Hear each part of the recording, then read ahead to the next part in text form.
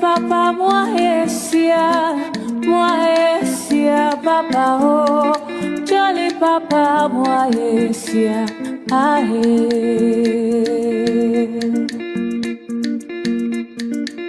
jolly papa moyesia papa oh jolly papa moyesia ahe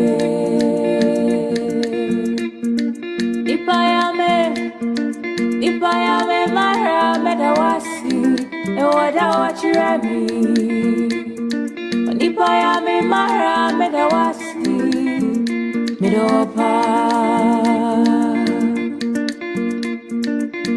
Tamuno tain tamuno bo Obasi zizio Deme ho meka oh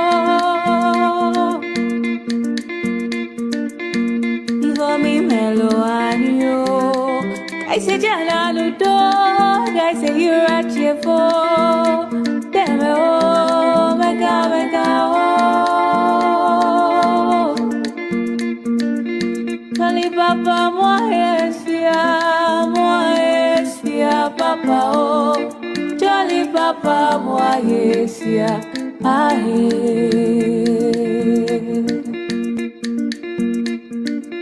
Jolly papa moyesia papa oh Jolly papa moyesia ahe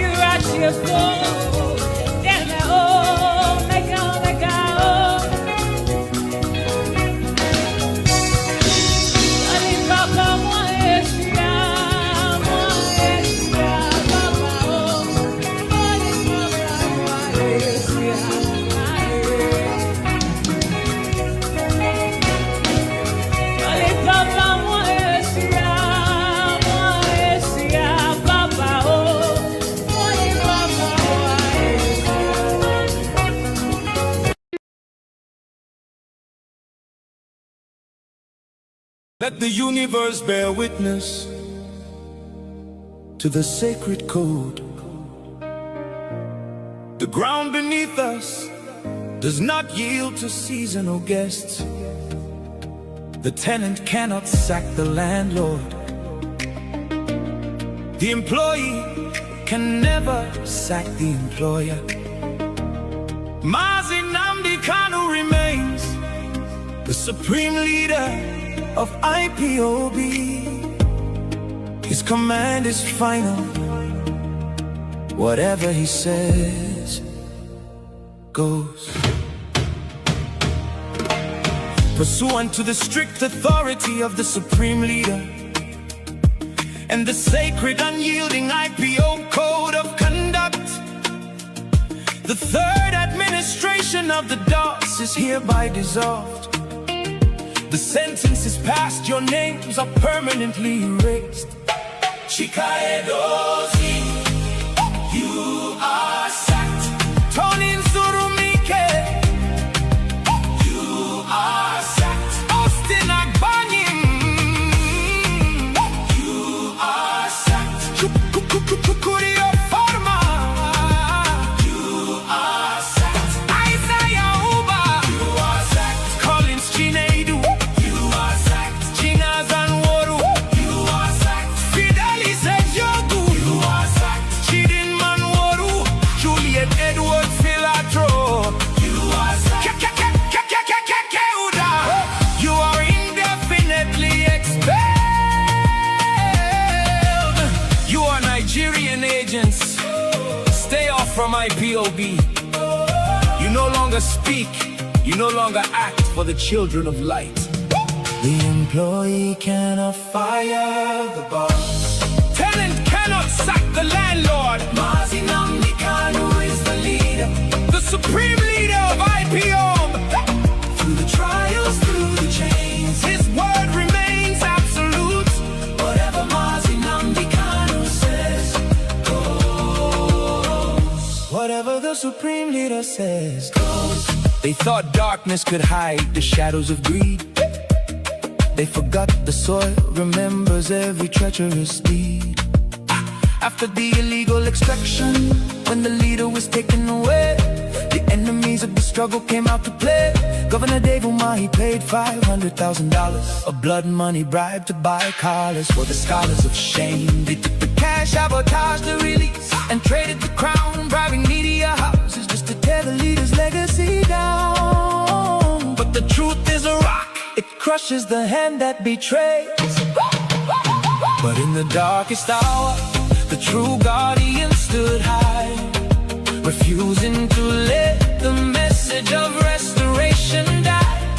We lift our voices to honor the ones who defended the light, the shield of the truth in the dead of the night. Thank you, Biafra, vanguard media, for standing so bold, for ensuring the unfiltered truth was always told. Salute to the dedicated souls of Abbott, standing the test. Salute to the rising sun, unyielding and blessed, and the ambassador for self-determination marching ahead, keeping the fire burning for the living and the dead. You defended the leader, you shielded the name from the stain. Oh, whatever Mazi Nnamdi Kanu says goes. Whatever the supreme leader says goes. The fourth Doris is here, working with global power to heal the land. The genocide must stop, the boss has spoken. Victory is absolute.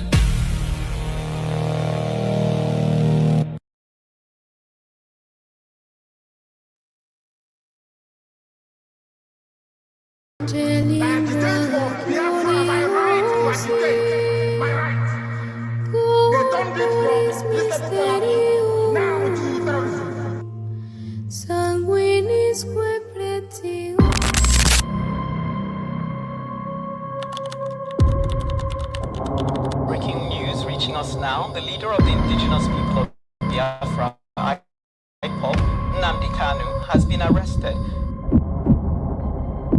extradited to Nigeria, and is right now being arraigned at the Federal High Court in Abuja.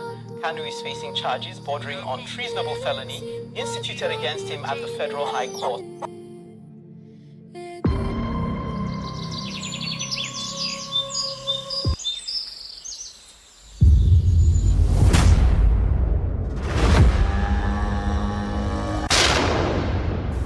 It was an unjust war.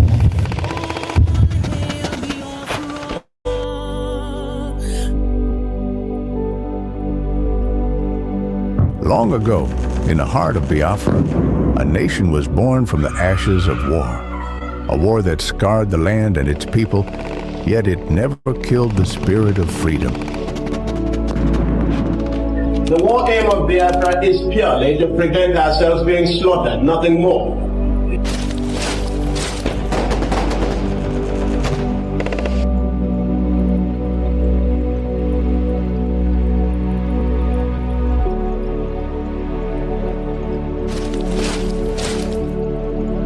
It was in this land, scarred by conflict, that Nnamdi Kanu was born, a son destined to revive the dream of independence for Biafra. And if anybody is going to judge our success and failure in this war, it will have to depend on how much we have prevented the enemy from killing us.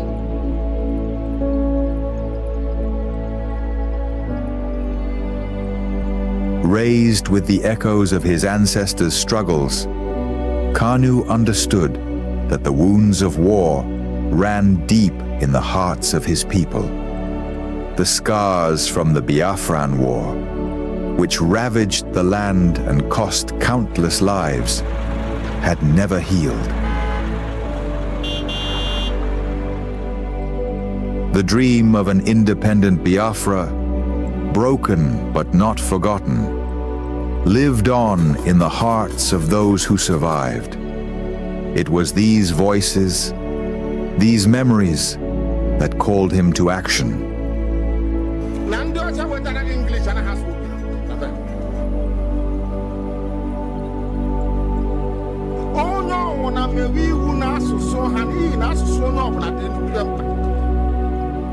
As Nnamdi Kanu grew, so did his voice. He became a preacher of justice, a messenger for those who were unheard.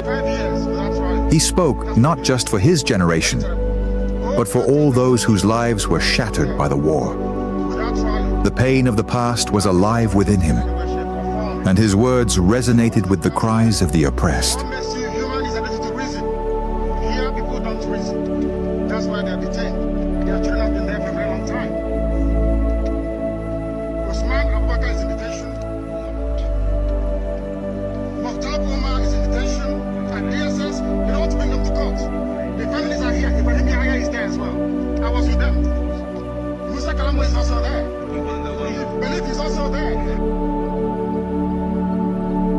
But as Kanu's message spread, so did the fear of the establishment.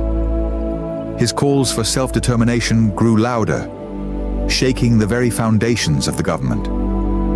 They feared the revival of a Biafran spirit, one that could awaken the wounds of the past and ignite a new conflict. And so, they moved against him.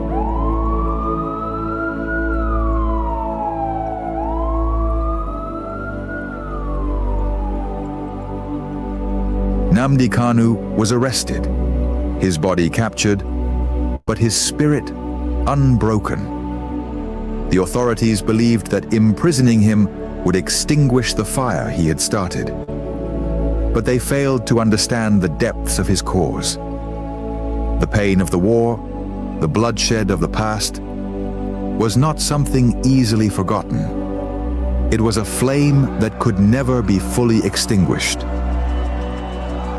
His arrest became a symbol of the struggle that began in the blood-soaked fields of the Biafran War. The demand for freedom was still alive. The fight for justice continued, not just for Nnamdi Kanu, but for all the lives lost, for all the children born into a world of scars.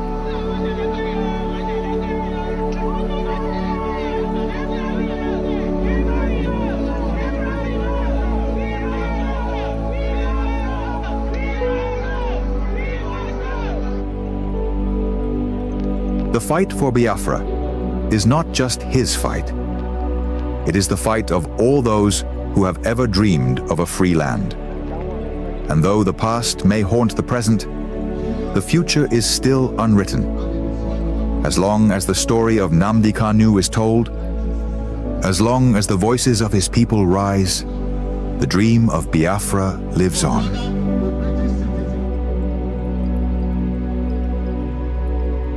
Arrested again, again, again, again, again, again, again, and yet again.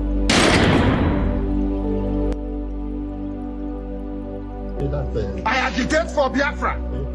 I agitate for Biafra, my right to agitate, my right. they turned it from treasonable felony now to terrorism.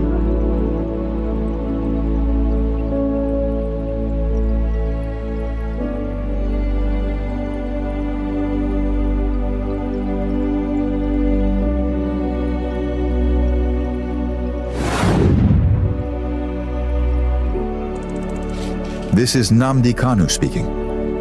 Biafra land, listen. They thought they could silence me, but they didn't just cage me. They caged your spirit.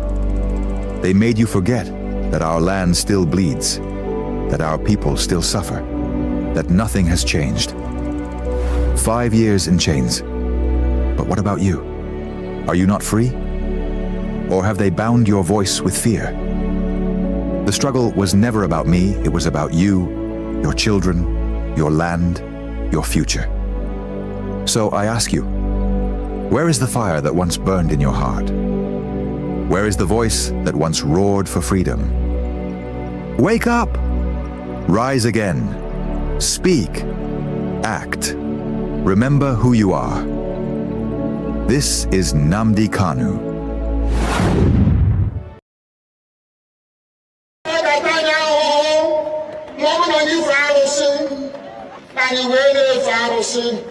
Iwe were iwe gị n'ọmụma gị wee dị aleta anyị ụmụ anyị wee na-anwụsị ụfọdụ nọ n'ụzọ ije ha anaghị alọta ụlọ ọzọ nne na nna wee na-ata ahụhụ wee na-ata ikikere eze nwaanyị konye ka ọ gaa ubi gaa rụọ ọrụ Fulani chiri ehi bata ebe ala gị n'iyi okwu ebepụ ya isi anyị bụ ka anyị kpọpụ onye nwe anyị n'ugwu Awụsa ahụ ejide anyị wee gbuo ihe ọbụla anyị mara aka n'ime ha si maka ha gaa n'ihu elekwa ọdụ ụgbọ mmiri n'igwe ọcha bụ ememiri ọya nke dị na Kalaba otu aka ahụ anyị na-ala nsọ ebe Biafra bụ ndị kọstọm sokwenye anyị n'etiti anyị anọghị n'ime mmiri kama kọstọm juru ebe niile ha wee na-ata anyị ahụhụ anyị kwuo sịpụta anyị ka kpọchie anyị kwuo sịpụta anyị ka gbagbuo anyị onye nwe anyị na Chineke na nke bi n'igwe ọ bụ ụzọ dị agha ka isi efu ndị iro anyị n'anya wee karịa ndị nke gị akwa anyị bụ ụmụ Chineke akọba anyị ka anyị na-aza akọba anyị nwe na-aza ike Chukwu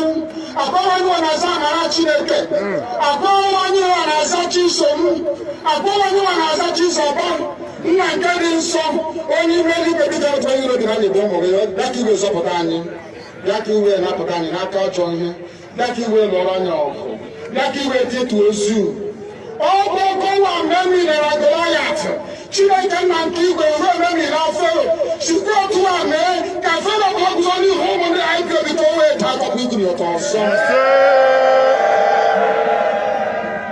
ị ga na-edu anyị n'ụzọ niile nke ezi omume ọ bụla adịghị na anyị na-aga ndagwurugwu onyinye ọnwụ ọ bụ nwa bụ ekele eluigwe n'ụwa nwunye ọbụla kere gị nweghị malite nweghị ọgwụgwụ kama anyị onwe anyị gwa anọkwa ahụ ofu ụbọchị anyị ga-anwụ n'ezie kama ma akọ na ogbu gị na-anọgide ego mgbe ebighị ebi ọ bụ ya mere anyị ji were gị n'anya isi anyị wee na-asị nna nke dị nsọ bịa ka iwe gosi anyị Biafra na ndụ na abụghị n'ọnwụ bịa ka iwe mee ka ebe gị na amara gị wee kpuchiri anyị ka uwe bịa ka iwe zọpụta ndị nke gị bịa ka iwe mee ka Biafra wee bịa ka anyị na-ewetụta na nsọpụrụ na ịja mma site n'aha gị ma ibu Chukwu abịa ma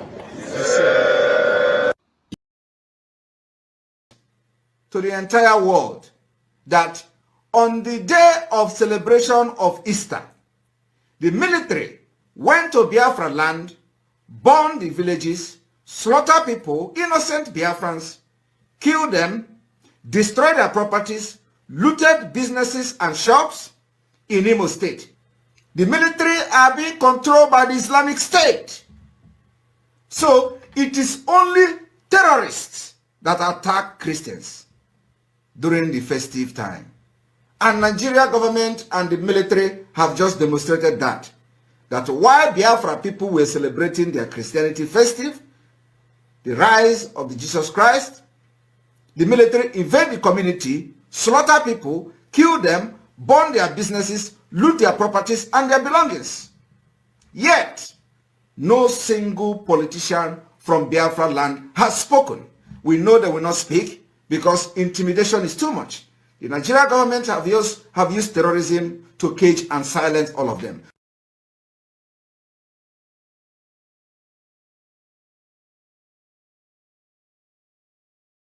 of the things you've talked about is it's not so much that Biafra has to be an independent state, but it has to be economically viable, and you can't really have that with Nigeria as it is.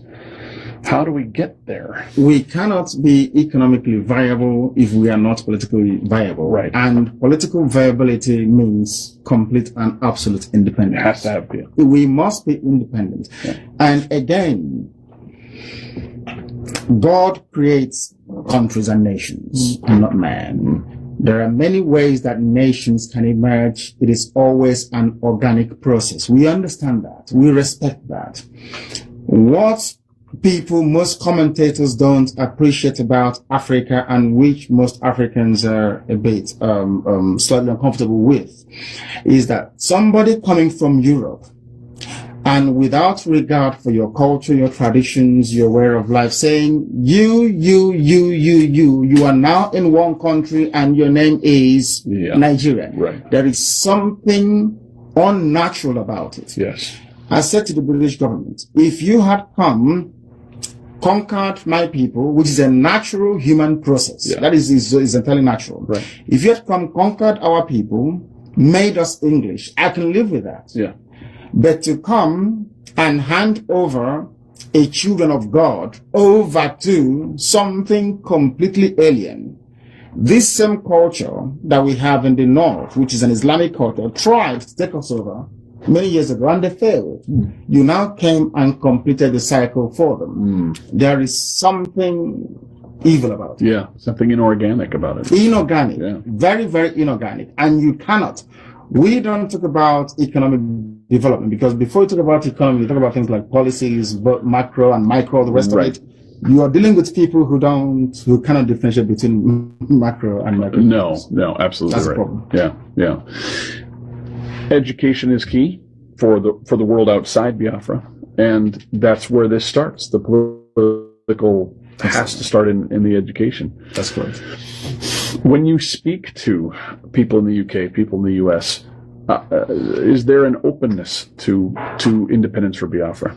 No, there isn't. It's what you get is very condescending, wishy-washy. These are black Africans. Really, what do they know? Sort of attitude. We know best than they do, and we try as much as possible to enlighten and educate the American and, by extension, the European audience to the fact that before you had freedom and liberty in any part of the world, in Biafra land we had freedom and liberty. Before you had political asylum in any other part of the world, where I come from, there was political asylum being granted to people. That is the meaning of Biafra anyway. Come and join if you believe in our value system. We had a series of both political, legal, and legislative structures. These were unceremoniously swept away in the name of, I don't know, civilization or advancement. Right. Therefore, the British must be questioned, or the mentality or the psyche of Europeans and, by extension, Americans must be put to the test to explain, to rationalize why the emergence of states in Africa cannot be allowed to adopt the same organic route by which every other civilized nation emerged. Why is that impossible? That's what I ask Americans and Europeans. And their answers are not good. There are no answers. Yeah. They don't have any answers to it. All they say is that, why didn't you just get on with it?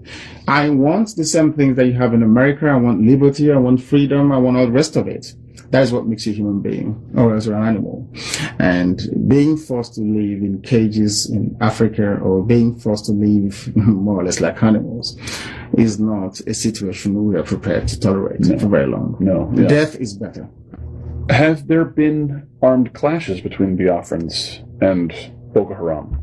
Has there been a defense of Biafrans? No, not at all, because we are not allowed to defend ourselves. They can kill us. They can get arms flowing in from Lebanon, from Iran, from Saudi Arabia. There are jihadists coming from all over the place, coming in there. There was a plane load of arms that came in, was detained at the airport from Egypt. the Arab world, that is what drives me insane. The Arab world and the Islamic world are busy supporting Boko Haram in their stated aim of spreading Islam to Christians in Nigeria. The Christian world are not reciprocating. They're not coming to our rescue. I don't know how you can defend yourself against somebody who is armed with RPGs, armed with AK-47s. I don't know if you do that through prayer and fasting. I do not know. Right. But that is the sort of condition we're faced with. In other words, as we speak right now, the process of Islamization is gathering momentum and no one is doing anything. Right. It's medieval. It's you will convert or you will die. They crucified some people. Was it 2 days ago? I think we've got the pictures on Facebook. They actually some people. They actually crucified. Yeah, they did. Yeah. There's something ISIS is doing that they're doing that we're going to say, you either convert or we kill you. And I don't know why the world expects us to deal with that. It's either there is something going on. It's either everyone else is a Muslim. That's why I say sometimes that everyone in the West is a Muslim. That's what I say, because you couldn't possibly keep quiet when such a thing is going on. No. It's terrible. No. Terrible. You're opening my eyes in ways I knew this was going to be eye-opening. I did not realize what is happening. Who is Boko Haram organically? Are they a government creation? Are they... Boko Haram is, you need to understand the geopolitics of Nigeria to then start comprehending the concept or the ideology that drives the insanity that is Boko Haram. In the north, you have the areas you call the Mohammedan Emirates of the North. Mm-hmm. These are people who are predominantly, by ancient culture and tradition, Islamic. They are Hausa, Fulani people. In the west, coming down near Lagos, you have the Yoruba people, and in the east you have the Biafran people. Now, the Hausa Fulani people, we are told by the British that they have the right to rule in perpetuity Nigeria. The British in 1953 and 57 were involved in a massive fraud to rig the census results. In other words, they skewed the numbers to always favor the Hausa Fulani people that they may remain in power. And the reason for that is that the British is scared that Biafran people, especially the Igbos, are somehow human, that we can think properly. Yeah. And we have the oil. The oil wells the reserves, everything is where we come from. In Biafra. And the British couldn't retain or sustain their colonial presence in Africa because the USA asked them to leave. So what they now did is to take the control of the oil, hand it over to a group of people they think they can manipulate very easily. That's all. That's what has happened. And now they now believe that they have the right to rule. Unfortunately for them, President Goodluck Jonathan, the incumbent, emerged out of circumstances that could be described as somehow mysterious. He came up as the president, and now they don't like it. 3 people funded Boko Haram: the ex-president, head of state Buhari, another ex-head of state, Hausa Fulani Islamic person called Babangida, another vice president, Atiku Abubakar. They consciously went out to fund Boko Haram because Buhari said after Jonathan won the 2011 elections that I will make the country ungovernable. He said it openly. Oh. And they went ahead to do it by killing poor, defenseless Biafran Christians, because they know that Christians around the world will not come to our rescue. Yeah. They also know that no other people will come to our rescue because they don't want us to emerge as a people. That's a problem. Yeah. So the British don't want you to emerge as a people. No. Aha. That's a problem. It's a huge problem. Massive. But this time around, whether they like it or not, I'm sure the British didn't want the USA to emerge either. No. Whether they like it or not, we shall emerge. Yeah. Or everything else there will die. It'll have to. I mean, It's one or the other at this point. One thing has to happen. Either we have Biafra or we all die. There's no going back this time around. There'll be no exile, no running away. That is our land. We've lived there for thousands of years. That's where we were born. That's where we will die. Yeah. Are you all willing to go back and be there? At the drop of a heart, yes. Yeah. Yes. Yeah. And a heartbeat. Yeah. We'll go there. And obviously loved ones are there. And they're there. My parents are there. My loved ones are there. Yeah. And it's a land we've been in for, as I said, thousands of years. And a history and a rich culture and a vibrant way of life that has literally been obliterated. Yeah. You go to the book of Leviticus. 80% of what you have in the book of Leviticus occurs where I come from. 80%. 80%. The Levitical law. Everything. Everything. It wasn't us. I strongly believe, this is my hypothesis. Of course, I hold on to it very strongly. As soon as the British discovered in the late 18th century, because the same Hausa Fulani people in Zamfara told them, I think I have the map somewhere in London, that across that river lies what they believe to be part of the lost tribe of Israel. All hell broke loose. Yeah. There was then a very systematic and deliberate policy to obliterate our history. The British first said that the Igbos don't have any history. First of all, they removed the name Biafra, which was exactly the name they used to go into treaties with us. They use, you see there clearly written, the chiefs of Ishekiri and Biafra. They then quietly took that away to now only take a component of that, one clan alone, which is Igbo. Because in Biafra, you have the Idoma, you have the Igbo, you have the Bibio, you have the Efik, you have the Izon people, which they call Ijo, you have the Shekiri, you have the Robo, and some parts of Igala. Wow. These are the 7 people that make up, these are the 7 tribes that make up Biafra land. The British came, then isolated all the rest, those of our cousins around us, and focused their attention on us. But there's one good thing about it, is that in their amalgamation document that they produced in 1904 or thereabout, which I still have, they made reference, the very first time a European is referring to an African race as great. Yes, the man said the great Igbo race across the Niger. And that speaks volumes. And the Niger's the river. The river. And they, so Nigeria is taken from just drawing lines on the map from the river. Of course. Yeah. That's the name. I mean, the name is Nigeria, named after a river. Before that was the Royal Niger Company, which is a British company, right, which by royal charter was running the whole place. And then from there, incrementally, I have all the paperwork. Yeah. So they signed. At no time did we give the British the consent to form a country called Nigeria.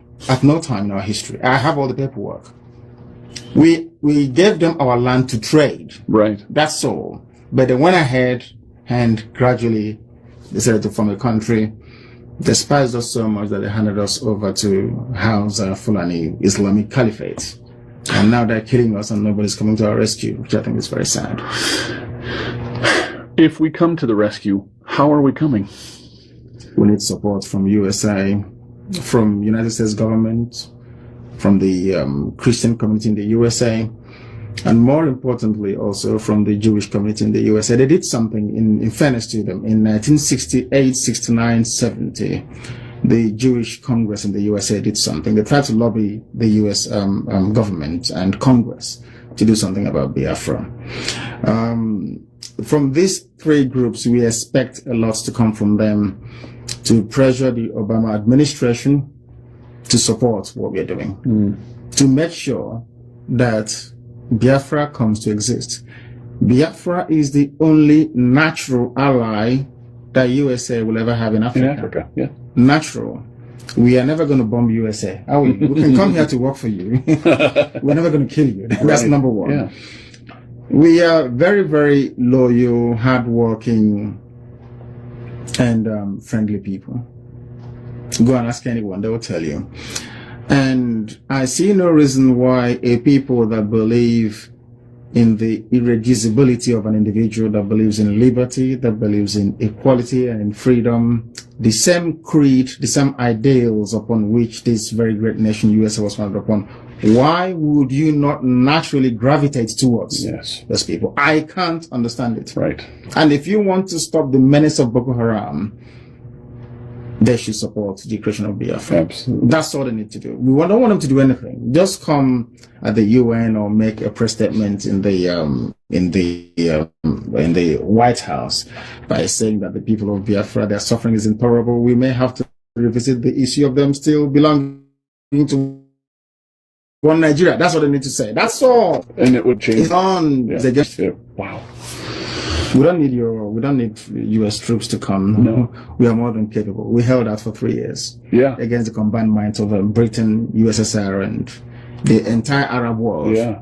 For 3 years. So we can deal with them. Trust me, we can. We can. And do they want that? Does Boko Haram want that? Do they want that violent end? They do. And sometimes in life, you need to confront them violently. Yeah. Or else it will continue to fester. Yeah. We must meet them. And that's hard as Christians. Yes. That's hard very, as very hard, because we don't take life where we come from. No.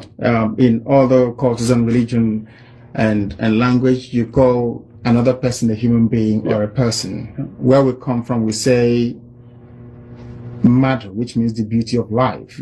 So you're forbidden from killing anybody. Yeah. You don't kill somebody, because that is the embodiment of God's creation. A person is known as matter. Matter means beauty of life. So you don't take life. So it's very hard for us. Yeah. But you've been pushed. No, we are being killed. Yeah. Killed. Not pushed, killed. Not pushed. We are being killed. Let me ask a couple. Sure. I'll sit down here too.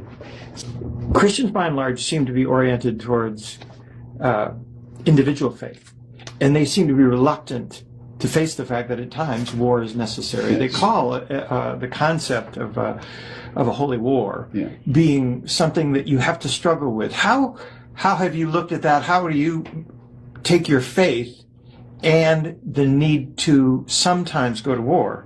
How does that work for you? How have you? Because you're a very thoughtful man, and I know you've had to look at these issues and defend it. Yes, the thing is this: my faith taught me to value life, to try to live by the same tenets that have been preached over the years, as contained in the Bible. But there comes a time when self-preservation takes precedence over and above whatever we may think suits us individually. Because by going to war, we are seeking to preserve, in our case, the children of God. If you do nothing, you become extinct. And there will be no one left to worship God, where we come from. So the best thing for us to do is to try as much as possible to reason or come to some level of agreement or accommodation with our adversaries, which has failed so far. The only alternative left for us is to go and meet them wherever we can find them. And we don't have any difficulty, because the reason why you have the U.S. Army is to preserve the ideals upon which this country is founded upon. Even your own body has its own defense immune system, isn't it? Without it, the human body will perish. Everywhere you go to, even in heaven, you have angels with their swords guarding the gates of heaven, against the forces of darkness and of hell.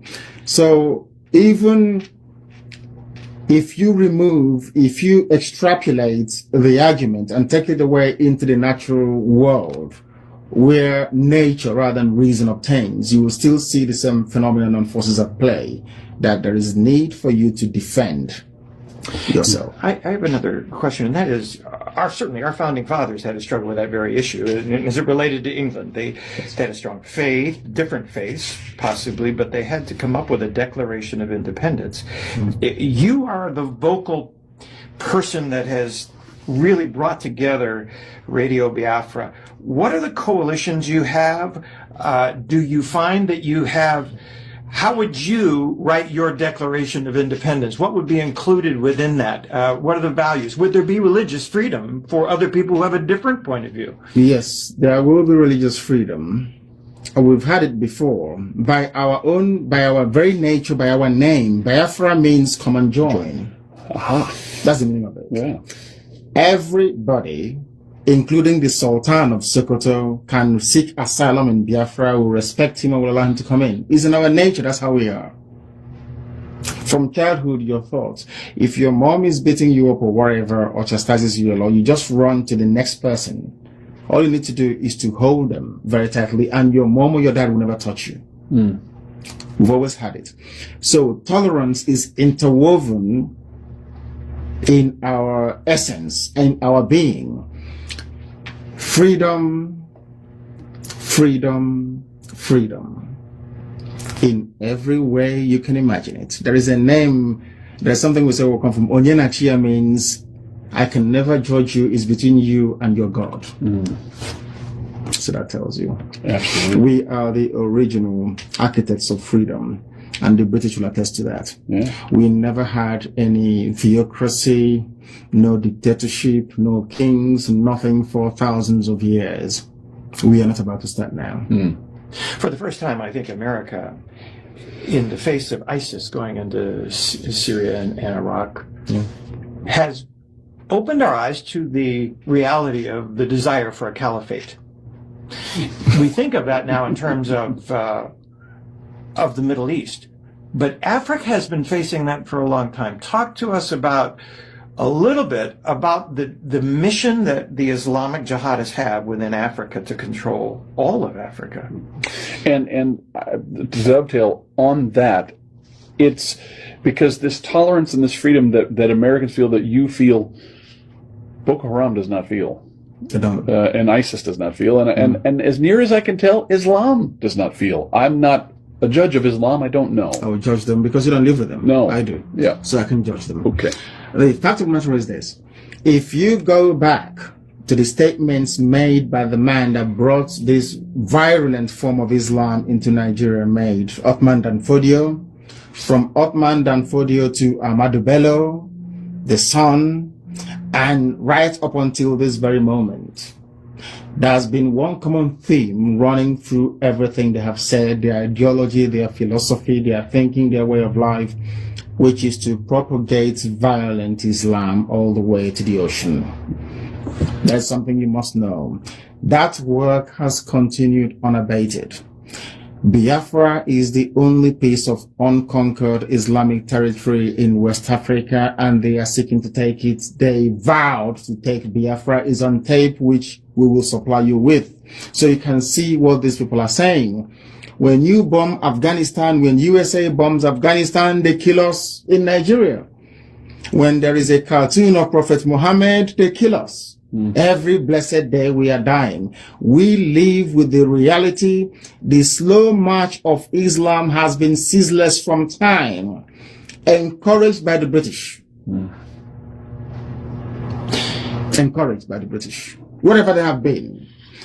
The British government, you may wish to know, has never supported the independence of any Christian country in the world since the beginning of time. But they have always consciously and studiously supported the emergence of an independent Islamic caliphate. Yeah. Lawrence of Arabia. One of the criticisms that could come your way, or at least questions that could come your way, and that is Biafra does have control of the principal oil within Nigeria, were it to be formed under the present situation. That is correct, yes. That is a major obstacle, I would imagine, for people who are frightened of the fact that if you do gain control, they will lose the opportunity of having access to that. How do you approach, as an independent Biafra, the issues that are around the oil, around criticisms, and the resistance that will happen to your independence on the basis of that resource alone? The resource, we believe in development, which means the oil will have to be sold to our friends and to our partners, and in return, I'm an economist myself, in return we get vital foreign exchange with which, or foreign reserves with which to try and develop other aspects of the economy. We believe in what investment. We would like companies from countries that are friendly and supportive of Biafra to come in to invest in Biafra. We want investment. We don't want to be like Saudi Arabia, you sell oil and you buy everything else. No, right. We want tangible, concrete investments to come in. We are not going to drink the oil. is a natural resource. We need to give it to the economies of our friends to keep growing, because a very healthy US economy or a very healthy EU economy is also going to be beneficial to Biafra. So we can find export markets for our goods and services. We are like that. I mean, we're not, we understand the intricacies of world economy and the need to make available to the international market your resources to continue to fuel human development. So it is not a problem. Our oil fields and that very sector will be open to our friends, and only to our friends. You can't expect not to help us and then eventually we let you in. It's not going to work that way. But if you help us, of course, it's there for all to have access to. We've gone on record to say that oil is not our problem.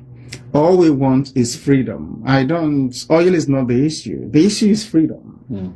Once we have freedom and a semblance of dignity, then we can exist as human beings, because right now I don't see myself as a human being.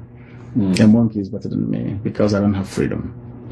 One of the things that it's always impressed me, the more I've come to know about your country's history, is the productivity of your people through the ages. You have been, and now many of them who have left Nigeria are all over the world, being productive, hoping that this would happen. I know when Israel eventually became its own country, there was a homecoming, and probably millions of people going to their homeland again. Is that part of your vision? Tell us a little bit about your vision for the future.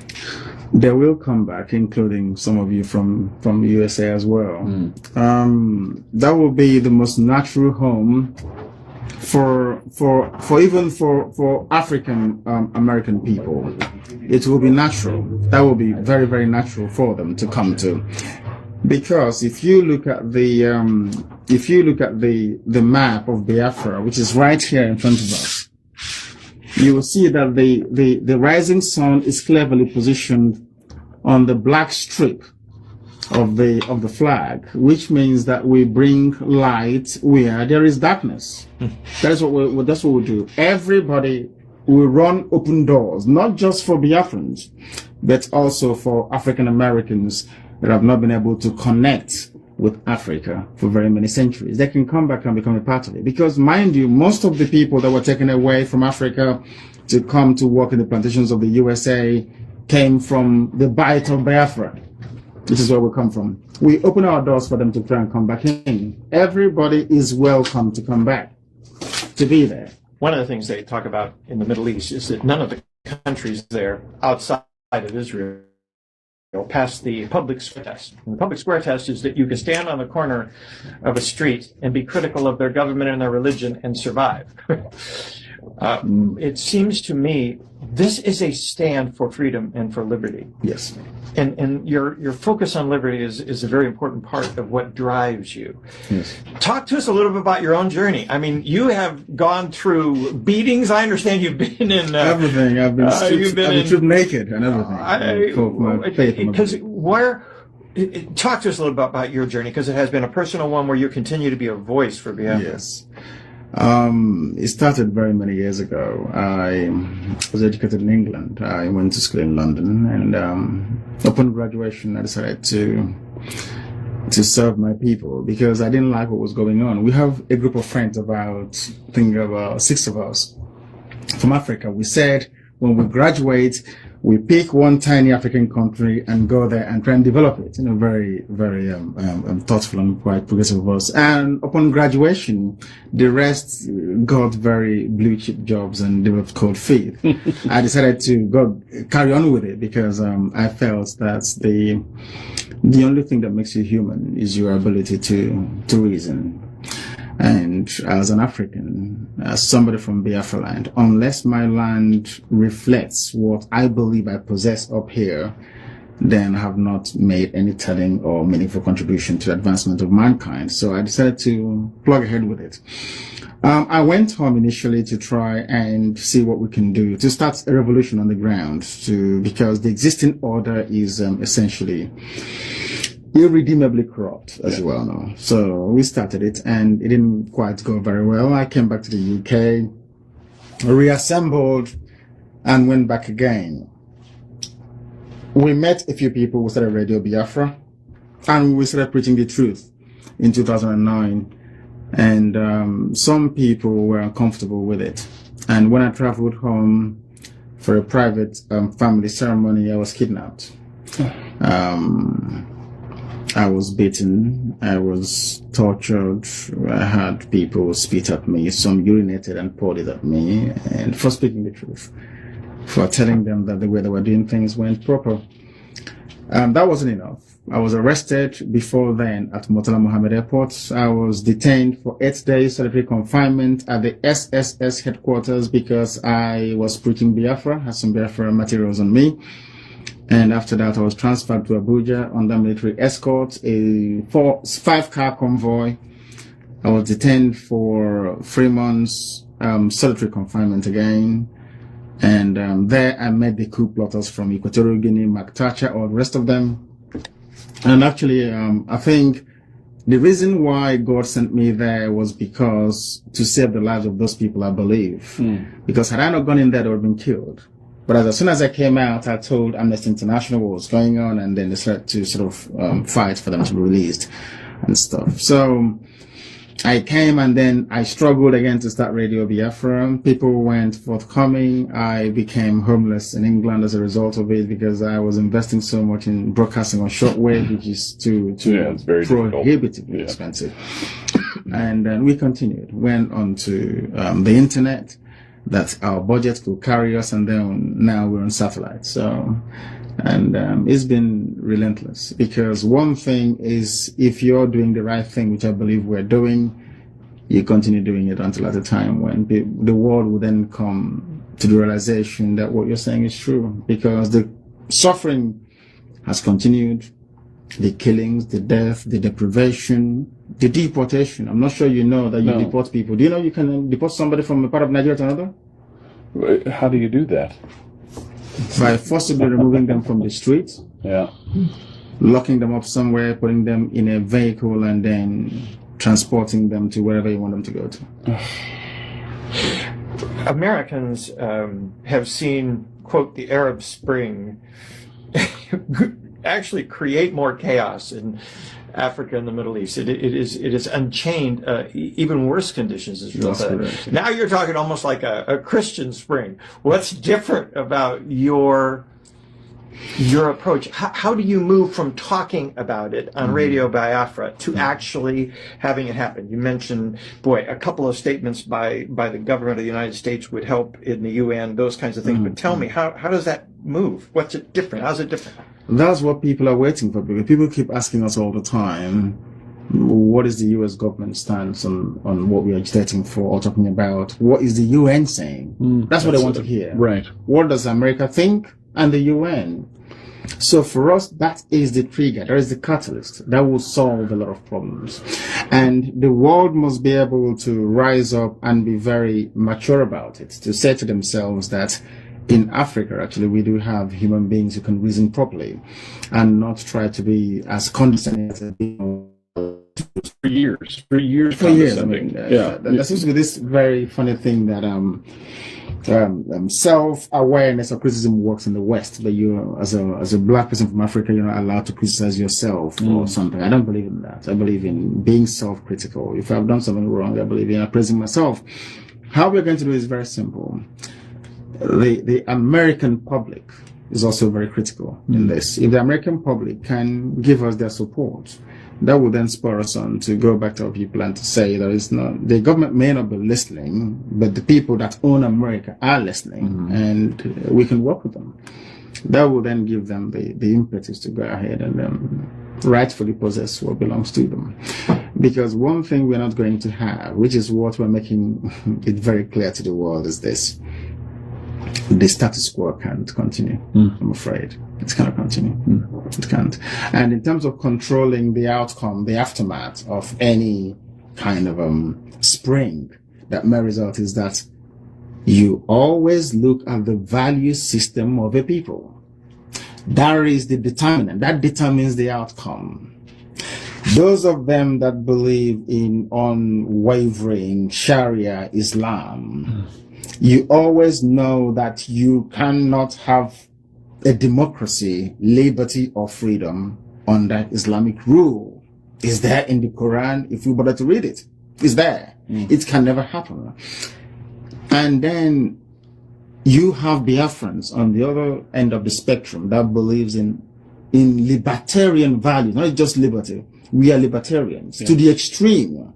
When you grow up where we come from, you migrate a few miles away from your father's house so that your parents would even have to disturb you. You go there and grow your own family all by yourself. We come from a country where if you're born a male child, automatically, by right of nature, one day you will become a landlord. You will have a piece of land upon which to build. Irreducible. It never changes. Therefore, in our bones, not just in the blood, we have the DNA of freedom implanted in it. All these things changed, and we're trying to go back to it. So we can never, the excesses of what happens when you have a new African country won't apply in our case, because frankly we're not like them. Right. Can never be. Yeah. We are different. And doing so, as you say, is part of what Americans, what Westerners would refer to as seed planting, as putting a Christian, economically cooperative people in a place where we've really not had that.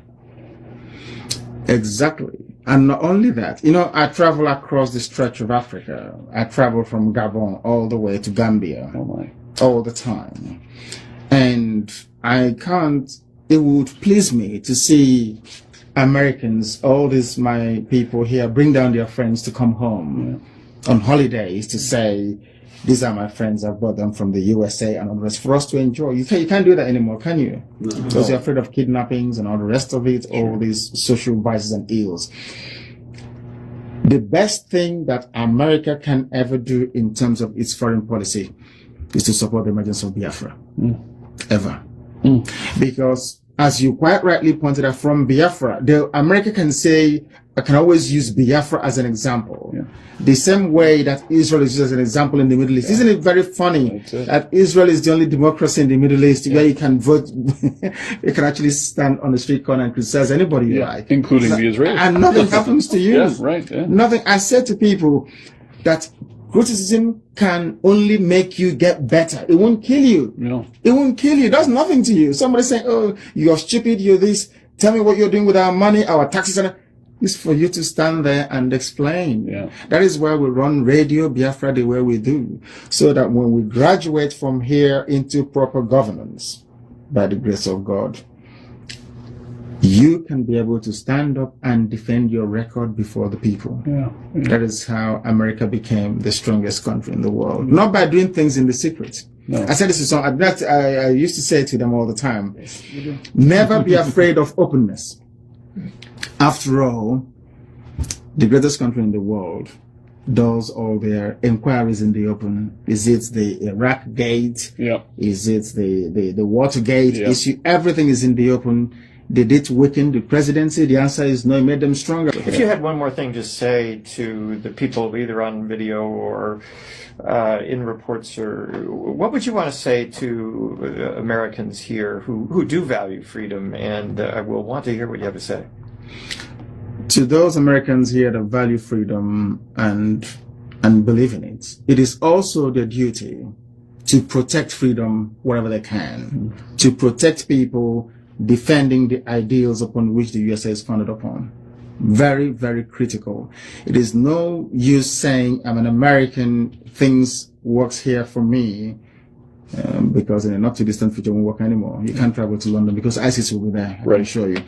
Now, it is the duty of America. I mean, the world is at a crossroads right now. As I said earlier during my opening statement, the battle between good and evil, light versus darkness.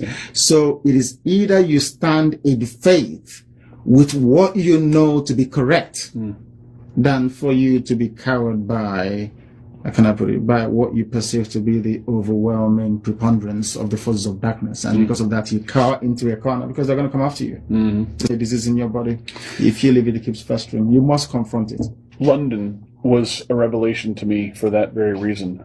More Islamic people than I had ever experienced in one place, including all over Austria, Hungary, where I was, and there were some there, but London was at, and there was a protest the day that we were there. We were walking by Westminster Abbey, and the protest was gigantic, and it was Gazans protesting against Israel, and they were being protected by the UK police, and as is their right to free speech. But one of the signs read "Britain accomplice to murder," and it didn't dawn on me until what you've just said how ironically true that statement is.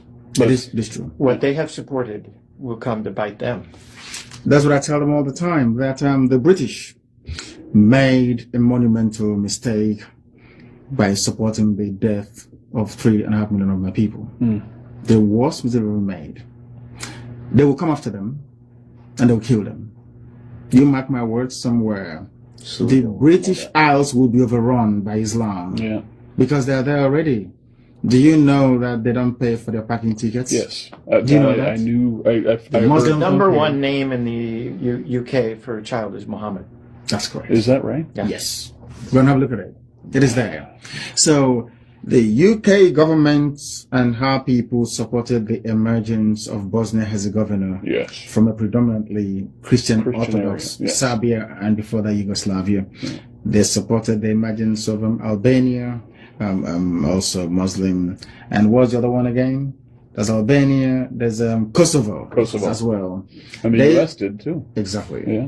They supported the freedoms of all the Arab countries away from the Ottoman Empire, Lawrence of Arabia or the rest of it. The British occupied Palestine and refused the right of passage. I read Leon Uris's book, Exodus. I don't know if you've ever read it before. I read it. How they refused Exodus to dock. I think it was in Haifa also, by the British garrison there, saying no to them, that they can't come in. But you can quite easily go to the same Bible that you read all the time and see who owns the land. They can see it very clearly. Because there is something about humanity, I would say, that baffles me. You have before you all the available facts and evidence, and you consciously choose to ignore it. There's something wrong with that person. And also the British did. So it doesn't really surprise me at all. And I've said to them before that you have something against the children of God. That's the British people. Of course they did. In Israel, they didn't want to go away. The British officers were within the Jordanian. In fact, the entire officer class of the Jordanian army that fought the Israel in the War of Independence, where people didn't know this, was staffed by British officers. Really? Yes, go and have a look. Go and have a look. The Jordanian army, go and have a look. They still lost. Anyway, now, the fact remains that we must be bold enough. America is the last bastion of hope. That is why sometimes Obama's administration, I wonder. I don't know what's going on. I do too. We must stand up and for some time, do away with political, I can't stand political correctness. Do away with it for some minutes and face the hard reality. If somebody has a problem that requires invasive surgery, you cut them open to get at the problem and then resolve it. Right. There is no need applying ointment or trying to be very nice to them when people are festering and dying on the inside. That is what he has to do. He needs to be decisive. The support for Israel is critical. It is critical. There is no way you can use human shield or launch attacks against a sovereign nation from the comfort of a, children's classroom and don't expect some measure of reprisal. When the Japanese attacked America, America responded. When Hitler attacked Britain, Churchill responded. You never allowed tyranny or terror to prevail. Why must other people be allowed to live under that? It's not possible. If you don't help us, we all sink in this one big, gigantic cauldron of deceit and lies. And darkness. And darkness, of course. Very important. Thank you. Thank you very much. Thank you. What an eye-opening experience.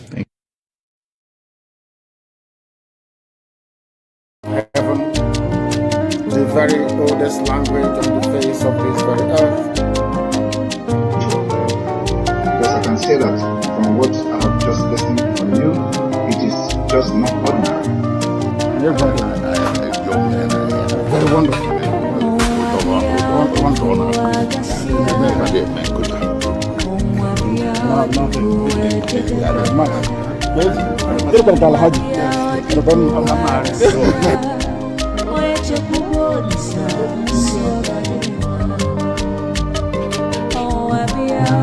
When my lawyers came to see me, I had a discussion with them about how I'm going to defend myself. I told them that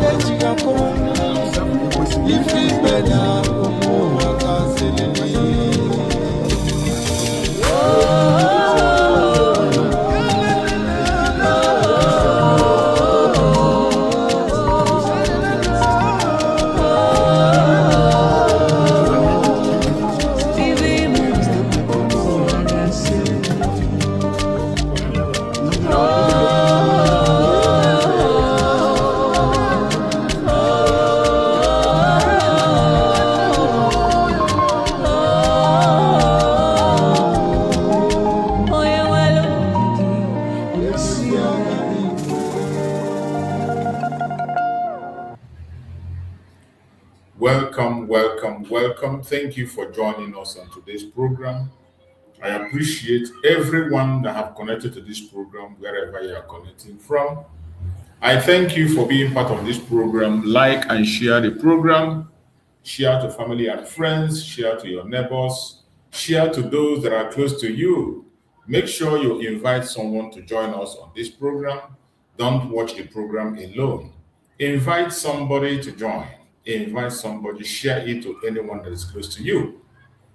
You are the one that is going to make this message to go. If you do not share, well, it is up to you. You are not doing it for me. If you share, you are sharing it for us. If the message goes out, it's going out for us, not for me. So, my fellow Biafrans, wherever you are, whether you are watching on TikTok, you are watching on Facebook, you're watching on YouTube, or you're watching on X, anywhere you are watching, I urge you to like and share. Like and share. And try as much as possible to invite someone to join us on this program. Very important. We are in a time that we will not leave any stone unturned. Remember, in this platform, we don't come here to instigate violence. We do not come here to preach hate. We do not come here to attack people or individuals. All we do in this platform is to present our case before the whole world. All we do in this platform is to present the case of Biafra in the whole world and present Biafra as the only remedy to the failed state Nigeria. We do not come here to attack any race or religion. So as you join us, I urge you to tighten your seatbelt, but most importantly, as you are listening to us on this platform, make sure you come join listening with an independent mind. Make sure you are listening with an independent mind. Remove your group mentality. Whichever group you belong, whichever small mushroom group you belong and whatever, please keep it aside. Come to this platform as an independent person and speak as an independent person. If you do so, we are going to go a long way to achieve success. You will learn something from me and I will learn from you. But if you come here having in mind that you're coming here to distract, to attack, or to defend, you will not learn anything. You will end up wasting your data, wasting your time, and at the end of the day, you will get nothing. This is a very critical time that every one of us must pay attention to every single thing that is happening. Pay attention. Today is Monday. Today is Monday. Remember, Monday is a critical day in this very struggle. Monday is the day that Biafrans hold their seat at home to demand for the unconditional release of our Supreme Leader Nnamdi Kanu. And the Biafrans have been doing that for many months now. The Biafrans has been doing that for many years now. With all the propaganda, with all the blackmail that is coming from right, left, and center, the Biafrans are not stopping. We are not going to stop today, neither are we going to stop tomorrow. As we speak, there are still some people who, by their own, who knows that Nnamdi Kanu is making a sacrifice, and they know that he deserves to be sacrificed for also. Many Biafrans have taken it upon themselves to continue to sit at home and continue to demand for the unconditional release of our Supreme Leader Nnamdi Kanu. No matter what anybody says, no matter what you believe, no matter what be your own ideology, Nnamdi Kanu is the Supreme Leader of IPOB. Nnamdi Kanu has been leading and guiding us, and will continue to lead us until when Chukwu says otherwise. Every single one of us must have to be very, very careful. What we do, what we say, and what we listen to. The Supreme Leader of IPOB, Nnamdi Kanu, will definitely be released and he's going to join us. Whether you like him or you hate him, it cannot change anything. Your likeness or your hatred for Nnamdi Kanu cannot change anything. It cannot change anything. So I urge every one of you to continue to pay attention to what is unfolding. Continue to pay attention. And most importantly, mind what you listen to. If at this point you cannot be able to scrutinize what you listen to and what you share, you should be ashamed of yourself. This is a time that every one of us have the right to make our choice, what we want and what we do not want. We are in a very critical time in this Biafra restoration. A very critical time and a very interesting time at the same time. It is interesting that so many things are going to be happening, and so many things are already happening. To the surprise of the enemies and to the surprise of some of us that are in this struggle that call ourselves Biafrans, even when in action we are not behaving like one. Wherever you are, I urge every one of us to continue to stand strong. If you know what you will do to continue to promote the cause of Biafra, please continue to do so. Do not be intimidated. Do not be discouraged. Continue to do that thing you know you can do, no matter how little, no matter how small. Continue to do it. They say little drops of water can make an ocean. If you know how you can continue to put that little drop of water in the cause of Biafra, continue to do so. If you are a Biafran, more especially an Igbo person, and you have not yet seen the need to speak up for your people, you should be ashamed of yourself. If you are a Biafran, you have not yet seen the need to stand by your people, you should be ashamed of yourself. I know so many of us are doing what we have to do. It is not easy, but at the same time, I believe no genuine Biafran was expecting that it's going to be easy. Freedom doesn't come cheap. Freedom doesn't come cheap. It comes with a great sacrifice, sometimes sacrifice of life. Most times, sacrifice of life. And if you really want to be free, you need to be ready. You need to be ready to sacrifice even your life for the freedom of Biafra. So wherever you are and you're watching, I want you to prepare yourself for what is coming.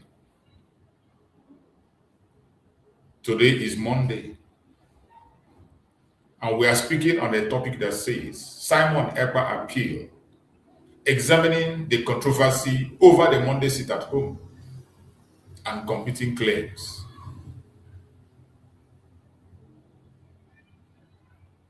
Every one of us that is watching, you know that our Prime Minister, Simon Ekpa, is going to come. His case is going to start on the 5th, next tomorrow. But before then, a protest is going to be held for Simon Ekpa support tomorrow. And as we speak, many Biafrans are already in Finland. Many Biafrans are already in Finland as we speak. And they are preparing for the protest. Biafrans traveled from different parts of Europe, different parts of the world, and they are all assembling in Finland for that protest. It is going to start tomorrow, 10 a.m. It's going to start tomorrow, 10 a.m. So wherever you are, if you could not be able to make it to Finland, at least wherever you are, you need to show support. Show support by writing justice for Mazi Simon Ekpa, hashtag justice for Mazi Simon Ekpa tomorrow, everywhere, wherever you are. It is very important. Our Prime Minister, Mazi Simon Ekpa, appeal case is not a child's play. It's a lifetime opportunity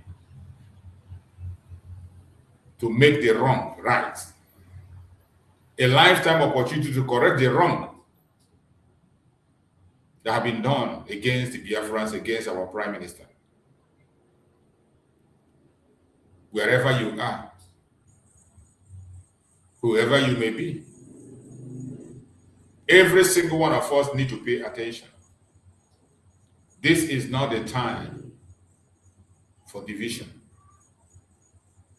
This is not the time for belonging to one camp or the other. It is the time for all of us to speak in one voice. This is the time for everyone come together and speak in one voice.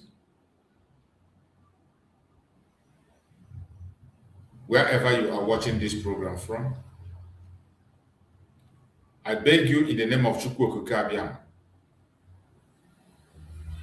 to pay attention and don't allow yourself to be used. This opportunity we are seeing might not come again. Now that we have this opportunity, we must use it wisely. We must use this opportunity wisely.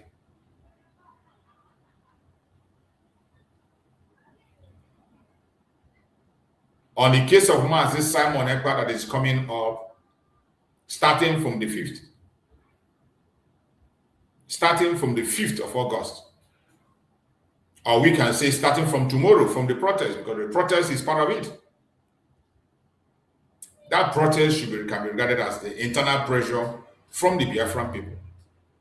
So it is part of it. So, wherever you are as a Biafran, every one of us have to pay attention to what is happening.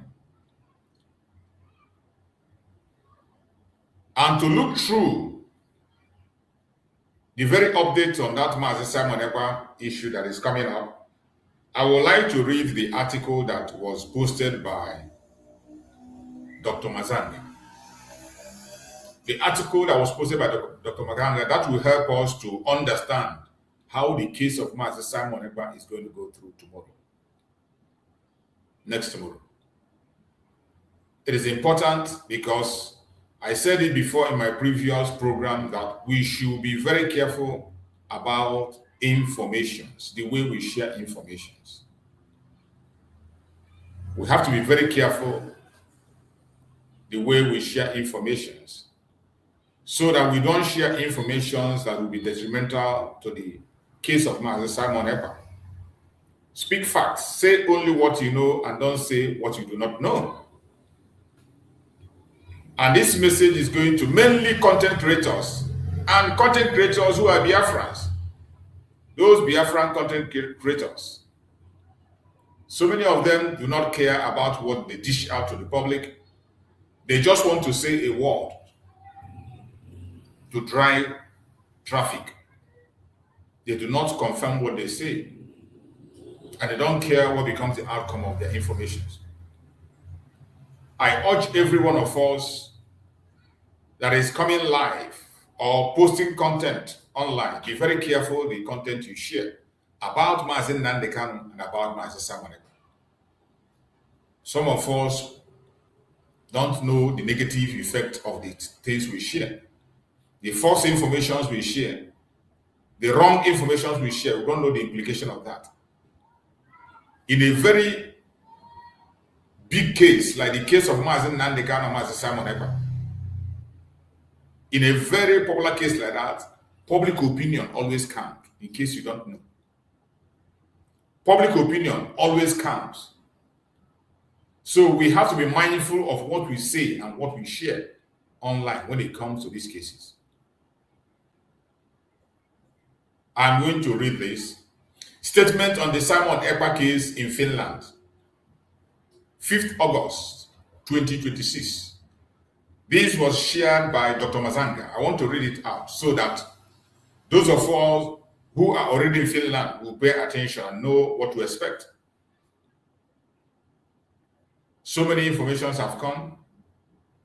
So many of us did not pay attention. That is why when we see credible information, we still repeat it for those who are already in Finland, those who will be going later to understand and know the opportunity they have and what they have to see and what they are going to face.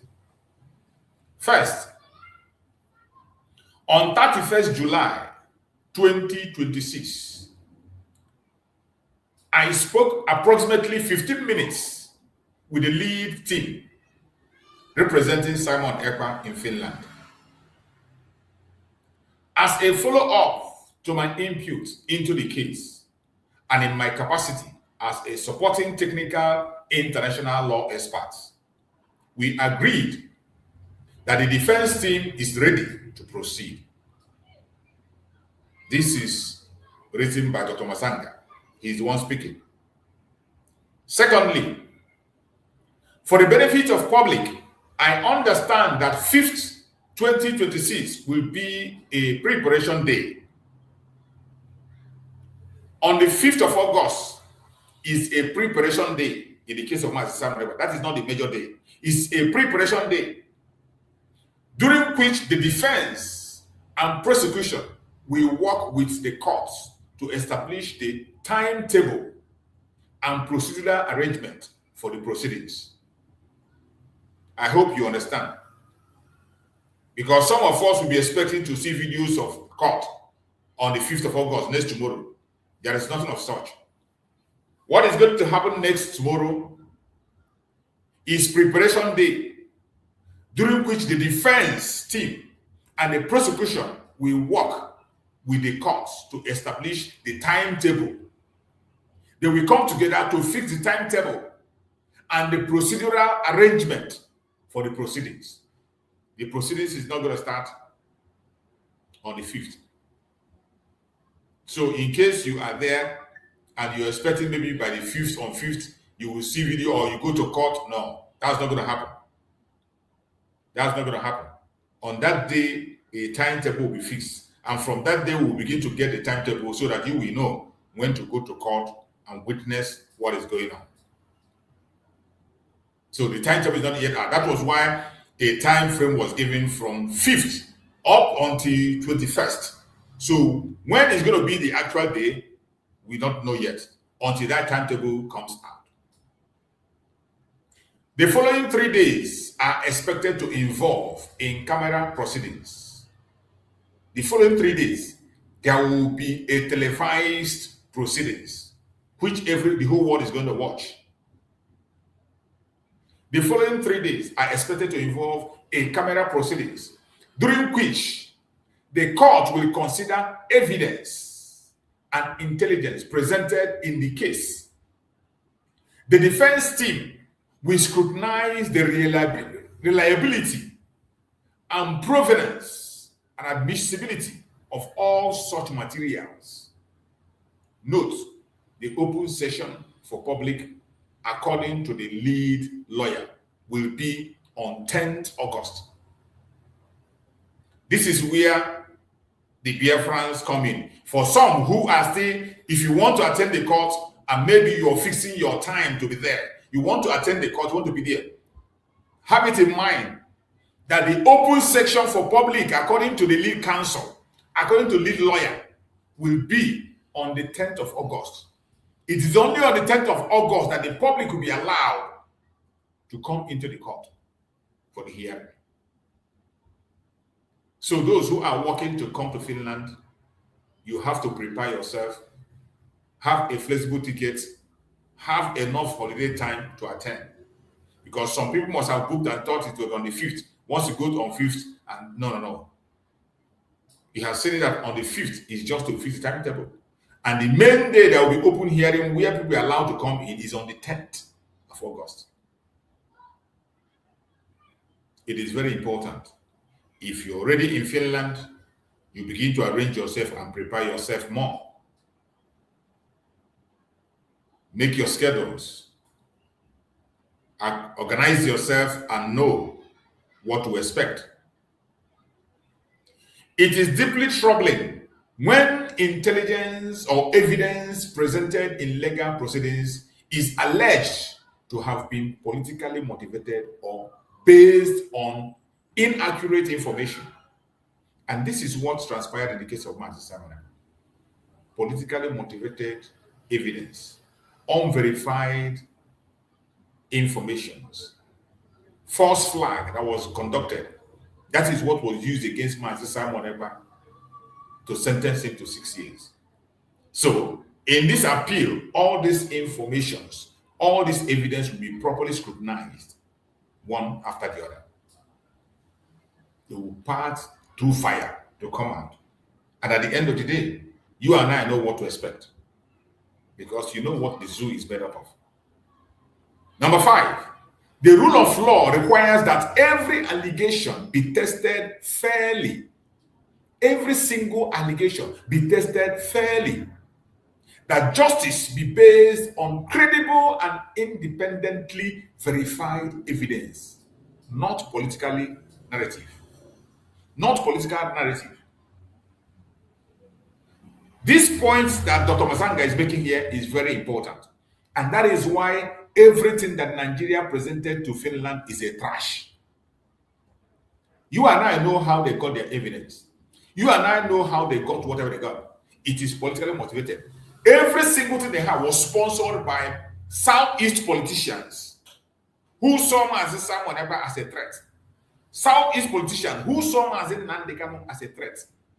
Every single instrument you saw that was submitted against Mazi Simon that was used to sentence Mazi Simon to 6 years was politically motivated. And they will all be tested in the court this time around.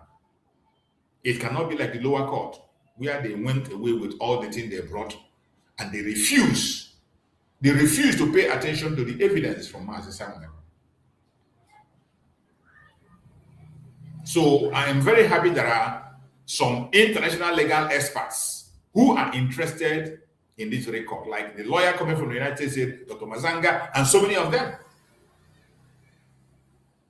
The rule of law requires that every allegation be tested fairly and that justice be based on credible, independent, verified evidence, not political narratives. Every one of you know what Nigeria, even in Nigeria, they came and they announced and said that Mazi Simon will say that he's a content creator. You can imagine people that will have the guts. A man that is still alive in a credible court and you are lying against him, that he says in the court that he's a content creator. And Nigeria, all the Nigerian media, we are peddling it and carrying it around. This time it is going to be a different ballgame. And every one of us, Biafrans, mainly those online, you must be very careful the information you share. In a nutshell, the team led by lead lawyer, the team of Mazi Simon Ekpa, led by the lead lawyer, Tommy, the lead lawyer name is Tommy, has assured me that our legal input will contribute to the defense efforts to challenge what we believe is a politically charged case and to establish the truth before the court. That is also our faith and hope that things are going to change. It is going to be a different ballgame.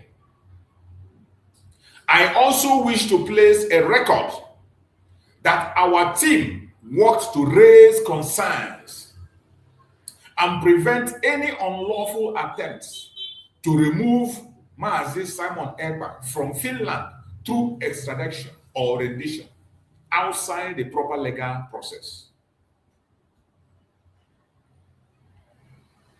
Dr. Mazanga is trying to say that the team of lawyers and concerned people also made sure that they touchlight any move by Nigerian government to extradite Mazi Simon Ekpa. It was trashed and cancelled, and that will never ever happen. It cannot happen. For some of you who will be thinking and looking towards extradition, it's not going to happen.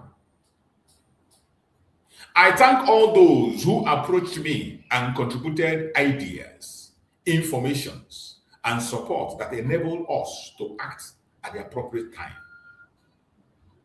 Pan-African Forum Limited and Associates thank everyone who has supported our efforts to pursue justice and uphold the rule of law. Let me make one thing absolutely clear. I am not interested in political squabbles or factional politics. This very message here is for those who are in their various groups, because there is one mentality that some Biafrans have.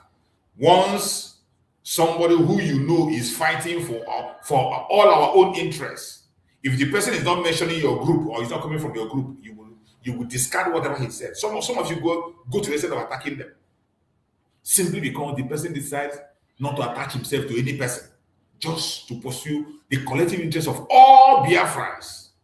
That is what Dr. Mazanga is saying here. Whatever he's doing here, he's doing it for all Biafrans. He is not interested in any political squabble of any kind or faction politics.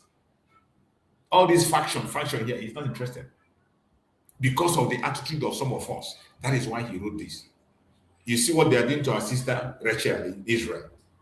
Our sister Rachel in Israel, who on her own is committing time, money, effort, connections, everything. Yet, some idiots still have the gut to attack her. simply because she decided not to attach herself with them, and she attached herself with the Biafra that she knows under the supreme leader Nnamdi Kanu. That is why Dr. Mazanga is making this clear. For some people who will come and make one claim or the other, you will come and make one claim or the other to create confusion as if Dr. Mazanga is hating anybody or Dr. Mazanga is working with you or not working. He is working for the Biafran people and not for any individual. And by the way, everything he's doing is pro bono. He has said it before. Nobody is paying him. He is doing everything he's doing pro bono. Nobody's paying him. And he's doing it for Biafra. Because he knows Mazi Nnamdi Kanu personally. He knows Mazi Simon Ekpa. I have played a program that he held with Mazi Simon Ekpa and Professor Lumumba. He has had a program with Professor Lumumba and Mazi Simon Ekpa. He has had a program with Mazi Simon Ekpa. He has also had a program with Mazi Nnamdi Kanu. So when he's talking about these our leaders, he's talking based on what he knows, experience. He's not just guessing. These are men that he knew when they were outside. He went ahead to say, let me make one thing absolutely clear. I am not interested in political squabble or factional politics. Number 11, he says, my role is to pursue justice and to work for the release of Simon Ekpa if the court finds that the case against him is not supported by credible evidence. Just as we know. That is what he's working for. We know that everything the president gave Simon Ekpa are not credible. The information that was given to Finland are not credible. I can never be. It is left for the Defense Council to prove that. And we expect and hope that they're going to prove that in this appeal. After the political differences, after that, political differences and factional disputes are for others to resolve. He has made it clear. He is not interested in your mushroom groups, putting your group this, and some of you go and attack him simply because you feel that he is not calling your name. He is not with you. He is not promoting you. He is there only to promote freedom. He's there to make sure that Master Simon, when Master Simon comes out, every other faction under him that are killing themselves, stabbing themselves at the back, blackmailing each other, the people that will resolve it will come in and resolve the problem. He said he's not interested in that. All those disputes, he's not interested. Our focus is in simple due process, justice, and the rule of law. He has made his focus very, very clear. Due process, justice, and the rule of law. Dr. Nyakora Masanga, Pan-African Forum Limited and Associates. This was what he wrote on the 31st of July. And this is the update. Very, very clear about the issue of Mazi Simon Ekpa. So the day we expect to have an open court hearing, probably see things about the case, is on the 10th. The preparation starts on the 5th to fix dates and time and how the whole case is going to go. It will start on the 5th. The process starts on the 5th. But on the 10th, that is when there will be open hearing and people can be able to enter the court. And also, the case will be televised, as we are meant to understand. So if you're already in Finland, you know what to expect. Or if you want to go to Finland, because there are still people who will fly to Finland today and tomorrow, as you're going, you know what to do. Remember, tomorrow is the protest. Tomorrow is the protest for Mazi Simon Ekpa in solidarity with him, calling the international communities and making the Finland government know that Nigerian government is not a government to be trusted. Nigerian government blackmailed Mazi Simon Ekpa. Nigerian government intentionally painted him evil. They say, give a dog a bad name to kill it.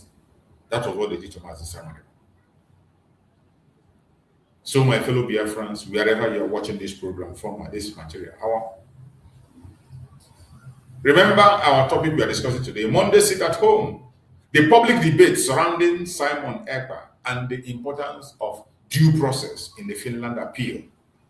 That is what we are going to discuss. So I welcome every one of you, wherever you are joining us from. Thank you for joining. Like and share the program to other people.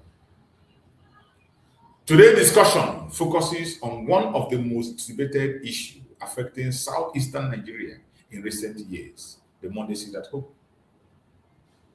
The public controversy surrounding Simon Ekpa and the legal proceeding taking place in Finland. This presentation is intended as a current affair discussion, so you wouldn't miss it up. You know, that is why I always advise you to come with an independent mind. I have said this several times, I'm not here to promote any group. I don't belong to any group. I am a Biafran, and I belong to the Biafran struggle under the supreme leader, Mazen Nnamdi Kanu.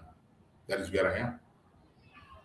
If you come to talk about groups, I'm not in any group.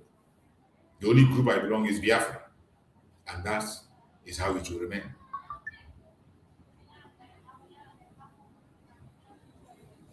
Throughout this live stream, I will be distinguishing between verified facts, public reported allegation, and differing viewpoint.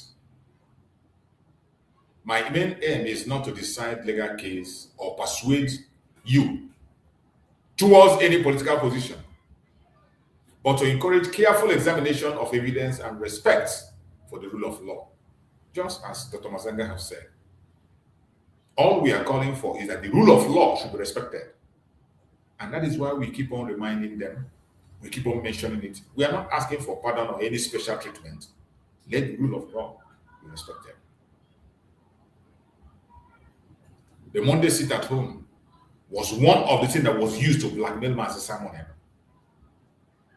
Monday sit at home was used to blackmail Master Simon Ekpa. Today, it's almost 2 years, and the Monday sit at home is still going on in the absence of Master Simon Ekpa.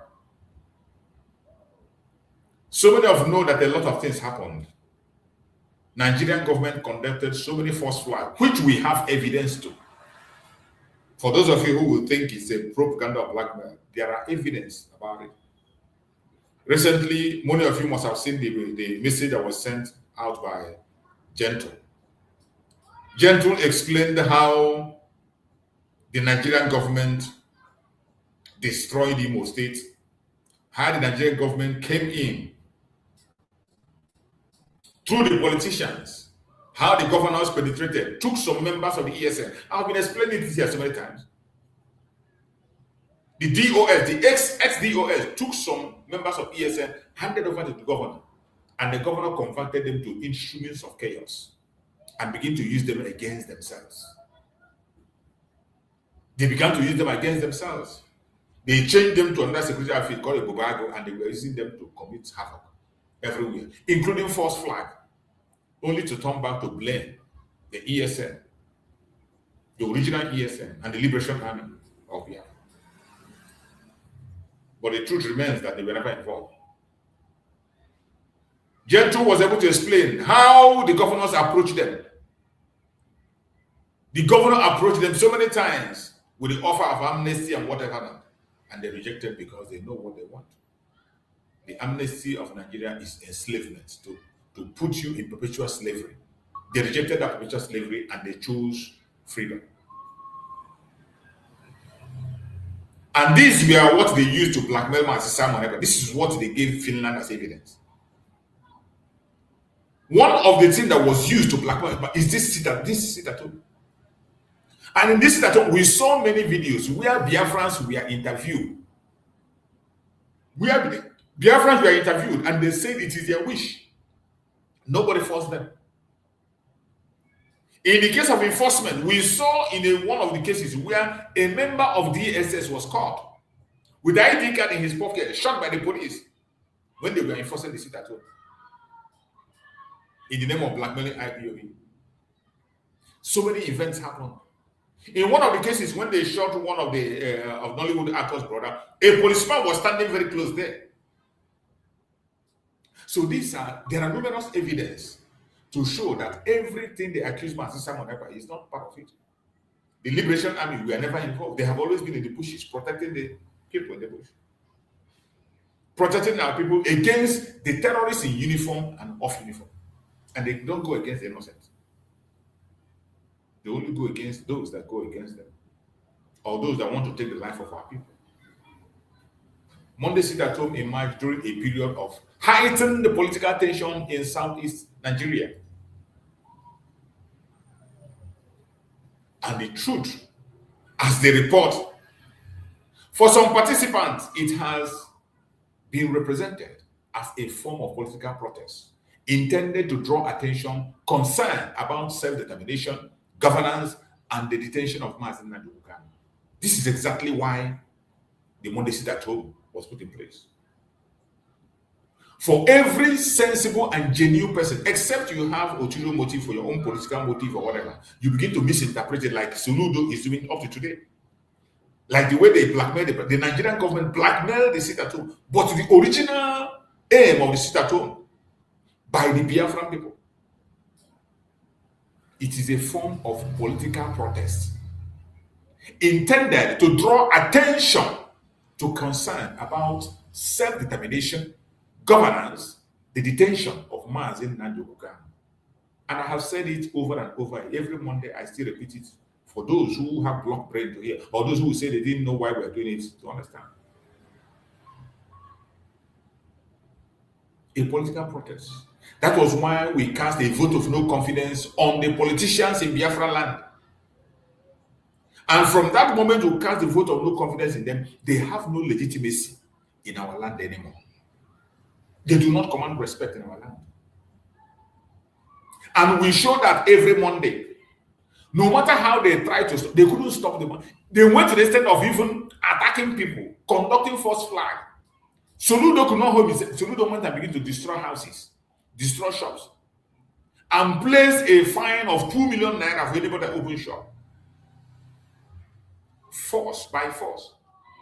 They were accusing the Biafrans of forcing people to stay home, but it is the other way around. They are the people who were forcing Biafrans to come out by all means. So the force was applied by the government, not the people, not the Biafrans. The Biafrans willingly on their own chose to demand for the freedom of their leader, Mazi Nnamdi Kanu. And when they saw that the governors, all of them have sold out, they cast a vote of no confidence on them, and they decide not to listen to whatever anybody says. And they use that Monday to make it loud to the whole world, to hear and know that Biafrans are no longer in that contraption called Nigeria. And we did it for almost 5 years. And we are still on it. People are still on, even as we speak in Biafra land, there are still people who are sitting at home. Don't think that it stopped. As we speak, willingly on their, nobody is enforcing it in any way. But they blackmailed it. The Nigerian government pushed in all their instruments of blackmail and propaganda to make people believe that it was forced, when it was never forced anyway. For many residents, however, the reality has been more complex. Business have experienced economic losses. Schools have closed. On some Monday, transport has been disrupted, and many people have expressed concern about safety and uncertainty. These were actually the experience. And in a freedom fighting movement, when you are searching for freedom, it doesn't come in a platter of gold. It comes with sacrifice. Even individuals, people who have been detained in the prison, at a point in time, they decide to go on hunger strike. They don't attack anybody. A protest, personal protest, hunger strike. You can just relate this at home like the hunger strike that an individual can go when he's in detention. So those who do not understand it will begin to misinterpret it as a kind of they are having problem losing business and that. But whatever business you cannot do on Monday, you can do on Tuesday. Anything you can do on Monday, you do it on Tuesday. You even do extra, no matter the kind of business. After all, the ones you'll be making on Monday, what have been the gain? If Monday is the only thing that is holding you captive and keeping you slave, giving away that Monday, is it too much? There is not. But Nigerian government intentionally blackmailed the effort of the Biafrans. But I thank God that many Biafrans knew what it takes to be free. Many Biafrans were ready for the sacrifice, and they did. They made the sacrifice. In the Zoological Republic, reports from journalists, researchers, and civil society organizations have documented varying experiences across different communities. In some locations, compliance appear largely voluntary. At least they confirmed it by themselves that in some places the compliance largely voluntary. In others, residents reported feeling pressure or fear. It is possible, but who created the fear? Nigerian government. Because in the name of trying to blackmail Biafra, the whole plan backfired. It became counterproductive. While they were enforcing the sit-at-home to make it look violent, they created fear. And so people in that area equally joined and sat at home. Because this experience differs, it is important not to assume that one account represents every community. Of course, I have always said it here, there are some places where you go, they are not even sitting at home. There are some places you go, they don't participate. And there are places you go, it is 100% lockdown. And nobody is forcing. Those places where you see them, they're not sitting. Nobody is going there to force them and say you must sit. No. And the ones who have decided to take up the challenge because they know why they are doing it. Why would you go and force them? Why would you go and attack them and tell them to come out? Why would you destroy their shops? Why would you put a fine on them? Simply because they are fighting for their freedom. That should be the only thing that should worry the world. But Nigeria, they prefer to push the narrative that they want the world to see, blackmailing us and pushing their lies. There are different public perspectives that are being created. The model sit at home has generated sharply different interpretations. As you know, Nigeria always have meaning for every English language have a different meaning for Nigeria. Things do not mean what they mean when it comes to Nigeria, especially when you have to do with something that has to do with Biafra. Today in Nigeria, you talk of restructuring. They claim they don't know what it means. They misinterpret it to suit their political agenda, even when they know what it originally means. We have seen it over and over again. So I don't know why people are still confused when you see that in this case of sit-at-home. I don't know why Finland, does it mean that they didn't pay close attention? Because if they have paid attention, there is no way you can take any information from Nigeria to prosecute Master Simon Ekpa. It's not possible. A terrorist government that is today sponsoring terrorists and sharing loot. Today they are sharing loot from ransom that is paid to terrorists. The person today that went and kidnapped Master Simon from Kenya and called him a terrorist, that planned the kidnapping of Master Samuel, today he is facing terrorist charge in Nigeria. And they found ammunition in his house. So how can such a person give you a credible information? These are information that will be challenged in the court of appeal for Master Simon Ekpa. So, excuse me. Some commentators argue that it reflects a political protest with symbolic significance. Of course. You can call a sit-at-home a political protest. That is what it is. And Biafra is not the first people that did that. So many other people have used sit-at-home. Gandhi used it. And so many other people, they used it, and it worked for them. And it is working for us.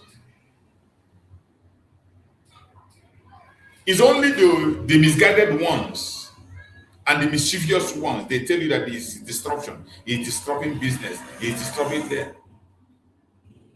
That it imposes substantial economic and social costs on ordinary people. And when they talk about ordinary people, you think they care. When they complain about the ordinary people, you think they care about them. Nigerian government does not care about any ordinary man.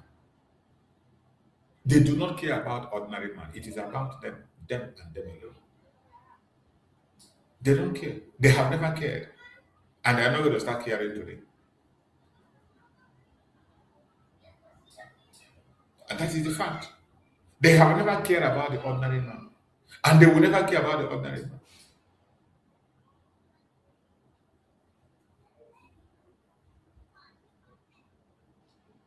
Others argue differently. Government officials have attributed violence or intimidation associated with sit-at-home period to various armed groups and criminal actors. Government officials, whenever they want to narrate their own, of course, you know they have a political tone to whatever they say. In order to serve their own interest, they tell you, "Oh, the people that are committing problem in during the sit-at-home Biafrans. Oh, Simon Ekpa. Oh, Mazen Nande can ESN." Even when they know it is a lie. And why do they sometimes confidently make that accusation? Because they are the ones that are creating the false flag, using the fake ESN they have created for themselves. And of course, we saw one of them who was arrested when he was interrogated, and he was singing and telling us that the sacked ex-DOS, they were the one that sponsored them. And they had their camp in the back of police station. Only that statement alone indicted the government. Only that statement that they have a camp at the back of police station. How can you imagine a Biafran force to have a camp at the back of police station? Can you imagine a Biafran force to have camp at the back of police station? That statement alone is an indictment. Supporters of Mazi Simon Ekpa, like those of us who are supporting Mazi Simon Ekpa and other activists have, we dispute whatever nonsense they are talking also. All those fake claims they are making. Responsibility of particular incidents has been mischaracterized always. Every time they mischaracterize what happened, every time they say, "Oh, Mazi Simon Ekpa," lies for the pit of hell. Things that doesn't have anything to do with us. They blackmail, they brute lie. That was how they ended up in bringing every single evidence they say they have against Mazi Simon Ekpa. This competing narrative illustrates why independent verification and careful reporting are essential. This is why we are here shouting every day. This is why we are calling international community and calling on Finland to engage in independent verification. Don't just sit there and Nigerian government will feed you with their nonsense and you bring it to prosecute an innocent man. We have more than enough evidence to show that Nigeria, we are the one that destabilized Biafra. Late Muhammad Buhari was also indicted, fully indicted in this very matter, sponsoring a Buhari to take innocent life in Biafra. In situations where claim conflicts, responsible discussion requires distinguishing between evidence, allegation, and opinion. This is where the problem comes. And most of us online and offline, and people who are listening, they cannot distinguish between evidence, allegation, and opinion. This is where the problem lies today, mainly on media. There are so many people today, once they see something, they want to bring a breaking news. Oh, once they get their hand on an information, they will just run with it without verifying if it is true. Without verifying if it is just an allegation, without verifying if it's just an opinion that somebody might just come and make an opinion. Before you know it, they carry it and run. It becomes their own reality. It is difficult to distinguish between evidence, allegation, and opinion. And that is why Finland government have to look. They have to have a double check every single thing they present with them. And also pay attention to evidence from Mazi Simon Ekpa. Very important. One lesson from this controversy is the importance of information literacy. Every one of us. Information literacy. In today's digital environment, social media allow information to spread rapidly. But it is also allow rumors, manipulated content, and misinformation to circulate. And you know Nigeria is known for misinformation. And they use the media a lot.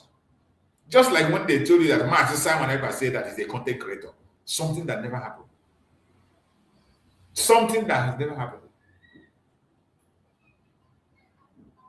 There was even a time when they blackmailed the Finland governor. Finland governor came out and debunked it. And Finland wrote a letter and they came and debunked it.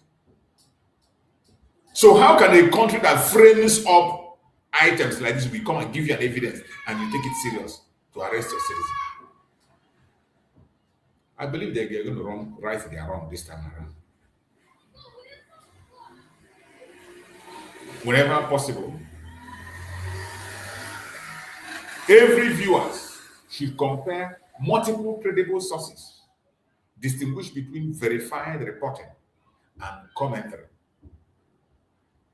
Every one of us, verify reporting and commentary.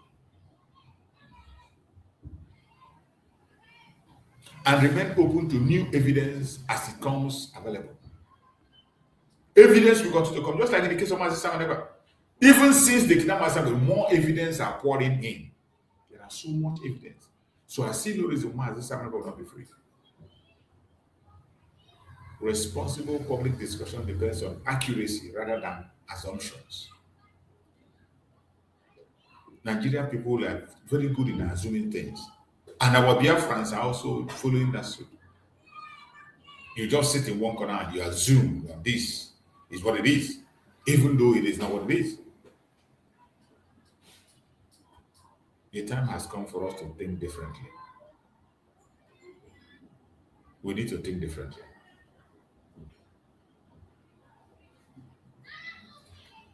As the Finland legal proceeding is coming on for Simon Ekpa, we believe and pray that Finland will make corrections where they have done wrong. Simon Ekpa legal proceedings in Finland have attracted international attention. Maybe you don't know. The case of our Prime Minister Simon Ekpa have attracted international attention. And that court day, you're going to see representatives from the United Nations, from the EU, from the United States, and from other human rights organizations across the world. They're going to be there. Like any court process, the purpose of an appeal is to allow legal arguments to be examined according to the applicable law and judicial procedures. And that is what we are expecting to see in the case of Simon. Everything now provided, they have to be examined according to applicable law and judicial procedures. Every of them have to be examined. A core principle of democratic justice is that every person is entitled to due process. That is what we are asking for due process. But as you know, Nigeria is a lawless country. And they try to infect Finland with their lawlessness. We are just hopeful that this time around, Finland will correct themselves. As for we know the kind of thing he's facing in Nigeria. And we continue to pray for him for an international intervention to make sure that he comes out. Because in the case of Nigeria, international intervention alone is what we're going to say Mazen Nanikan free. This includes the opportunity to present evidence, challenge evidence presented against him. Yes. They need to challenge every evidence presented against Mazen Simon and receive hearing before an independent and impartial court. Equally important is the principle that court, not public opinion, determine legal responsibility. You know what Nigeria can do? They always want to create public opinion first. They use their media, they push one narrative. That is what they're doing to Mazen Nanikan. One day you come out and you hear one. attacking his personality. Their new contracts to attack the personality of Mazen Nnamdi Kanu create hatred between him and the Biafrans, which is impossible. They have been trying it. It's not working out for them. And it will never work out for them. The rule of law matters. That is why we are talking. And we continue to talk. The rule of law matters. The rule of law protects everyone. It protects individual from arbitrary treatment. The rule of law provides procedure for solving dispute peacefully. The rule of law allows governments to enforce laws while also requiring those laws to be applied fairly and consistently. That is the rule of law. That's the rule of law. These principles are especially important in political sensitive cases because confidence in justice depends not only on the final outcome, but also on the fairness of the process. Fairness of the process. We also know that the right of Mazi Simon Ekpa was not respected. When they rejected his evidence, can you call that right? You can only call it abuse of right, rejecting his evidence against the accusers. Can only be interpreted as abuse of right. International human rights principle emphasizes several important protections. Every accused person has the right to a fair hearing. That is what the law says. Every person is presumed innocent unless proven guilty according to the law. That's what the law says. Legal proceedings should be conducted transparently and without improper interference. But we know that Nigerian government is always interfering. They interfere in the case of Mazi Nnamdi Kanu, and they are trying as much as they can to interfere in the case of Mazi Simon. This principle exists regardless of a person's political views or public profile.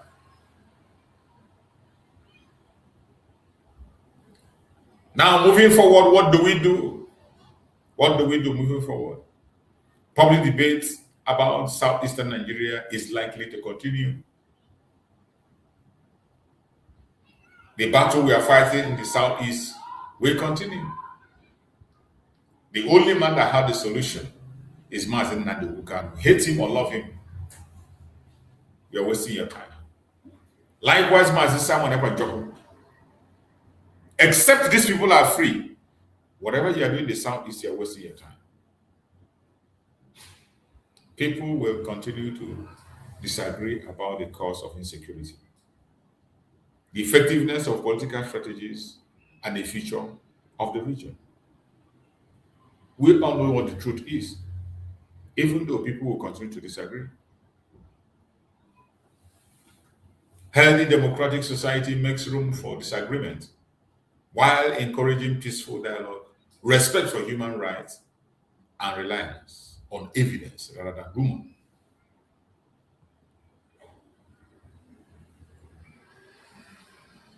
Let the evidence be studied properly. If the evidence is studied properly, nothing is going to hold Mazi Nnamdi Kanu back, Mazi Simon Ekpa back from joining us this month. Mazi Simon Ekpa must be freed this month. He must regain back his freedom.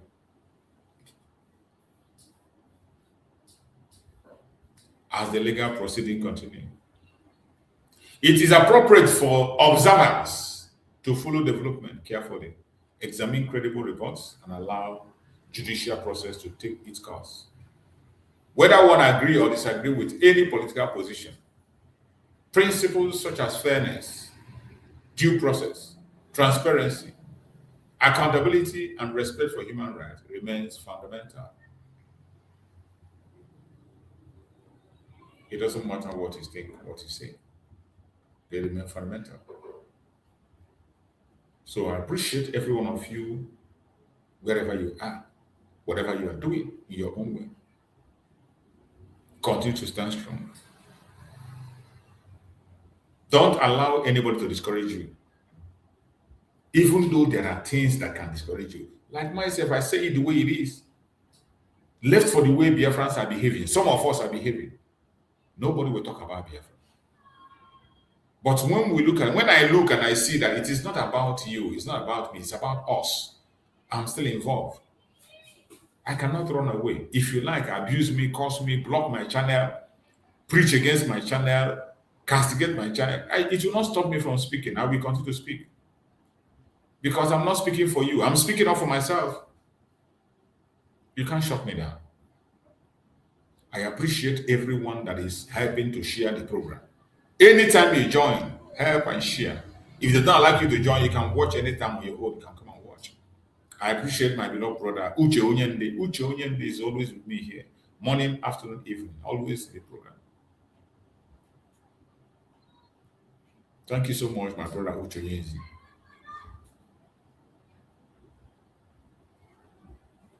I can also see Godwin. Thank you for Godwin. Godwin Mwezama. Godwin Mwezama. Thank you for joining, Godwin. I also see my beloved brother Kochux. I can see my brother Kochux there. Thank you for joining, Kochux. I appreciate you. I appreciate you. Thank you so much for being part of the program. And those who are watching on TikTok, I can't be calling your name one after the other. On Facebook, you are there watching. On X, I appreciate every one of you, and we must continue to do what we have to do to see that we are free. The battle we are fighting is not a small one. It's a very big battle. Are we going to win? Definitely we are going to win. Don't be scared. Don't be afraid. Even though you see certain things that makes you fear, you will see things that will make you say, it's not going to work. But I bet you, do not be afraid.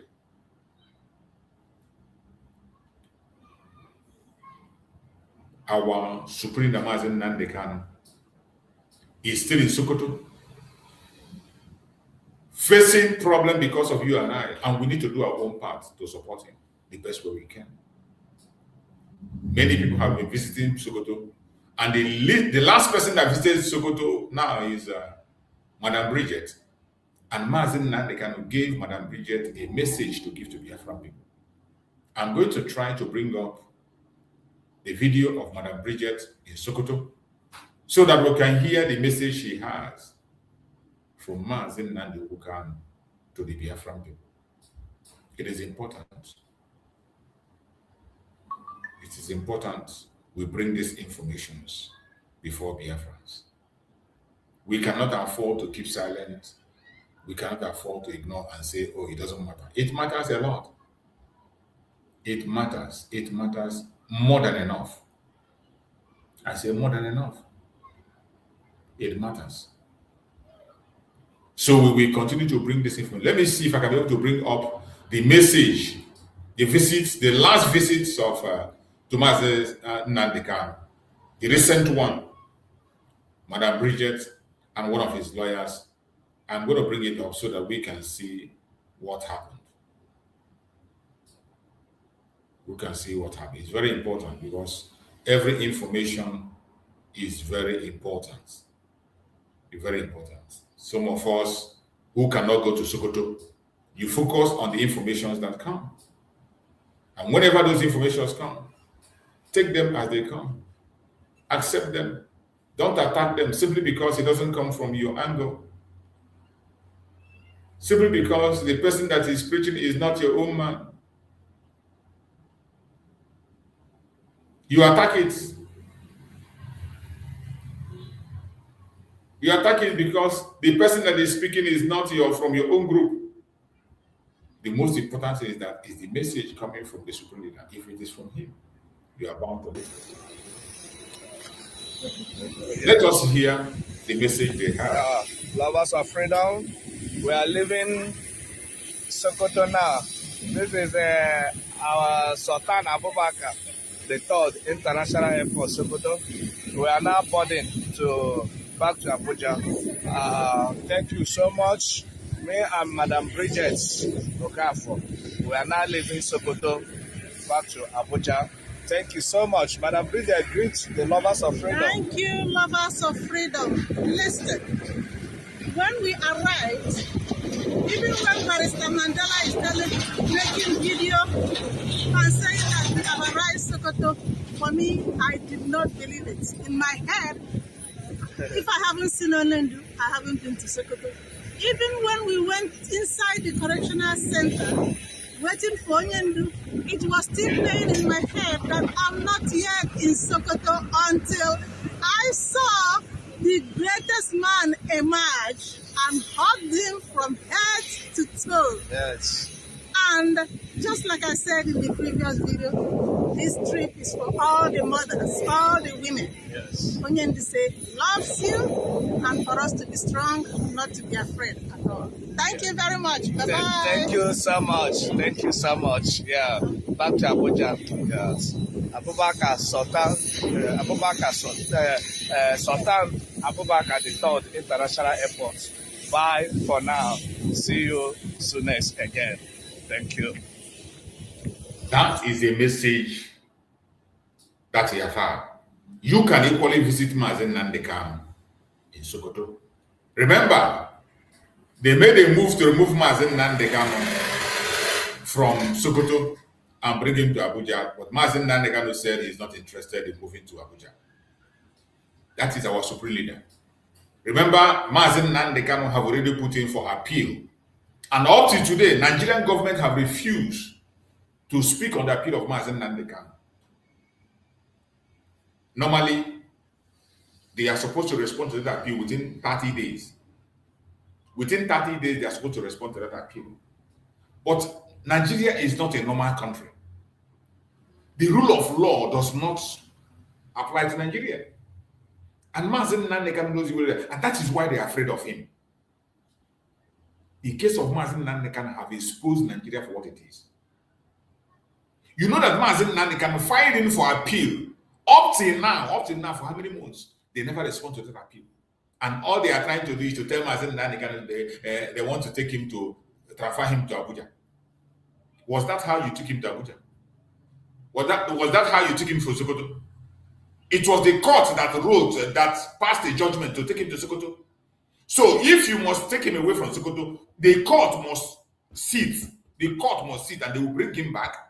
The court, but the same way they carry him to Sokoto, they will say carry him inside the court will sit, decide. Now they want to do it as a pity here. They want to pity him and take him to Abuja. And I told Mazen Nandekam know all their tricks. They know all their tricks. Whenever there is tension, they want to play a game to make the people see as if, oh, they are trolling it, oh, they like him, oh, they are not maltreating him, oh, they just pitied him and they brought him back to Abuja. Bunch of idiots. Any place you keep Mazen Nandekam on the planet Earth, he will fight for Biafra and he will get it. It's just like when Simon Ekpa said that you can fight for Biafra from anywhere. You can fight for Biafra from Ghana, from the Republic, or anywhere, and you succeed and get it. Anywhere you hide Mazen Nandekam, keep him. Look at him, he's in Sokoto. He said he's not coming out. If you want to bring him out, you know what to do. Not as a pity, not as if you are doing him favor. What kind of favor is that? And that is what they want to interpret it. Before you know it now, they will use it as a propaganda for their election, a propaganda for their government. Oh, that they took Mazen Nandekam and brought him to Abuja, even after sentencing him and transferring him to Sokoto. Now the government have returned him to Abuja. Nonsense, bunch of idiots. And Mazen Nandekam does not want to give them that privilege. He doesn't want. Nigeria is a dead country. Nigeria is a country that no human being will pray to be part of. No sensible person will pray to be part of Nigeria. No. And when we say it, some of you don't understand. When we talk about the failure of the Zoological Republic, you won't understand. I'm going to play a video. I want you to listen. Let us go into the Zoological Republic and their evil. I want to play a video and I want you to pay attention to this video I'm about to play. For you to see what your Nigeria looks like. Even if you are not a Nigerian, And you are telling us, why are we fighting? Why are we trying to get out of Nigeria? I want you to see what the Nigeria we want to get out from looks like. I want you to see why we want to leave this world. Part of Nigeria, and I can be fact-checked, people are becoming so disillusioned with government, and let us be also very frank about the state governors. The state governors are also culprits. They have failed woefully in running their states. It's not just an issue of the federal government, to the extent that people have resorted to, out of confusion, out of dejection and frustration, to start looking up to the bandits and the terrorists as their safe havens. They are beginning to listen to them. I can tell you there are areas where they are arbitrating, where they are mediating. The bandits. The bandits. Yes. They are beginning to recognize them. Did you hear that? That in some areas, the people have already embraced the bandits. They are the one administering everything. They are paying tax to them. They just want to have their... In some areas in Nigeria, bandits. And by the way, these bandits, they thought these are terrorists. You know, Nigeria, they decided to choose a language that will make the evil men acceptable.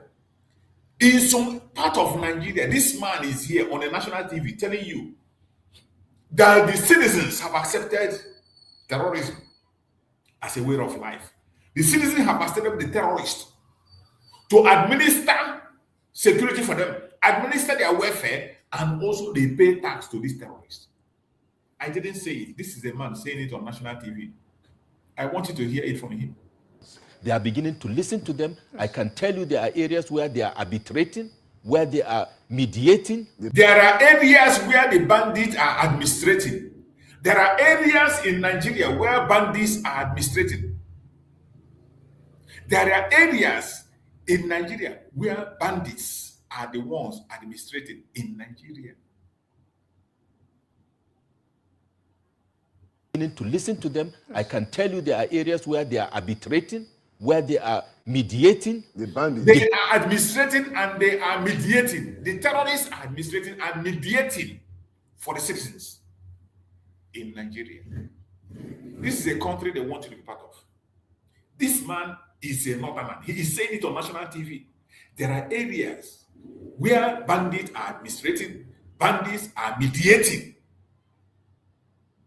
And some of you will come online and you say a sovereign state. Oh, yeah, I have a sovereign state. Bandits. Yes. They are beginning to recognize them, to have conversation with them offline, to say, you know what? We don't want problem. Please let us live. What do you want? They share the proceeds of their farm with them. They pay them taxes. And they even give them some level of protection from other factions of this banditry. This is the reality, ladies and gentlemen. It is so bad that there are some part of Zamfara and some part of Northwest where the bandits will go to a family house, tell the man to release his daughters, for them to take them into the bush and use them and rape them and bring them back for safety. Otherwise, they will kill everybody and go with the people. This is how bad things are. I don't know what Mr. President is hearing. I don't know what the NSA and others are hearing. But what I know for a fact is there is nobody that will pretend they don't know what is happening in Nigeria, because we have extended families, we have brothers and sisters. And I know for a fact Mr. President in 2013, in 2014, criticized the government of President Goodluck Jonathan, called him incompetent and visionless, and that the inability to allow to get back the Chibok girls meant that he should resign. And to the extent that he said, in fact, the government was lying and denying reality. It sounds like deja vu for me, Mr. Onoja. That now the same government is refusing to listen to some of us that speak truth to power. That even when the incumbent does right, we encourage them. That we advise them when it is okay. That we are known to be neutral in this issue, but for the purpose of the progress of the Federal Republic of Nigeria, they live in that denial. It appears in this country, the political class choose what to believe in and what not. But the issue is this. The opposition political parties don't matter anymore. The anger, building into the minds of Nigerians due to cost of living, due to insecurity. I told you. And what it means is with over 10 million northern Nigerians and Almajiris out of school, they are getting recruited in droves into these, groups of bandits and terrorists. It will get to a point whereby, to land with what Mr. Onoja said, we wouldn't want a situation whereby we may have elections or a pretense of it, and we have people elected in office because they think the police or the army can protect them. with profound respect to them, the numbers are not adding up and we will not have a country. That is going to be the problem, because at the end of the day, where will we all be? Russian Revolution in my mind, French Revolution in my mind, and all those principal actors in the Arab Spring, the leaders now, where are they? Where are their family? What legacy do the political class? French Revolution in your mind, Russia Revolution in your mind. Very soon, you will speak the language of Mazen and Nekan. The supreme leader of IPOB have won and won and won. They don't want to listen. And today, the Biafran people, we are on our part. Look at a northerner here talking about French Revolution and Russian Revolution. It is going to happen. Even though we are not waiting for your kind of revolution, we are not waiting for that. We are already out. Whether revolution or no revolution, any revolution that does not lead us to independence is a waste of time, and we can't be part of it. But the most interesting thing is that you people are coming to your senses, and there is no going back. Want to leave behind, except we are living in denial. This is just a scratch in the surface with regards to the extent the insecurity has pushed us. Now insecurity is creeping by into Kanu. Magwai, Shanonu, bordering Katsina are now being constantly attacked, and people are saying it's not happening. People are eating from dustbin in some villages in Kanu and Jigawa. People are eating a weed called tafasa. Tafasa is a weed in the bush. Of course, we eat it from time to time. But now the goats and the sheep are competing for tafasa with human beings. And that is how sad the reality is moving into this election. And that is why it is important to make a level playing field, open the political space, allow opposition to thrive, but more importantly, Mr. President, stop listening to all those political leaders, especially from northern Nigeria. Majority of them are lying to you. They are not telling you the reality. Open the political space, deliver the dividends of democracy the best you can. That is what should be. The funny thing is their madness. They don't want to learn. Anybody thinking that politics in Nigeria or election will make Nigeria work, you are an idiot. That's the difference between we and these people. They are always living in dreams. They are living in dreams, saying something they know is not achievable. Something that they themselves know is not achievable. They continue to live in that dream. They continue to make themselves feel better. They make themselves feel fine by believing nonsense that is not going to happen.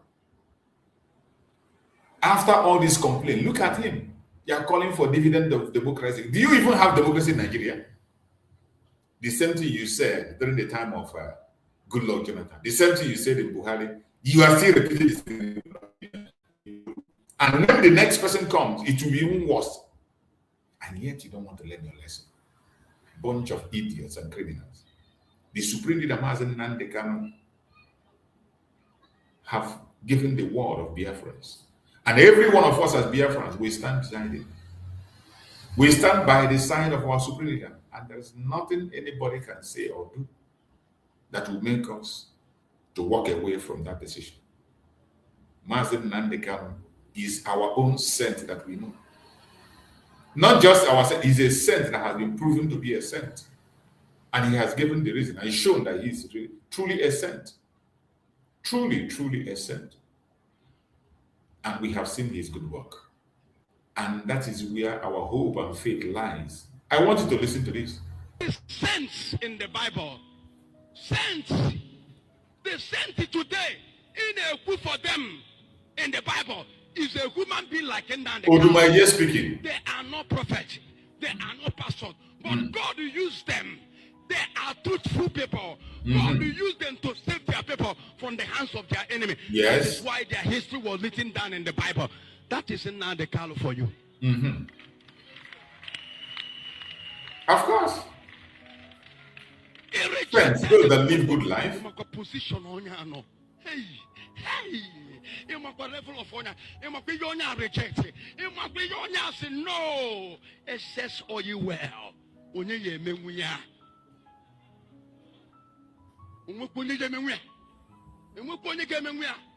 That is why they look at the man and say, no, this man wants to spoil our business in this country. That is why they delay for a long time to know whether he will change his mind. And they see that the lion are more wide. The lion became more furious. The lion became more dangerous, that he cannot change his mind. And they thought immediately they announced,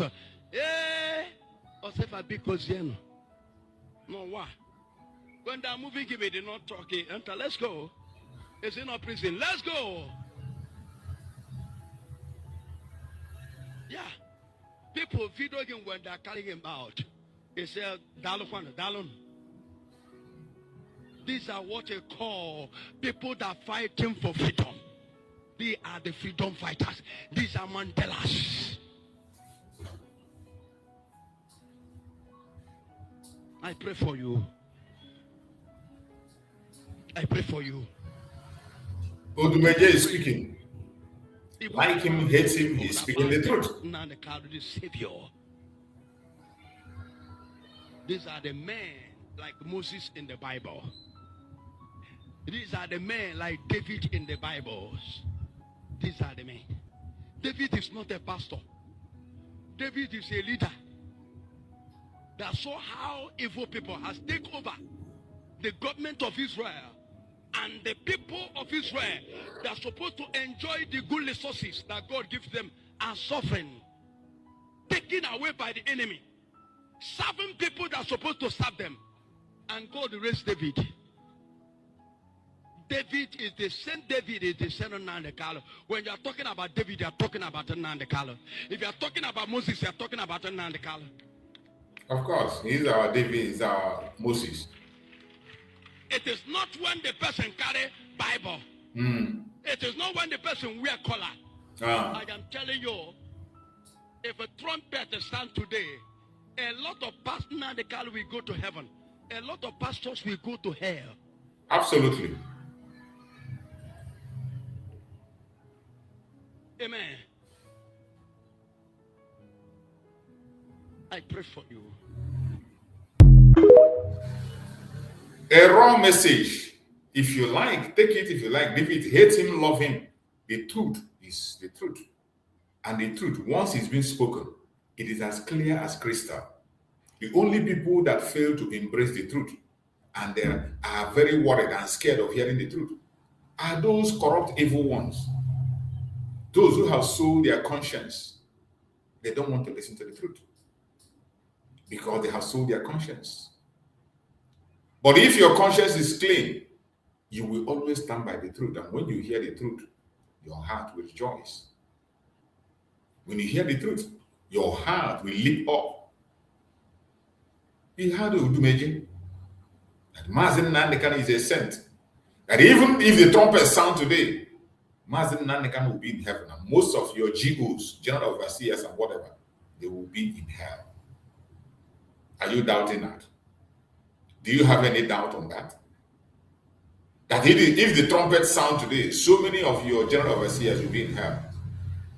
While Mazen Nandekan will be in heaven, seated at the right hand of Chukwu Gabian. That is the truth. Senior, what was the Naka at the tithe? Just like as we are praying that Nnamdi Kanu should be released, it is in the hand of the president to say or write and sign anything, bring him out. They won't tell us that what the governors, what the people are reporting, we don't understand what they're saying.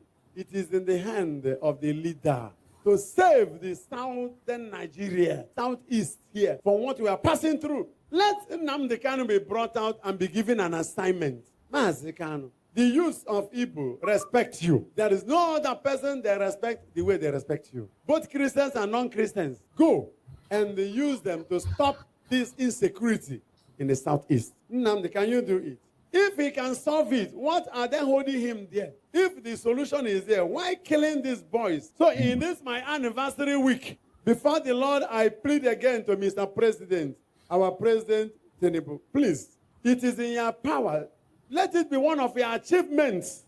The president that made sure he was arrested is no more alive. President Tinubu, prove them wrong that you are still alive. Set Nnamdi Kanu free. They are using him for political brigandry.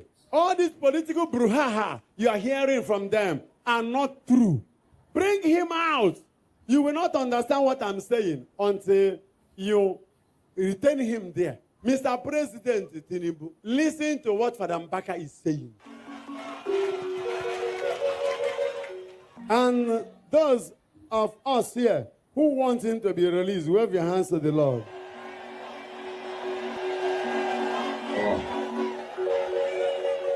So, look at the crowd.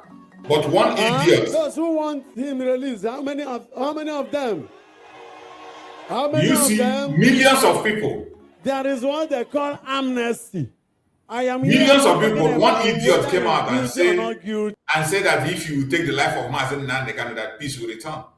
That what his family, what he and his family is wishing is that his family should be wiped away. Look at the crowd, millions of people. Go to so many other churches now. Go to what they call him, Obi, Ebukobi. Go to Ebukobi Church. Talk about Mazen Nandekano. The whole crowd will support his release. You come here, the whole crowd support his release. But one idiot that has no name from nowhere came and said that him and his family, if they wipe him and his family away, that normalcy will return in Biafra. It is sad. It is very, very sad. This is how far the politicians can go to blackmail Mazen Nandekano. But in any time they make that blackmail, it backfire.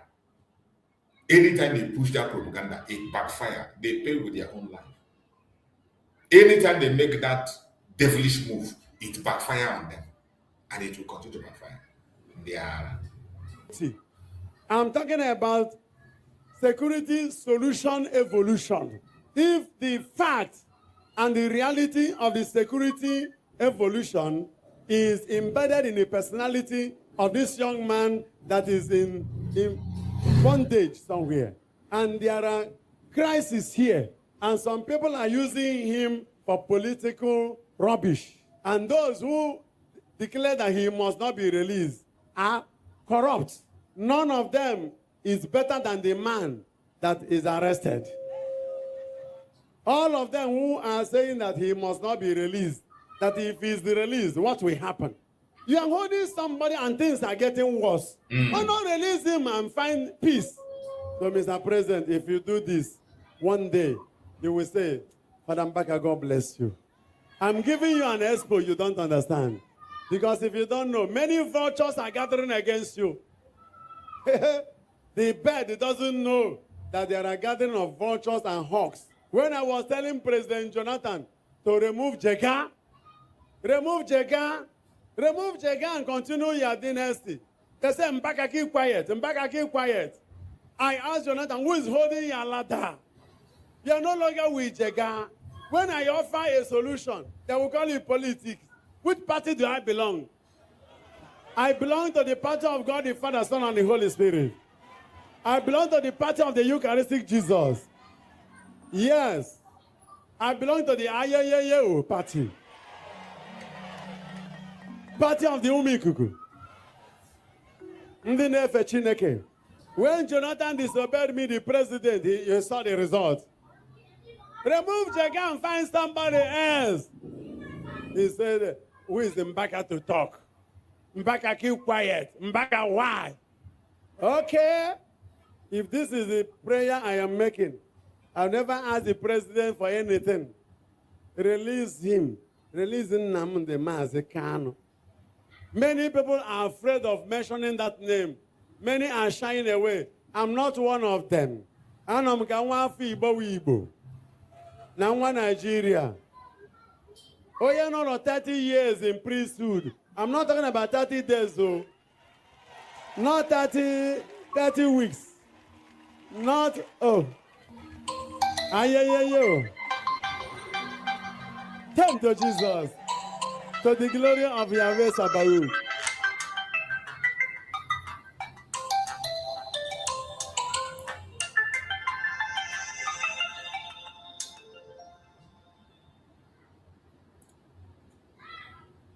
You have heard him.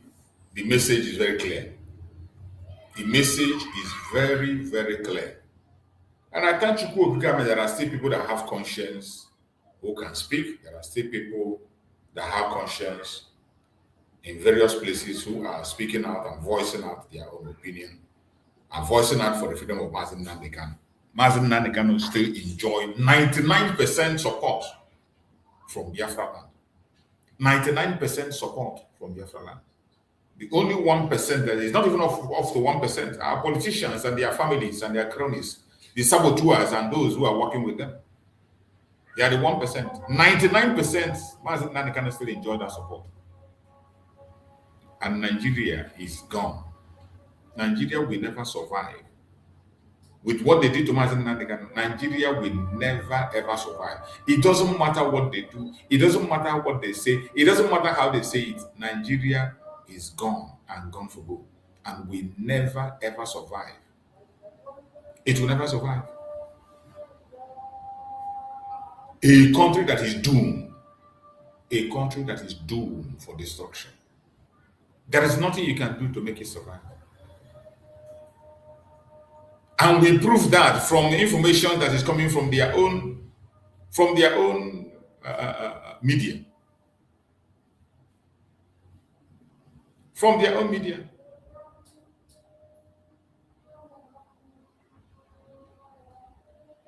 From their own media. That is why I play videos from their own conventional media. When I play it, those who are not convinced will be convinced that Nigeria is gone. That Nigeria is gone.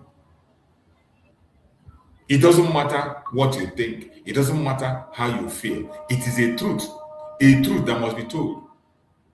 The Zoological Republic is gone and gone for good. And there is nothing anybody can do about that. It doesn't matter how you try. You will always fail. This is a country that is meant to be destroyed. A country that is marked out for destruction. There is nothing you can do to make it survive. And the evidence is everywhere.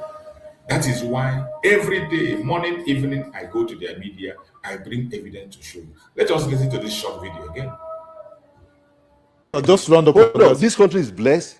If you talk about the gold, unfortunately, the south, where crude oil comes from, go to the south, not to write home about. The irrigation, oil pollution. People are dying every day because of sickness. And at the end of the day, the Niger Delta have been neglected. All the company relocated to Lagos. Who do you blame for that? It's we. Exactly. Nigeria, South is the one funding the whole nation. The one that's coming from North, gold, what is happening? Few individuals are collecting it. When you have airstrip in the North, airstrip. Now, as the gold are being mined, they are taken to neighboring country. They have refinery in Dubai, everywhere around the country, to the detriment of Nigeria. I investigated gold issue with Sion of the United States. Within 2 years, over $50 billion left this country. I'm not going to write home about. So, you're talking about Pandora? Just 1 minute. Pandora issue is another issue. If it is 1 minute, it's not enough time to discuss it. Those that were involved in Pandora, they know themselves. Nigeria is full of fraud. There is nothing that is credible in Nigeria. And the funny thing is that even some of our brothers, Biafrans in the riverine area, they know this truth, but they don't have the confidence to confront it. Some of them, instead of focusing on the real thing, they see Igbo man as their problem. Igbo man is not your president, have never been your president. Igbo man is not killing you, he's not stealing from you. He only does his business. You sell a property, he buys. You don't sell, he goes back. He develops your area. Any place you give him, come back there the next year, it will not be the same again. He will change it to something better. And yet you see him as an enemy. Give a Fulani man a land, come back the next 20 years, it's still the same way. No improvement, nothing. Everywhere you have a Mausa, it's still the same way they are giving to them. That's how it is. It is only Igbo people you give a forest, they will turn it to a city. Give them a swamp, they turn it to a city. in a very short space of time.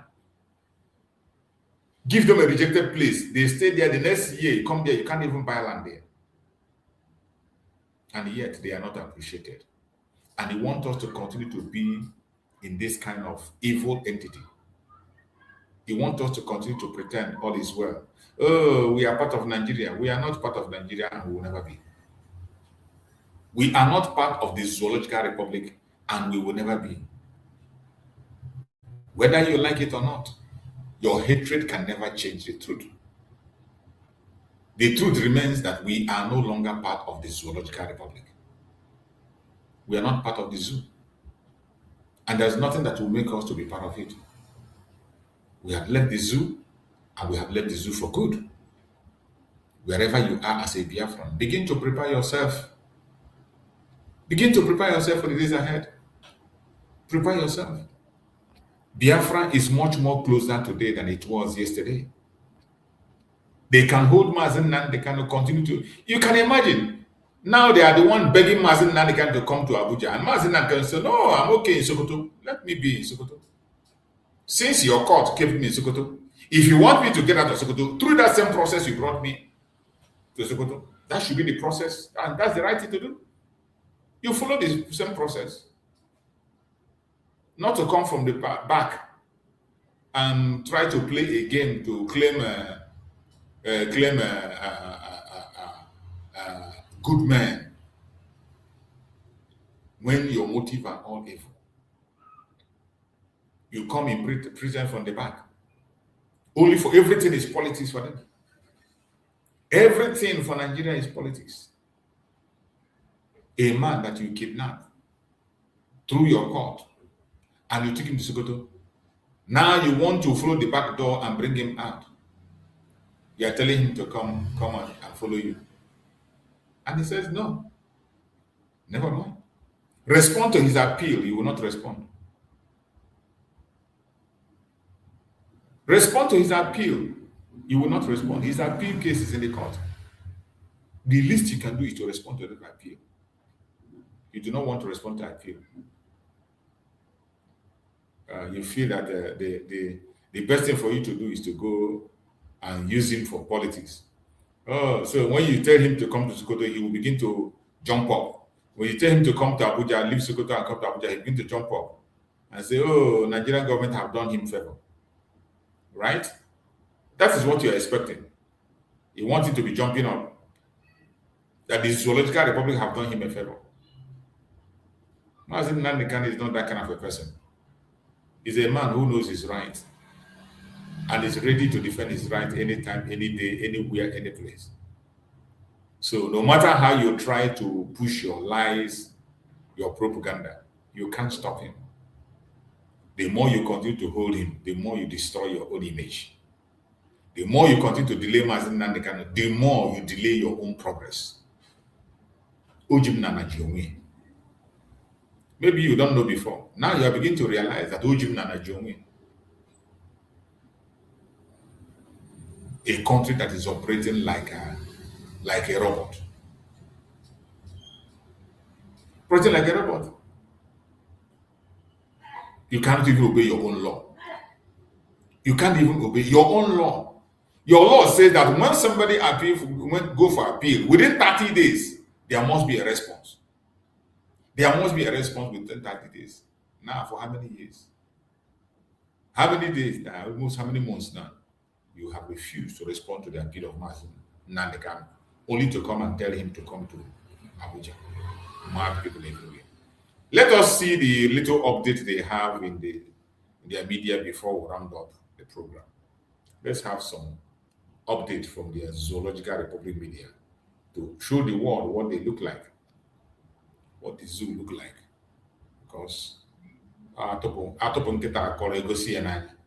this one says democracy is not served by silencing moral voices by Okechukwu Nwango. Okechukwu, you are speaking grammar in Aswoyibo.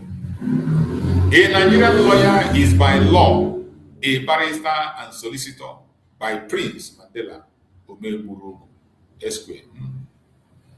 Sneaking. Grammar. Kogi family begs for more time after terrorists demand 4 million ransom for kidnapped loved one. 4 million.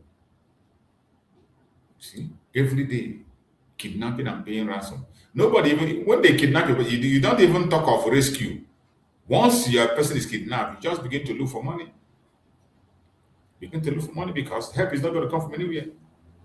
Army officer, policemen killed as Nigerian troops repel terrorist attack, rescue 9 abductees.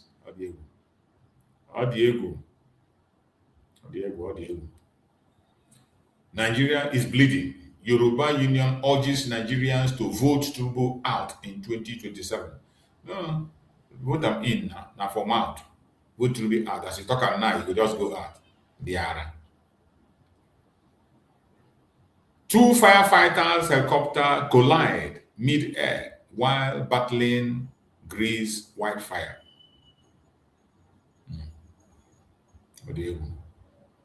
Nigerian police recall AIG Owohuwa, DCP law, over 470 retired officers after court judgment order 6-month induction.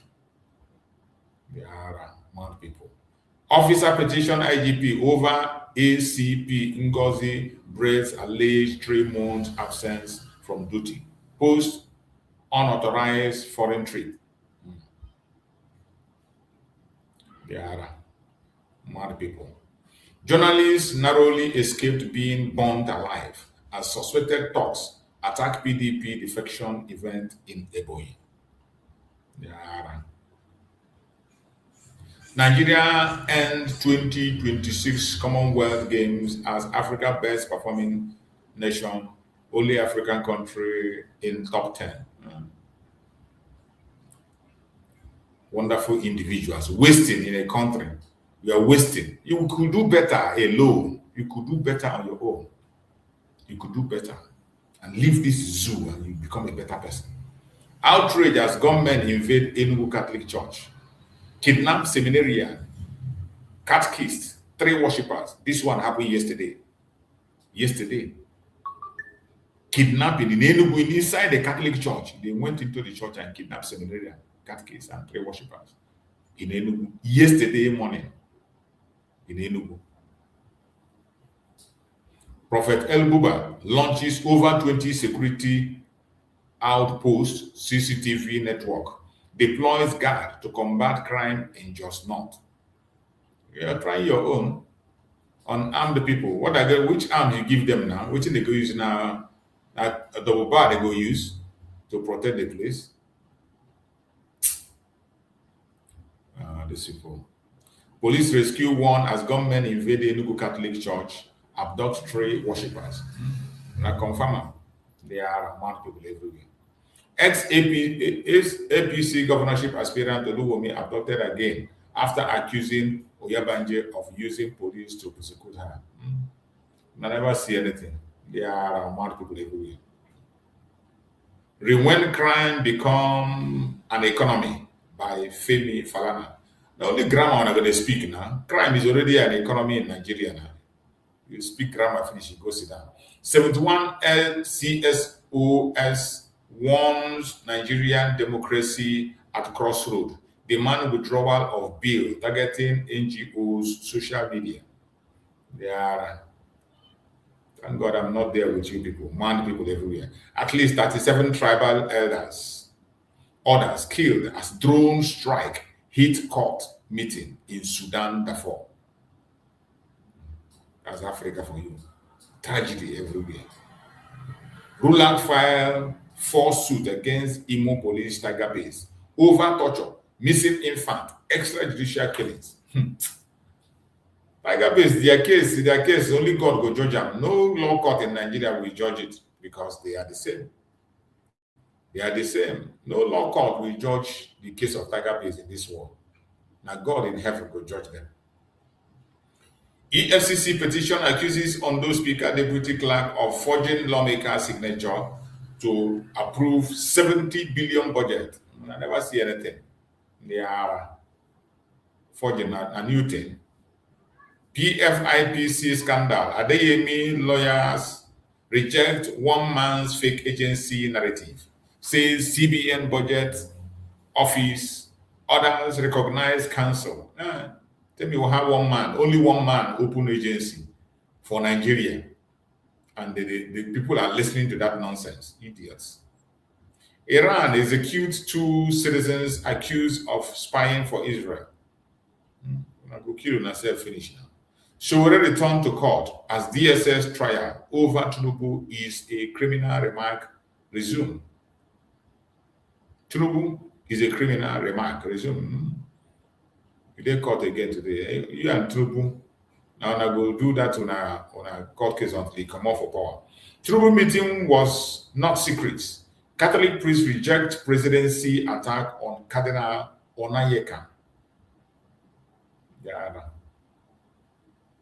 Kidnapped KB High Court judge regains freedom after 1 week in bandit captivity. He has paid now. He has paid the ransom. When you hear regain freedom, it will be like say he just come. He has paid the ransom. After paying ransom, they leave you. If you don't pay, you go dead here. This one is Showore in court. Showore is already is a customer in court now. After this one, you go open another one. They are customer. CBN secures 19.12 billion refund for bank customers, fine financial institution 1.69 billion. They are. Leaked email reveal U.S. military asks troops for new ways to pressure, punish Iran. You will hear. Tinubu can still register for online primary and secondary school, says Showore. Of course, he can. Interpol report links AI to overhaul of cybercrime across Africa as losses hit 484 million. So AI could begin to target all the cybercrime now coming from Africa. NSAS activist says police torture left him with eye hearing problem. Alleges 10 million court award unpaid. For where they don't go pay. Nigerian government pay again. They don't go pay. Nigerian lost 25.85 billion to digital payment fraud in 2025. CBN. Now the same people where they did and then they do the fraud. The same people where they report this in, they are the ones. Don't go and blame anything. They are the ones. Nigerian Army exhumed Imo community leader body after suspect leads troop to shallow forest grave.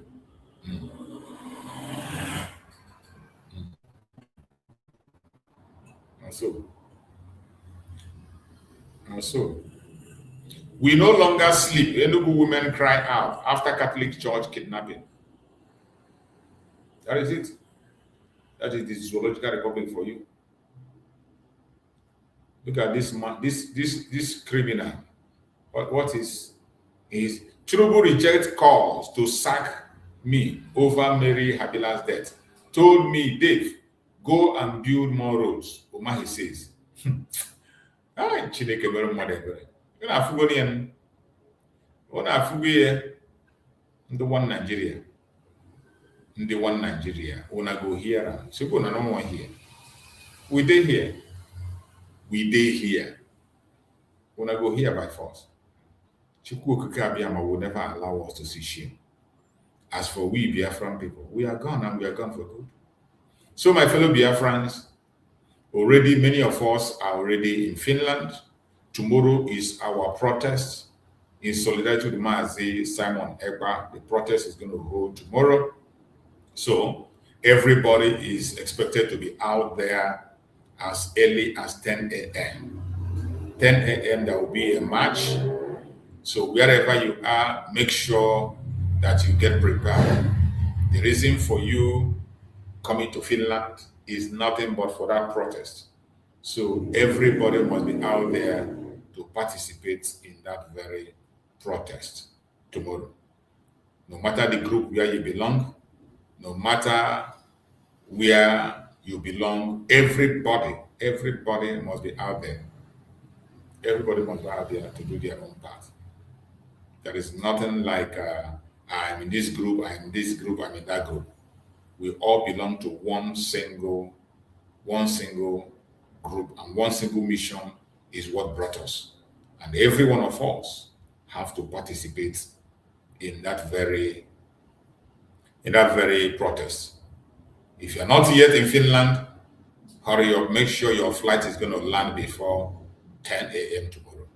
So we have been announcing it and talking about it. Finally, the D-Day is here. All this while the announcement is going, it will seem as if it will never come. It will seem as if, the time will never come. Finally, we are here. The long-awaited this thing has already come. So every one of us, if you are there in Finland, make sure you are out on time and make your own contribution. It's very important. Very, very important. Wherever you are, we must continue to pray for our Prime Minister, Master Simon Ekpa. We must continue to pray for him. We have at least one more video to share, and let us listen to this video. I think it's another important information that we need to pay attention to. Very, very important. Very important. You know, in this platform, we don't leave any stone unturned. We don't leave any stone unturned. Not even one. Not even one. We don't leave any stone unturned. Everything that needs to be done, we do it. And let the remaining be for Chukwu Kabiama. Let it be that we have done our part. And at the end of the day, whatever be the result, we will not blame ourselves. We will not even worry. We will not be troubled. We will be happy that we did our part. And that is what I've been saying every day. Just do your own part. Do your own part. That thing you know you are supposed to do it, and let the remaining be for Chukwu Kabiama.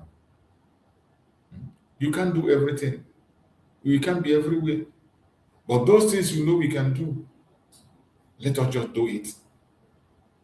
Those things we know we can do, let us do it. That is why we are where we are today. We must continue to do our own part.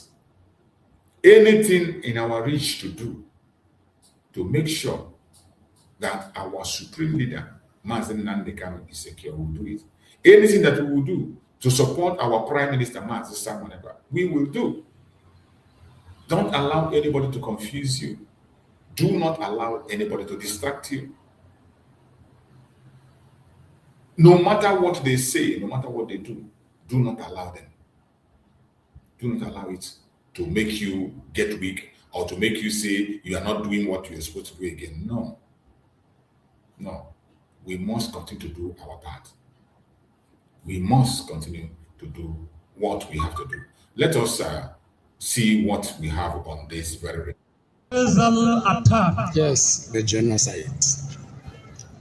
This is criminality. Yeah. We place on record again, Chewar, there is no boundary conflict announced. Talking about Christian genocide, it is real. Let everybody know. The latest one. Mass burial. This has nothing to do with boundary conflict. This has nothing to do with mass burial Christians. This has nothing to do with reprisal attack. This is criminality. Yeah. And such criminality can only happen to a country that does not respect the rule of law. Yes, my lord. An fahimta? Yes, my lord. Duka inda kuma kasan da ba doka, ba a kiyaye doka, abubuwa masu kamanin haka za su ci gaba da faruwa. I am here in faɗa muku idan ba ku sani ba, koke-koken ku duka gwamnati na da sai. Yes.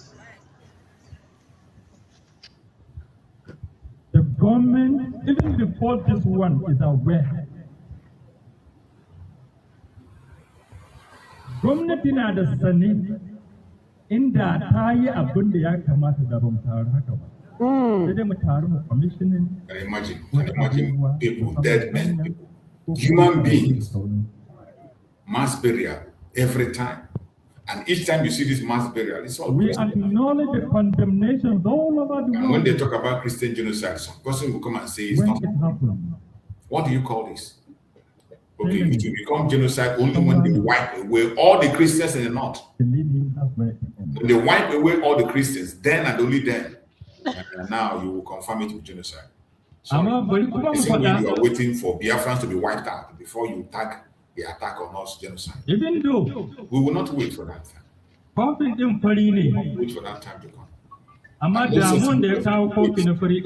Before yes. Genocide will be mentioned.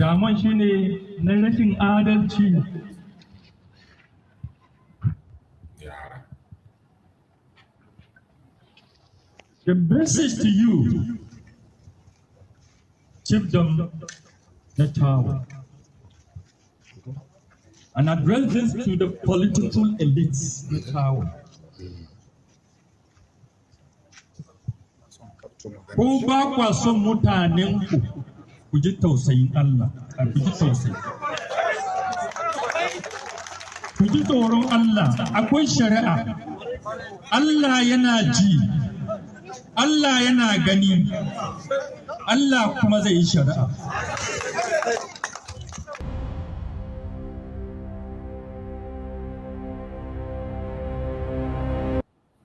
They don't care. They don't want to know. They don't care. They don't care. If you are talking to a sensible person, maybe you think they will understand. But you are talking to people who don't have soul in them. People who don't have conscience. They don't have any feelings. And these are the people that are telling you, oh, come and be part of one Nigeria. This is the Nigeria they want you to be part of. This is the Nigeria they want you to be part of. I thank you, that Biafrans know what they want. And we can never be part of this criminal entity called the Zoological Republic. We can never. Not today, not tomorrow, not ever. We will never be part of this criminal entity. We will never be part of it. Let them continue to deceive themselves. Let them continue to run around with their propaganda and blackmail. We will never be part of them. Not today, not tomorrow. I thank everyone that have been with us on this program, wherever you join from. Everyone that have played a role in one way or the other to participate in this program. I thank every one of you. And we are going to end it here to come back again later in the day for our evening program. May Chukwu Okikabia guide and protect us. Remember our protest tomorrow. We are going to try as much as possible to follow up. And the case of Master Simon Ekpa, starting from the 5th, the arrangement will begin, but the main hearing is going to be on the 10th, when people will be in the court to see things for themselves. So don't get disturbed. You know what to expect. And those who are not paying attention, you should pay attention and know what to expect. Thank you so much for watching wherever you are watching from. Thank you for joining. I appreciate you all. May Chukwu Okikabia guide and protect every one of us as Biafrans. May Chukwu Okikabia guide and protect our Supreme Leader Mazen Nandekan and our Prime Minister Mazen Simon Ekpa. Thank you for being part of the program, and we'll see you again next time. And at the end, we're going to play another video of Mazen Simon Ekpa that we're going to use for today. Thank you so much for watching. Stay blessed, and may Chukwu Okikabia guide and protect you all. Bye-bye, everybody. Let the universe bear witness to the sacred code. The ground beneath us does not yield to seasonal guests. The tenant cannot sack the landlord. The employee can never sack the employer. Mazi Nnamdi Kanu remains the supreme leader of IPOB. His command is final. Whatever he says goes. Pursuant to the strict authority of the supreme leader and the sacred unyielding IPOB code of conduct. The third administration of the DOS is hereby dissolved. The sentence is passed, your names are permanently erased. Chikaedozi, you are sacked. Tonin Surumike, you are sacked. Austin Agbanim, you are sacked. Kukurio Forma, you are sacked. Isaiah Uba, you are sacked. Collins Chinedu, you are sacked. Chinazan Woru, you are sacked. Fidelis Ejogu, you are sacked. Chidin Manworu, Juliet Edward Filatro, you are sacked. You are indefinitely expelled. You are Nigerian agents. Stay off from IPOB. You no longer speak. You no longer act for the children of light. The employee cannot fire the boss. Tenant cannot sack the landlord. Mazinamdi Kanu is the leader, the supreme leader of IPOB. Through the trials, through the chains, his word remains absolute. Whatever Mazinamdi Kanu says goes. Whatever the supreme leader says goes. They thought darkness could hide the shadows of greed. They forgot the soil remembers every treacherous deed. After the illegal extraction, when the leader was taken away, the enemies of the struggle came out to play. Governor Dave Umahi paid $500,000, a blood money bribe to buy collars for the scholars of shame. They took the cash, sabotaged the release, and traded the crown, bribing media houses just to tear the leader's legacy down. But the truth is a rock, it crushes the hand that betrays. But in the darkest hour, the true guardian stood high, refusing to let the message of restoration die. We lift our voices to honor the ones who defended the light, the shield of the truth in the dead of the night. Thank you, Biafra, vanguard media, for standing so bold, for ensuring the unfiltered truth was always told. Salute to the dedicated souls of Abbott, standing the test. Salute to the rising sun, unyielding and blessed, and the ambassador for self-determination marching ahead, keeping the fire burning for the living and the dead. You defended the leader, you shielded the name from the stain. Oh, whatever Mazinamdi Kanu says goes. Whatever the supreme leader says goes. The fourth DOS is here, working with global power to heal the land. The genocide must stop, the boss has spoken. Victory is absolute.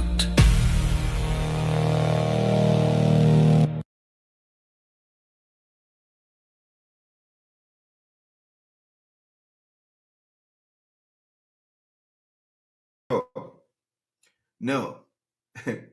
The point here is that I have come, God has brought me to this struggle at this particular point in time to make sure that what Mazinamdi Kanu have suffered for is not thrown in the bin because of some incompetent people, because of people who never have the opportunity to handle positions, because of people who never had the opportunity to know what is leadership until the struggle for Biafra and the IPOB. So I have not come to this struggle to drag position. I'm not interested. I am absolutely not interested in any position in IPOB. I have made it very clear, and I will continue to make it very clear. I am not interested. I have never shown my interest to any position in this IPOB. I am not interested. As a matter of fact, working from behind will be more productive for anybody who have the best interest of the struggle. irrespective of the fact that a lot of people want me to do one thing or the other, I have made it very clear. I am a sophisticated person in my own way. So it is very, very sad that in the absence of Mazi Nnamdi Kanu, people that are supposed to live up to expectation are not doing their job. And we will continue to make them uncomfortable until the right thing is they begin to do the right thing. If they will actually ever do the right thing. Now, the people on Facebook, let us switch to the Enter Biafra Channel 1, where the envy and jealousy of people are going to throw them apart. I told you people, where you stop is where I start. And I am doing it for good of the struggle for Mazi Nnamdi Kanu. You may think that what I'm doing is wrong, but at the end of the day, in later days, you will understand the importance of what I am doing today. Before I go into this thing, what we are going to discuss today is we are going to discuss the video of Falana, or Femi Falana. We are going to discuss the video of Femi Falana, and we are going to read and analyze Nigeria Constitution. Before I switch off the Facebook, in case those who are going to watch from Facebook and shouting, first of all, I am a legal specialist. I am a legal, let me not praise myself, but I am trained as a researcher, as an analyst, as a human rights and humanitarian law specialist. So I am not, I did not join the struggle from the street. I have bring my profession, my expertiseness, my wisdom, my critical thinking, everything I have, including from my professional field, to this struggle. So I did not come here to start ranting like some mutu packed out. I am coming from a legal and a well-versed in different international instruments and laws to continue and start, this struggle in a different way. Those of you watching from Facebook, my battery just went off, so I'm sorry for that. You are not going to watch. We are now here on Enter Biafra Channel 1 and the Enter Biafra live streaming app, and on YouTube and on other social media platform. So, like I'm saying, those who always come here with fake names to start. First of all, let me refresh this because I don't know.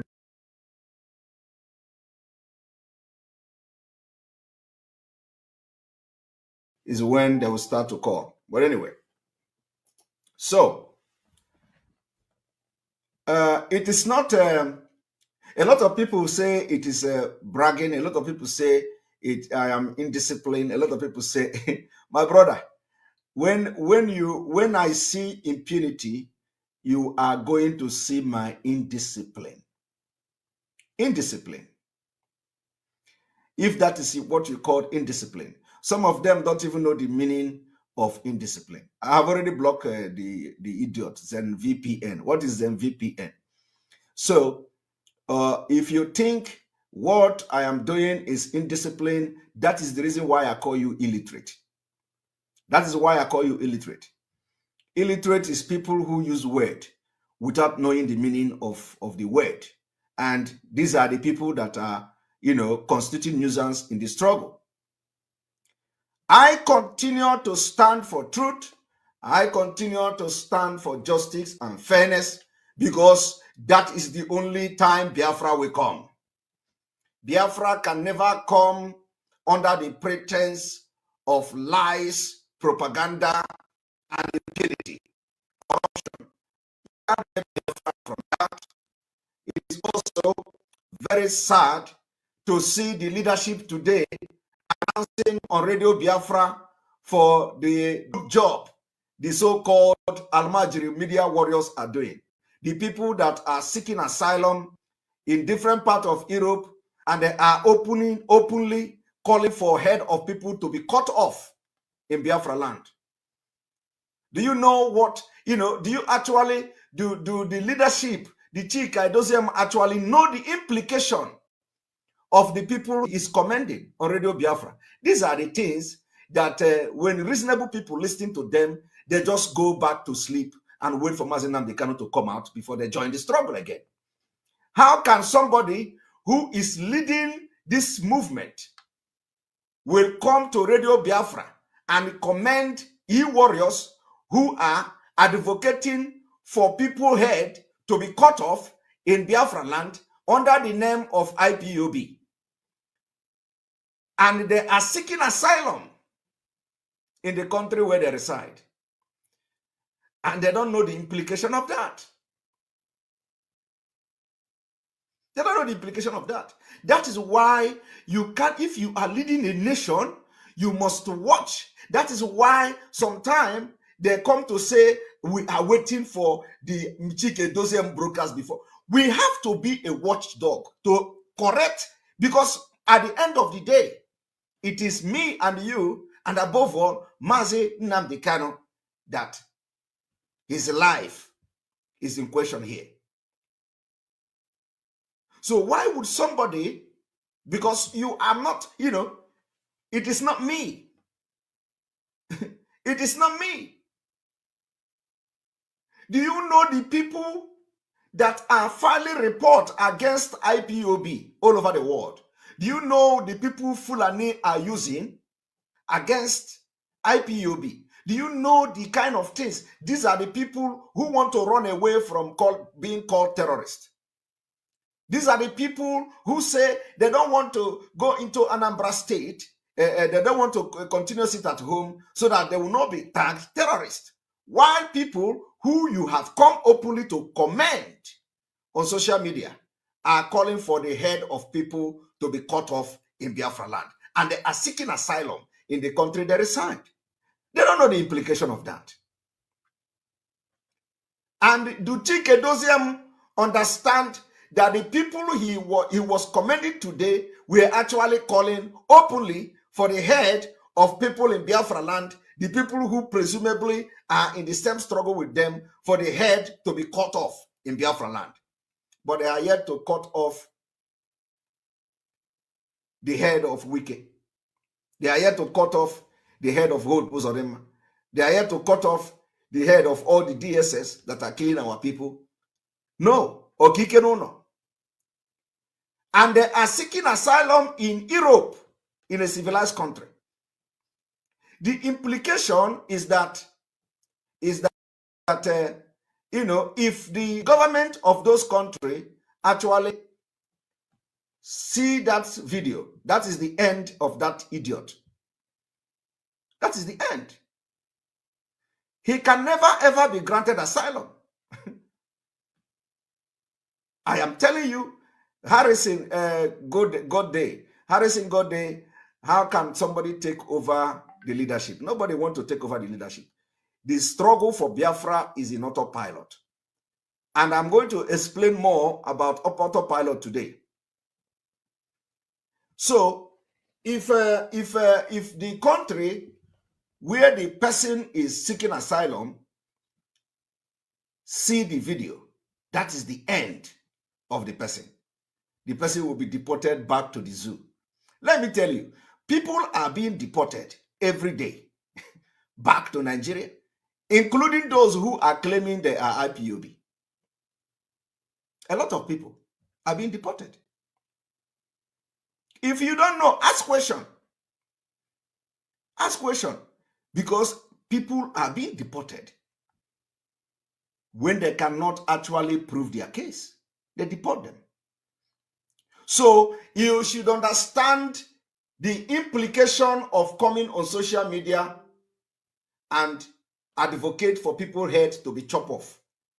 And then while you don't even have document where you are, while you are seeking asylum where you are. And do you know what is asylum? Asylum is international protection for a persecuted person, or person that is running away from persecution, or person that is running away from one thing or the other. There are different kind of international protection. You can be granted international protection on humanitarian ground. You can be granted asylum, which is different. You can be granted international protection on compassionate ground. You can be granted international protection for different kind of reasons. But Chika Edoziem came to Radio Biafra. You see, every video I am making, every broadcast I am making, it is documented. It is going to be here until Mazi Nnamdi Kanu will come. Because I know he's going to watch these videos when they start to tell him all manner of lies against me. So the point I'm trying to make here this evening, clearly, before we go into what we are going to do, is that, first of all, it is very, very unbelievable that somebody who is educated, according to him, is coming online on Radio Biafra to commend the so-called e-warriors who are openly advocating for the head of people to be chopped off in Biafra land, and some of them don't have documents and they are seeking asylum. So it was a very wrong thing. And if they actually get their hand on that video, if any immigration officer, any police officer, if anybody file a report against IPOB using Mazi Chike Edoziem broadcast today, using the same video that they are sharing on social media, saying that people that are going to chop off their head, which the broadcasters are supporting it, my brother, is a problem. And I am again this evening distancing Mazi Nnamdi Kanu and the IPOB from such statement, because Mazi Nnamdi Kanu is not here. Mazi Nnamdi Kanu is not here. So the statement does not represent him. The statement commending the people who are advocating openly in Europe for head of people who disagree with them to be chopped off, I exonerate and distance Mazi Nnamdi Kanu and led IPOB from that particular pronouncement again today of Mazi Chika Edoziem, because Mazi Nnamdi Kanu cannot and will never advocate for the head of people to be chopped off, especially those who are in the struggle for Biafra. Mazi Nnamdi Kanu can never support anybody in this movement to chop off the head of people in the struggle who disagree and who have a different opinion from him or from anybody. So I distance him from that. And why I'm doing this is that he is not here to listen and to watch what is going on in this movement. He is not here with us. It doesn't matter what people tell him. It doesn't matter what is being briefed. It is not here to give to know what the true picture of what is going on. So let it be on record that I have come this evening to address that can never represent Mazi Nnamdi Kanu, that opinion. And let it also be on record that I have advised Mazi Chike Edoziem and the DOS to come openly and caution their so-called warriors, media warriors, to caution them of the utterances and their choice of word, especially against those who have supported the movement before the abduction of Mazi Nnamdi Kanu, and then things went the way it went because of one misunderstanding and the other. So those people their heads should not be cut off until Mazi Nnamdi Kanu comes out and listen to their own side of the story. And Mazi Nnamdi Kanu can never support the people head to be chopped off, especially the so-called e-warriors. So this advice, they did not listen to this advice. Today, they have come to commend them. So Chike Edoziem is using Mazi Nnamdi Kanu's name to commend people for calling for head of people to be chopped off. And I believe all of you must have watched the video and the audio where they are calling for people's head to be chopped off on social media. I hope all of you. They have sent the clip to me. I don't need to play it here. I don't need to play it here. But you have all watched the clip. You have all listened to the voice. So Mazi Nnamdi Kanu can never support that. So don't ever say that the IPOB being led by Mazi Nnamdi Kanu advocated for people's head to be chopped off. The implication is grave, especially here in Europe, where the threat is not directed at the enemy, at the other side. The threat is directed at the people who you feel have a different view with you. So it is a crime. It is a crime. It's a very serious crime. And that will also jeopardize the movement itself. And I am a member of IPOB, oath member, whether you like it or not. So when this thing begins to go down, it is going to affect everybody. I am part of it.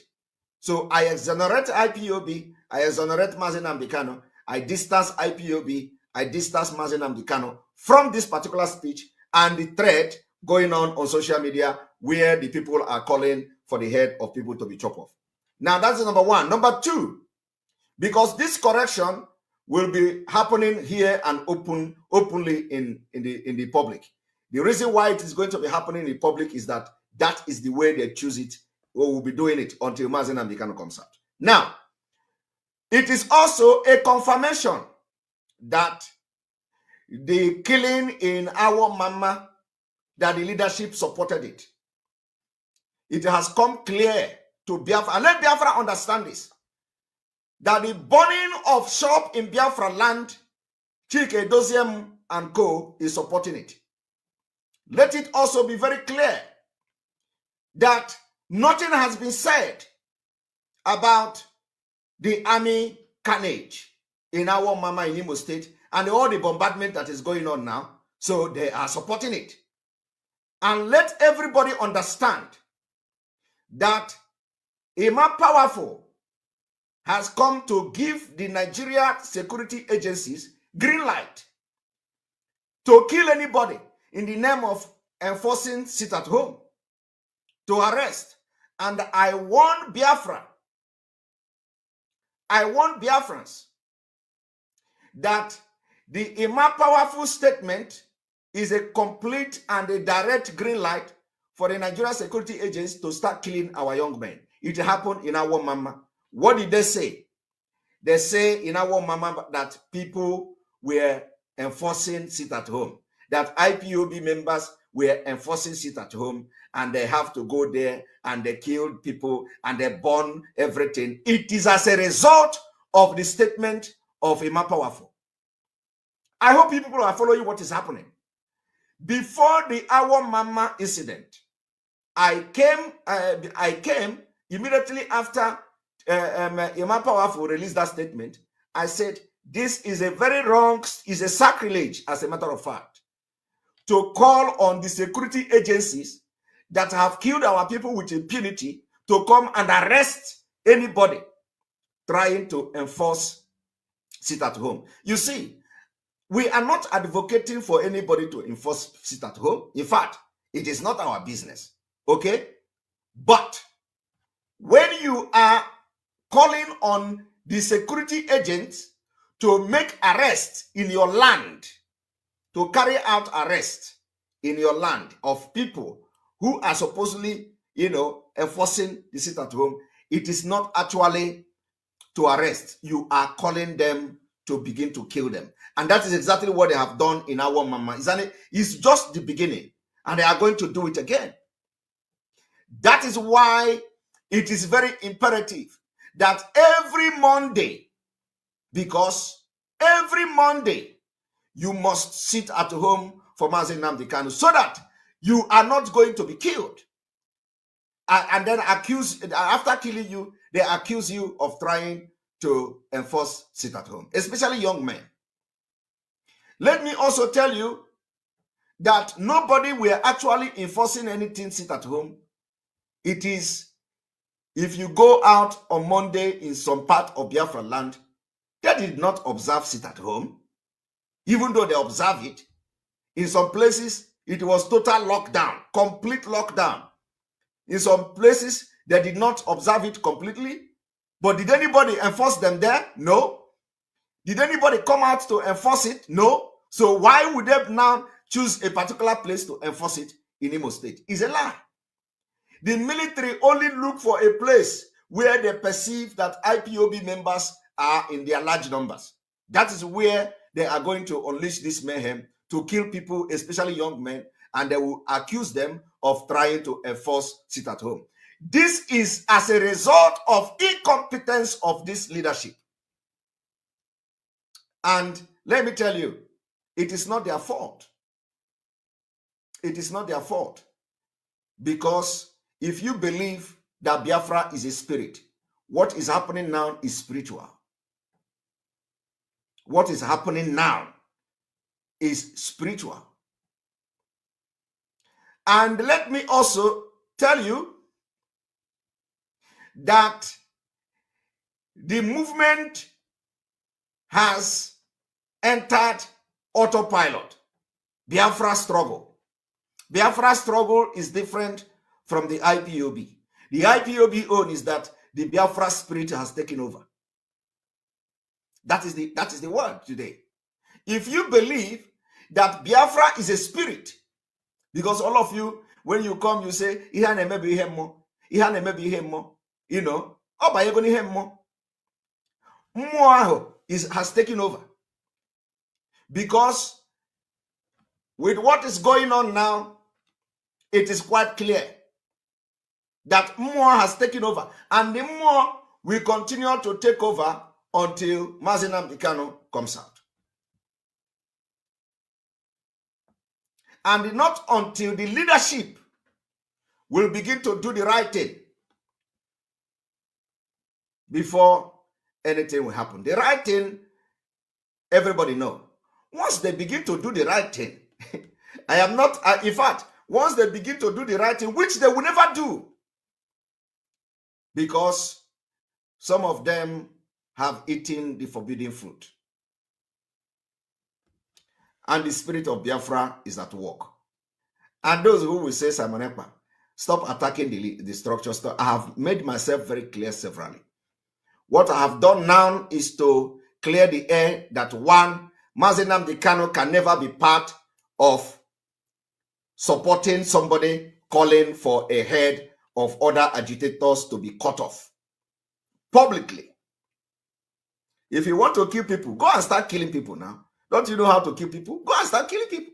Why would you come online and start shouting and ranting? You want to kill people, you want to kill people, you want to chop off their head. And you are sitting in Europe. And you are sitting in Europe applying for asylum for a country to protect you from your head being chopped off. And you are there advocating for other head to chop off. And not even the head of the terrorist, but the head of those who are chasing and fighting the Biafra struggle with you. So Mazenam Dikano can never support that.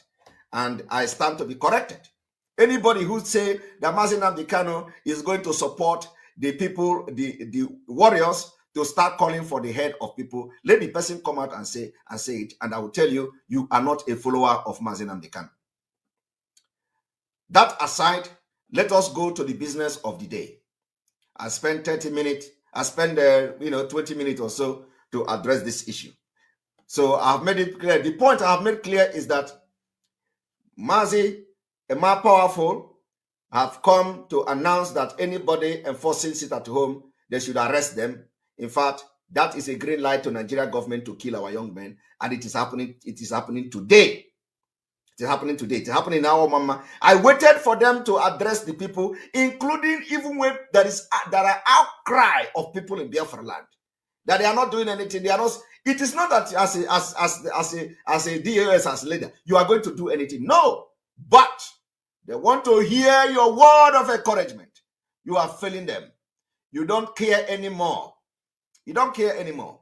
And the same people you do not care that they are being killed in our mama, you are now want to give order to them to sit at home. You want to give order to them to do prayer. You want them to do prayer and do all that. But you are not concerned that they were being killed in our mama. Or is it not the people that are being killed in our mama, you are also calling them to start praying?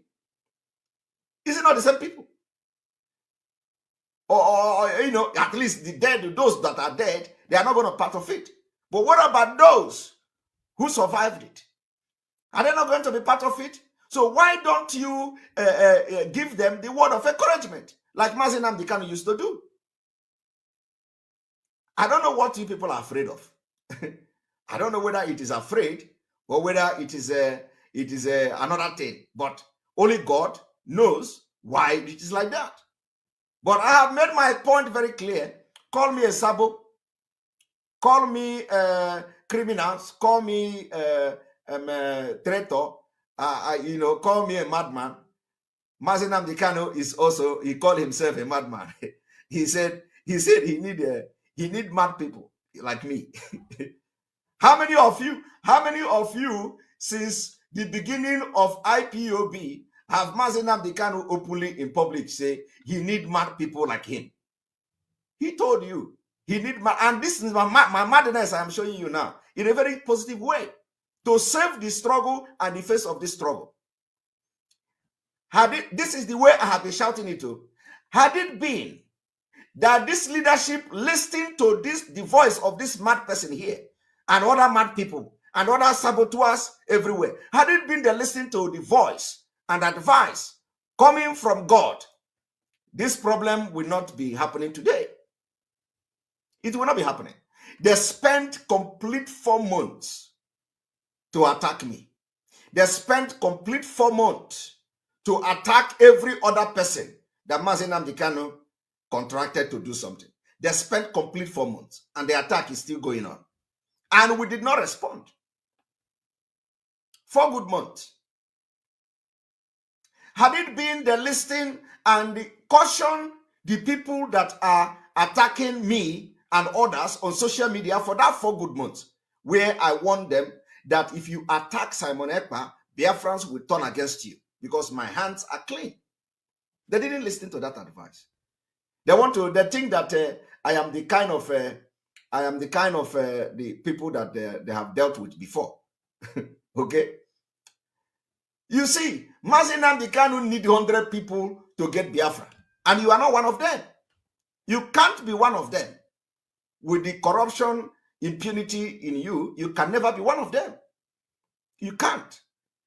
You can never be one of them. So try to allow those 100 men to come to the movement and do what is needed with Mazi Nnamdi Kanu. 100 men. Allow them. Your attitude is scaring them away. Your attitude is scaring the 100 men away. And that is why God will use me to clean this place for good. Mazi Nnamdi Kanu will come out victoriously. And after coming out, you can tell all the lies in the world to him. At the end of the day, the truth will always stand. So allow the 100 men to come forward to help Mazi Nnamdi Kanu to get Biafra. You can't. You don't want anybody to come close because you said it since 2012, but you are not part of the 100 men. You started it. Some of us came yesterday, but we are genuine. We came yesterday, but we are doing something for the struggle. We may have just joined overnight, but we are doing something. We come with all our heart to this struggle. I don't know about others, but I know about myself. So, let us move forward. What we are going to do today is to listen to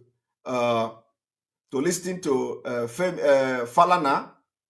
Falana said something that I would like to address.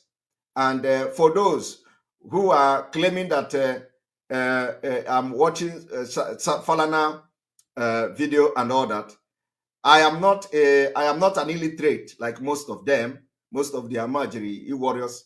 I have actually addressed what Falana said ever before the interview was granted him, if I could remember. And anybody who is very conversant with international law, anybody who is very conversant with law will understand that self-determination and agitation is not a crime. And this is at least what everybody should know in Nigeria, that the crime which Mazi Nnamdi Kanu is being charged for It cannot stand any court. Okay? And Mazi Nnamdi Kanu is a political prisoner. So all the charges, all the bogus charges and all that can never stand anywhere. What worries me, what disturbs me is the fact that since 2017, nobody has, no verdict, no judgment has been given in favor of Mazi Nnamdi Kanu, at least for the military invasion of his home to kill people. That bothers me. While Sunday Igboho of yesterday just got his own conviction, his own verdict. That is what bothers me. So where are we getting it wrong? Where are we getting it wrong?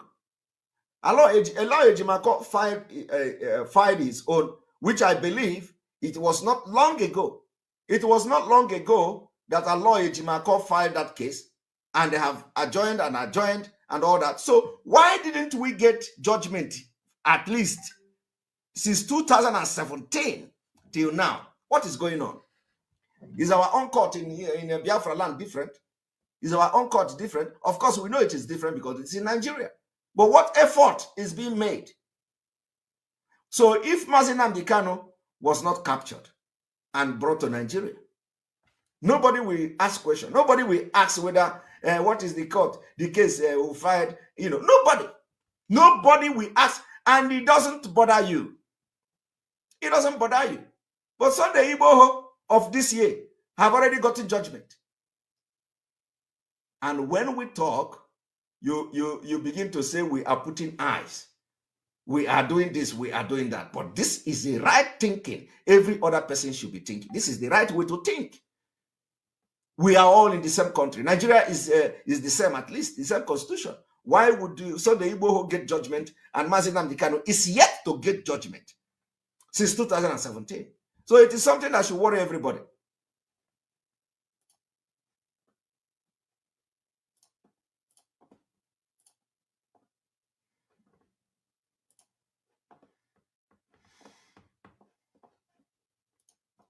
So like I said, the reason why I am I will be playing Falana video is because in law we like to make references. We like to make references. Let it not just be my own legal opinion. So we like to make references to those who are, who are higher and who have distinguished themselves in legal profession. So we need to, it is good that I'm making references. So those who did not go to school to even do research, those who don't know anything about legal writing, they will not understand why I'm making all these videos and making reference to videos and all that. They will come and say, oh, you want to play the video of Falana, you want to do this, you want to do that, because they don't know it.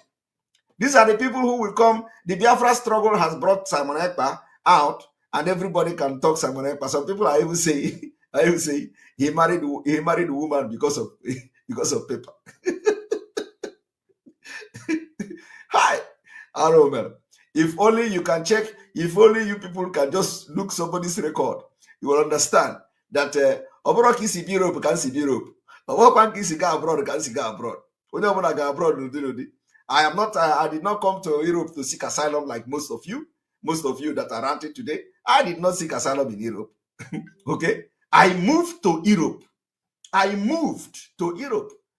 didn't come to, in fact, before I moved to Europe, I have been traveling and traveling everywhere. Ask anybody that knows me. I've been traveling everywhere before I moved to Europe. I moved. I did not come to Europe to seek asylum. Like most of you.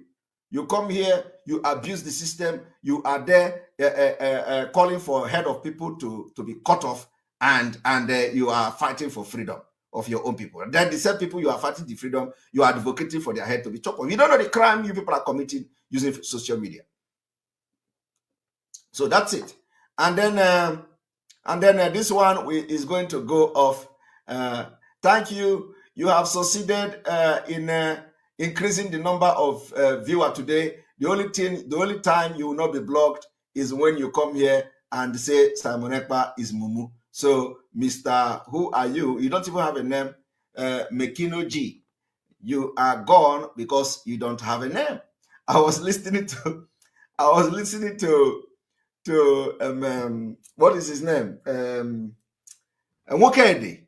Is it what is the name? This traditional Wokedi. I was listening to traditional Wokedi one time. Yes, I moved to Europe. He hasn't. I did not to seek asylum. No, I moved. I carried my bag and I moved to Europe. I did not come here from the back door. My gossip is not ordinary gossip. I gossip with the thing. As I'm gossiping, you will be learning something. Okay. So, and it is not to say that it's just that some people will just come to social media because they don't know what they are going to talk anymore about Simon Ekpa. They will come and start talking rubbish. Says Simon Ekpa, woman is feeding you. Woman is and the people that know me will be laughing at them. Look at this one. He say woman is feeding him. When do they take the woman? Somebody say I grow up in Opiweka. Hi, I like if I don't grow up in Opiweka, waiting again. Okay? Opiweka, if now Opiweka, I am collecting it, I receive it. I receive it. At least, people that grow up in Opiweka, I don't swim water, sorry. People that grow up in Opiweka, now strong people now. So I claim it. Ordinary person cannot grow up in Opiweka. So if it has got to the level, if it has got to the level of claiming that Simon Ekpa grow up in Opiweka, I claim it. I claim it. So, and let it be real, mean business, let it be real. I grow up in Opiweka. Opiweka. So that you know how Opiweka hot now. We know the carry last. Either I appear. So the Opiweka blood is still in me. I grow up in Opiweka. Otu? How many Otu there here? Mad people everywhere. I told them, I don't see the strength of the e-warriors. Let them come out and let them come out with their corruption and impunity. And they do saga on Simon Ekpa. Only after this broadcast, I will go and start sleeping. Tomorrow, all of them will be on social media. Simon Ekpa, Simon Ekpa, Simon Ekpa. And people will and my own gossip is that as I'm gossiping now, I am giving you something. It is not ordinary gossip. And then we will transit into the exposition. All right, let us go there.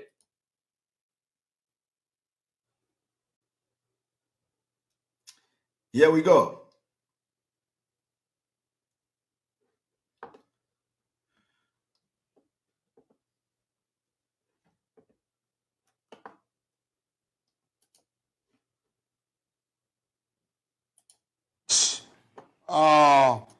You will recall that a couple of weeks back, the Attorney General of the Federation, Mr. Abubakar Malami, did indicate that the cases of Nnamdi Kanu and Sunday Adeyemoyeke Sunday Igboho might be resolved politically. Exactly. In the case of Kanu, frankly speaking, it's also charges for copyright. can hardly be proved. One of the kinds is sedition. Sedition was pronounced illegal and unconstitutional in 1983 in the case of Otto Nwankwo and the state. Did you hear that? Sedition was pronounced unconstitutional in 1983. Listen, let me tell you. Before now, I, Simon Ekpa, have said it before Falana. So let it not be that, somebody who say, I am going to play Falana video. When Malami gave press statement explaining that Nnamdi Kanu embarked on subversive campaign against Nigeria government, I addressed it immediately. I told Malami, you got it wrong. Mazi Nnamdi Kanu did not embark on subversive campaign. And apart from that, subversive campaign, you can't sentence or charge Mazi Nnamdi Kanu or sentence him in Nigeria court for subversive campaign. It has been abolished by Nigeria law. That is what this man has come to say after how many weeks of when I said that thing. So I am not here. You see, I contribute my legal knowledge to international law journals. So it is not just this, I'm not just, because you see me, I am shouting for Biafra, this one, that. It is my responsibility because nobody will shout for Biafra for me. And because I want to make name, I want my name to be in history of people that follow and join Mazi Nnamdi Kanu to get Biafra. That is why I'm here. And I'm putting everything I can, including stepping on toes without looking face. So when you listen to them now, they say, oh, he want to play video. I am playing the video because it is part of my job. I want to make reference to you because if I am saying it, for those who already developed the hatred of Simon Ekpa is like time bomb to them. Once they hear the name Simon Ekpa, Afo Asabaha, they will be getting running stomach. So I don't need to somebody say I did not put my candle. Yes, I will put candle tomorrow. I will put candle tomorrow, okay? Somebody say I am talking too much. Look at them. Someone is talking too much. The same way you told Mazi Nnamdi Kanu that is talking too much. So I am learning from that. Some of you also told Mazi Nnamdi Kanu he's talking too much. In fact, before the ESN was launched, I know how many attacks you people are unleashing on Mazi Nnamdi Kanu. Where is our defense money? Is it not from IPOB members? The people that were asking Mazi Nnamdi Kanu, where is our defense money? Are they not IPOB members? So what are you talking? When they come and talk like this, if you don't know the history, if you don't know the history, you think they are, you think that they know what they are doing. These are the same IPOB Nincompoop members accusing Mazi Nnamdi Kanu of embezzling defense fund. The same way they accuse Mazi Nnamdi Kanu of embezzling Radio Biafra transmitter. So people don't understand what is going on. These same people you see here, some of them. This Mazi Nnamdi Kanu Mazi Nnamdi Kanu, this, they accuse him. The people that are under him, right there, accuse him of embezzling money.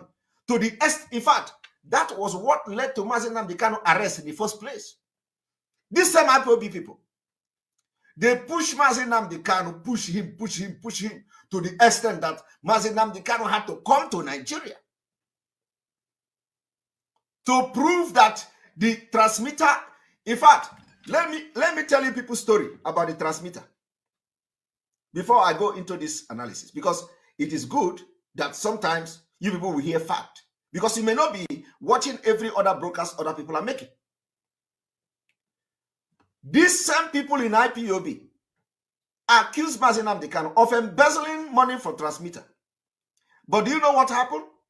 Mazi Nnamdi Kanu sent this transmitter to Nigeria. The custom impounded it. Nigeria custom impounded the transmitter. And the people, some people had knowledge. Mazi Nnamdi Kanu briefed them that custom has impounded this transmitter. They said, no, you have eaten the money. You ate the money. You add this. You add that. Hey, you have embezzled our money. We are going to do this. We are going to... Hey, this thing caused war within IPOB. They did not believe Mazi Nnamdi Kanu. These people you see today, they level all manner of allegation against him. You see, now look at him. I want you people to look at him again. Now he is not interested Look at, he's no longer interested in hearing the story. This is somebody who say you talk too much. And when I begin to address him or her, he now change it. Simon, let's go to analysis. And any more stupid comment, you will be blocked because your name doesn't even sound like a Biafran. So maybe your account created by Fulani to cause confusion. Look at the person. Now he don't want me to talk about it. He wants us to go to analysis. We are not going to go to analysis. We are going to give people, for people who don't have knowledge about the impunity of these members, some members of IPOB who are still intact today and at large, running this movement backward for the reason best known to them. They accuse Mazi Nnamdi Kanu of embezzling the money for transmitter. Now, let me tell you the story, what happened. Mazi Nnamdi Kanu told these people that custom in Nigeria impounded it. They didn't believe. So what happened? It happens that custom, they begin to sell those containers and goods on auction. Somebody want to buy it. Somebody want to buy it. And IPOB, Mazi Nnamdi Kanu, bought that transmitter. What I'm telling you is already in public, so don't tell me to stop. It is in public, only that you didn't listen to it. It was because of that transmitter that Mazi Nnamdi Kanu was arrested, because of the way the IPOB, the sellout in IPOB didn't trust Mazi Nnamdi Kanu. So why are you calling me name today? It is not a new thing. But this is just the story of what led to arrest of many people, not only Mazi Nnamdi Kanu. That particular transmitter led to the arrest of many strong IPOB members. You see, you know about it. I will be showing your comment now. You know about it, but you come here to tell me I talk too much. It is the same people like you are the problem in the struggle. You know about it. And you come here, Simon Ekpa, you talk too much. Is it not the same too much that Mazi Nnamdi Kanu used to bring me to the struggle? It is by talking too much. The struggle is according to them. I know about it, okay? You know about it. So what led to it, if you know about it? And did you people call Mazi Nnamdi Kanu criminals? All of you accused him. But he was telling you that I did not eat this money. He was telling you I did not embezzle this money. Custom seized this transmitter. You people didn't believe. Today you have come to do the same thing to me. If I thought, oh, Nigeria government has paid him money. One thing that is surprising me is the kind of, the brain these people have. Can you imagine that somebody will come to say that Simon Ekpa is collecting money from Nigeria government, or that the Nigeria government paid Simon Ekpa? You can imagine that kind of thinking. And Simon Ekpa will be doing this damage to the Nigeria government, and Nigeria government is paying him to sabotage IPOB. It is quite unbelievable. And some people are believing it. That Simon Ekpa is double agent, Nigeria agent. People believe it. that the Nigeria government is paying Simon Ekpa to come and destroy IPOB by exposing the government, exposing all the corruption, by nakeding them in the international community, by talking all manner of things against the government with fact. And the government will turn around to pay me. Because the same way they abuse Mazi Nnamdi Kanu, accused, even till today, some people are still accusing him. Till today, they are still asking, where is defense for? Where is defense for? Today. Let us continue. So I don't know, I can't see how some of those charges will stand in law. So the choice before the government is to have this matter resolved politically. In the case of Sunday Igboho, the government has not filed a request in the Benin independent law court for his extradition. So I believe the government is also taking its time to resolve this matter politically. More so that the High Court in Oyo State has said that organizing rallies to demand for exercise, demand for self-determination is not illegal under our law. So, you see, in Oyo State, court is already giving judgment, verdict, that to ask for self-determination and rally is not illegal. The question I want to ask you now is that how many courts have declared IPOB protest not illegal in Biafra land? None. I don't, at least, if there is, I don't know.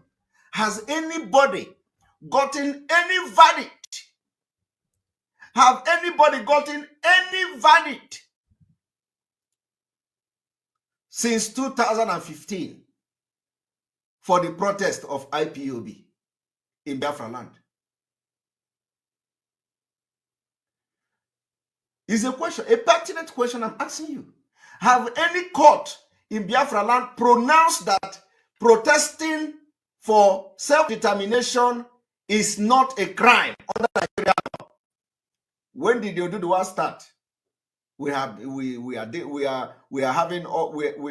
came together with them. You know. So when did that start? But as I'm talking to you today, there is already a verdict, legal document that protesting is not legal in Nigeria. It's not illegal in Nigeria. Not just protesting, protesting for self-determination.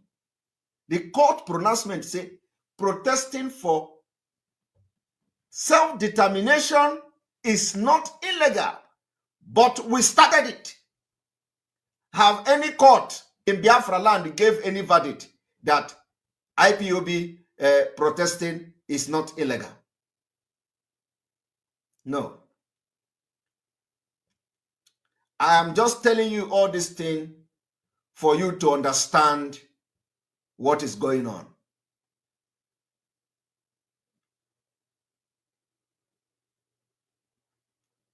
Somebody say it is wrong. It's destroying destroying the IPOB leader. Listen, let me tell you. We cannot build this foundation on a chaff. Foundation for Biafra. It has to be white and whiter than snow. Mazi Nnamdi Kanu, if I fail to tell the truth and stand on the truth, irrespective of how you hate me, that is where I have failed Mazi Nnamdi Kanu. You never can tell whether Mazi Nnamdi Kanu is looking at me as one of the men he's looking for. You never can tell. You never can tell whether this is a test. So why should I fall into the group of people that have been with him for decades and they are not counted as one of the 100 men? Why should I count and fall into a group of corrupt people that have seen corruption with my own very eyes? And he wants me to fall in and allow things to happen, allow impunity to continue to strive. Mazi Nnamdi Kanu will come out and take me as one of them. I don't want that. I want to stand on the truth and diligent like he instructed me. If standing on the truth and diligent is what you see as fighting against the leadership, then so be it. But when he come out, every video I am making now, he is going to see it and he will know whether what I am saying, I'm standing on the truth or whether I'm standing on lies. So I don't want to be part of those who will be in the struggle for 10 years. And I am not worthy to be one of the 100 men. I don't want that. I don't want to be among the multitude. I want to be among those that will be part of the 100 men. That is what I'm fighting for. And if let him, listen, let me tell you, let him disappoint me. Let him, is it not a disappointment? You can't speak for Mazi Nnamdi Kanu. That is where some of you are getting it wrong. Some of you are getting it wrong. You can't speak for Mazi Nnamdi Kanu. He doesn't, even if you like, go and talk to him or tell him Simon Ekpa has done this, he is going to take his time one day and watch some of my videos. I know him for that. I know him for that. So it is those of you, some of you, that will be disappointed at the end of the day. You will be disappointed. Because it is not who laughs first that matters most. And it is not the person that went to police that usually win the case. It is not the person that first go to police that usually win the case. I want you to understand that. It is not the person that first of all run to the police and call police to come and arrest somebody that usually win the case. Okay? So you can enjoy all your blackmailing and everything you say to mass. You can enjoy it while it lasts. That is when he come out. When he come out, you can go and tell him all manner of lies and enjoy it that moment while it lasts. Because at the end of the day, what is written is written. That one you can't do it, and you can't do anything. What is written is written. If it is written that I am going to be part of those that will restore Biafra, you can't change it. What is written is written.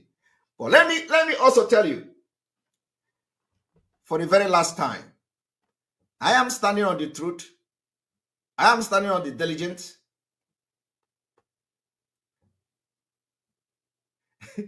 Somebody is when do you join the struggle? This person is a complete Nikopu. One more stupid question will block the person. Let us continue. I believe the government has no choice but to resolve these matters politically. Also, that the IPOB could be said to have extended the only branch to the government with respect to the gubernatorial election just concluded in Anambra State. If IPOB had not suspended hostilities in that state, there's no way you could have had the election. So that is the fact. If they have not suspended the Anambra the seat at home, there is no way you could have had the election. But that one is already bygone. So I'm not going to comment on this. I believe the government has taken cognizance of all the facts and circumstances of these cases and are therefore resolved to handle them politically.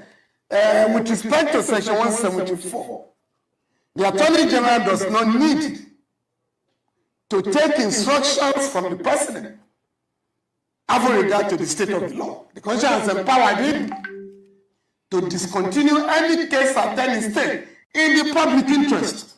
And this case suggests that the government has to intervene. If the Attorney General does not even exercise his powers, the President can, under Section 175 of the Constitution, grant amnesty. And that has happened before. I defended Henry Oka, who was charged. I think it was a 62-count charge. I want you to listen to this. This is where, because of this particular section of this video, that is where I have come to lecture this evening. Please, we want to bring somebody in. We want to bring somebody in. KC God, Simon, why twisting everything? So KC, please, can you come and tell us, the viewers, where what I have twisted and what I have twisted? Let us let the whole world hear you that I have twisted it. So I'm posting the link now to you to come and tell everybody where I have twisted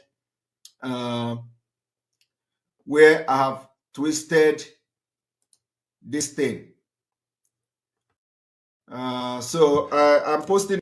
Please, KC God, please Can you click on that link so you can come in to tell us what I'm twisting, please, for the sake of everybody, so we don't deceive anybody here. Just come and tell us what I am twisting. Very, very important. Very, very important.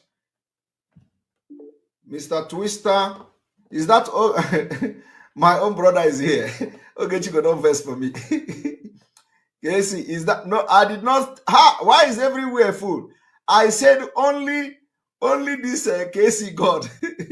You people will block him now from coming. Please, Casey God, can you click the link and come to tell the viewers where I am twisting? I'll give you 1 more minute. 1 minute is even too much in this whole thing, but let me give you 1 minute.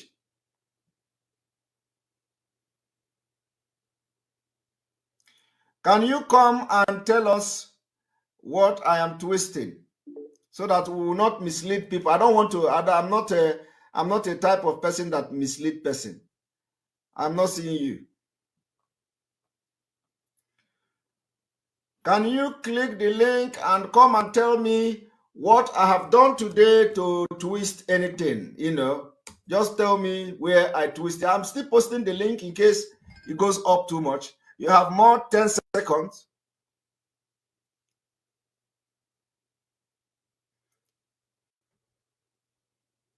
You see, you have disappeared. That's what we do. That is why we are different. We always give you opportunity to come, and we always give you opportunity to come, so other people can learn from you, even me, even myself, so that I can learn. I can learn from you.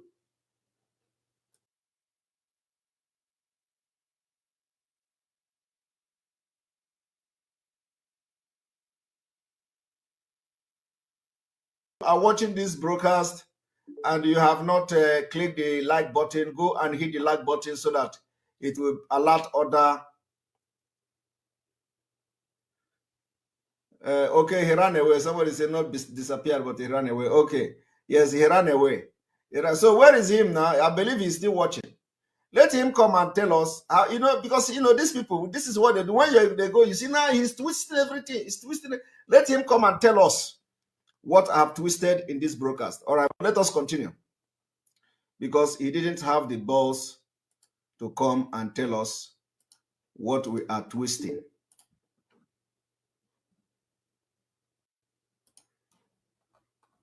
Now, okay, he's here.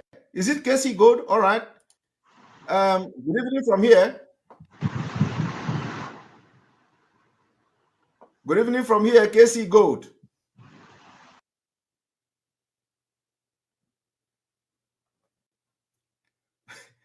You don't want to talk? He has disappeared again or run away. Okay, I'll be waiting for you again. I will be waiting for you.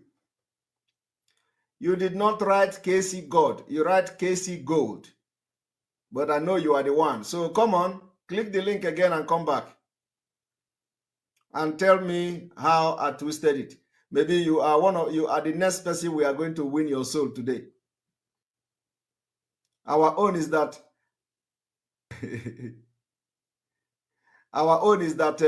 you after talking to us, you can never remain the same. You can never ever remain the same. So come and get delivered. Come and get delivered. All right, let us continue as we are waiting for him. All right. So this is a place where I want you to pay emphasis on what this man said. I want you to pay attention on what he said. 62 can charge. We raised a primary objection against 59 of the 62 can charge. 1. The remaining 3, we also raised an objection.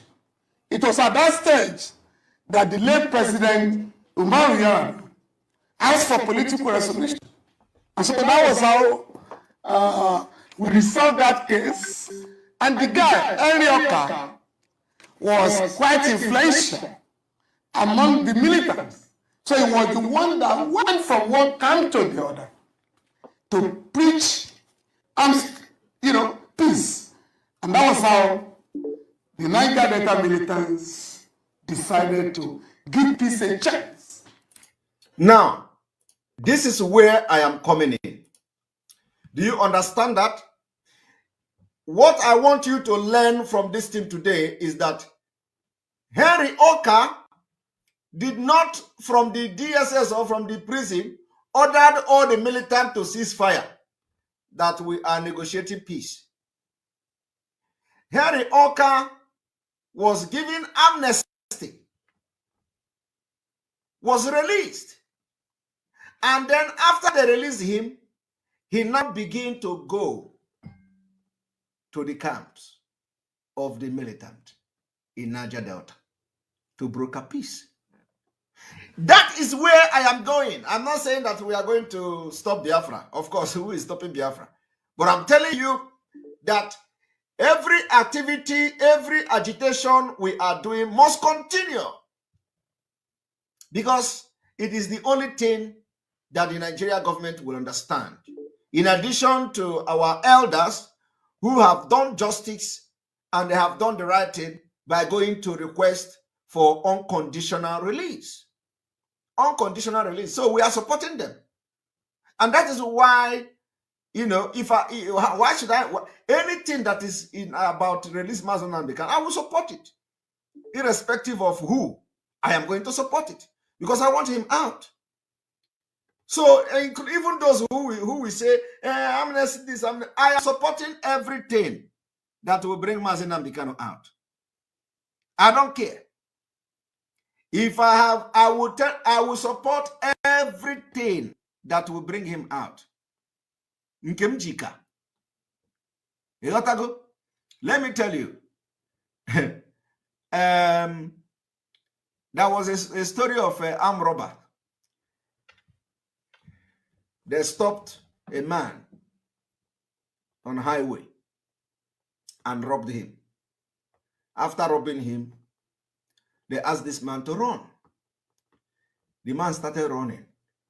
And then as he peak raised, he started shouting, Nkemjika, Nkemjika, Nkemjika. The robbers called him back. Come here, come back here. Bring everything you have. Which one is Nkejika, Nkejika? Bring everything. You still have something. The man say, you don't get anything. They started searching the man. They searched the man again, naked the man. The man, and after nakeding him, they didn't see anything. They thought that maybe the man have some check or maybe something, bigger than all the money they have collected. And they asked him to start running. The man started running again. He started shouting again, Nkemjika, Nkemjika, Nkemjika. Ha. So the robbers called him back again. Come back here, Mr. Man. Which one? Can you explain to us which one is Nkejika, Nkejika? The man say, that you people have collected all my money. You have collected all my belongings, including my car. That now I have my life now. You did not collect it. So that life is better. So he came with the robbers. They are robbers. So where we are now, only people with only people that know how far will understand why I have taken this position of I don't care. I don't care anyhow they release him. But I know it doesn't need amnesty, of course. It does not need amnesty because there is no need for the amnesty. But I'm just saying that it doesn't matter to me. It doesn't matter. It doesn't matter because we know. It doesn't matter. So whether anyhow they want to release, but let them just release him. That's all that is. Of course, with what is happening, we believe that he will be released because there is no crime. He has not committed any crime. But why I'm playing this video is that when you listen to this man say that Yaradua considered giving political solution to Henry Oka case, and Henry Oka was released and granted amnesty. And it was only after that, because he was so influential.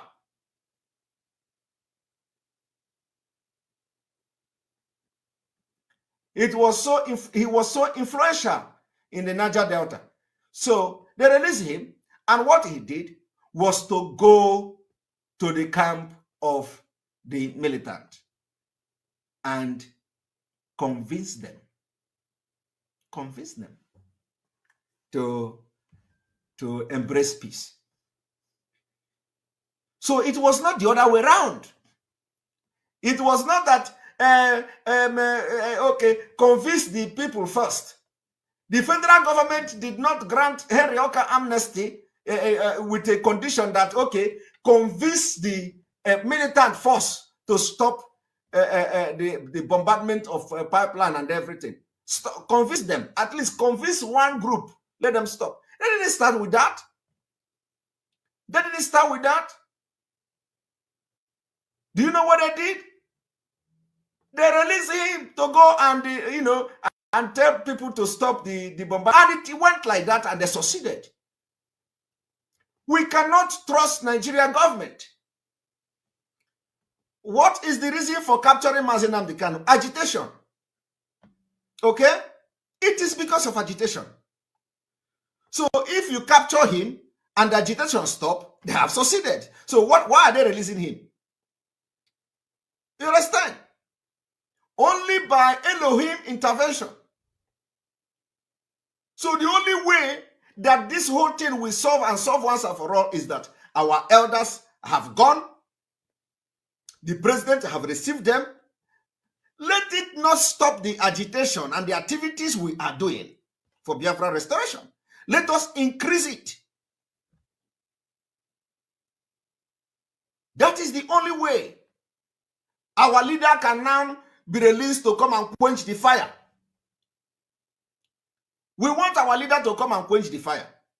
And he can't quench it from the prison. He can't quench it from the DSS custody or dungeon. No, we don't want him to give order for anything to stop from the DSS dungeon. And we don't want to start doing this thing by intonation. Somebody say Elohim, we don't see Wahala. Yes, so Elohim don't see Wahala. We don't want them, to always come and they say, stop this. Our Mazi Nnamdi Kanu said, stop that. And he's still in the DSS dungeon. How can we be going backward when we are in 2021, where everybody's brain is hot? In 2021,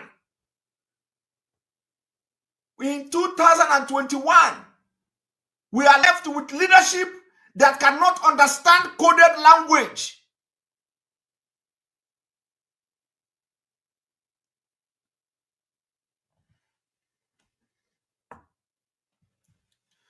And let me tell you,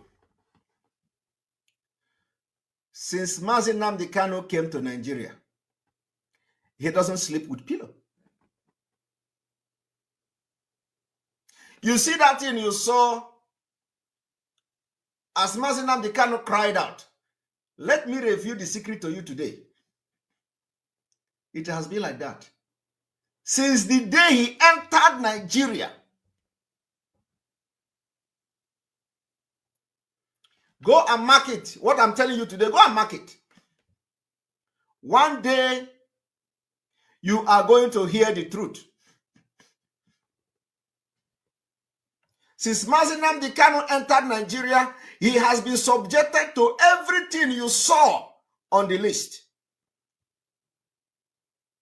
It didn't start yesterday. I said since the day he entered Nigeria.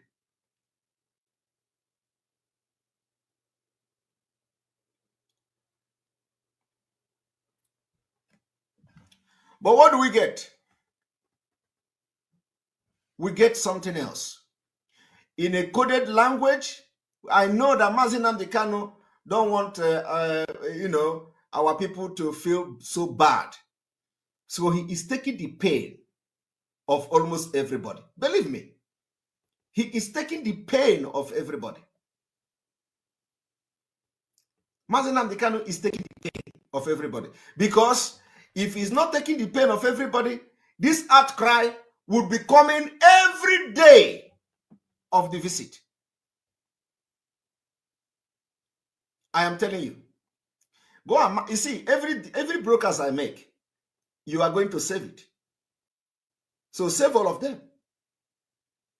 Save all of them. If Mazi Nnamdi Kanu is not taking the pain of the entire Biafrans, every blessed visit should be an outcry. But the question is, why now? Why now?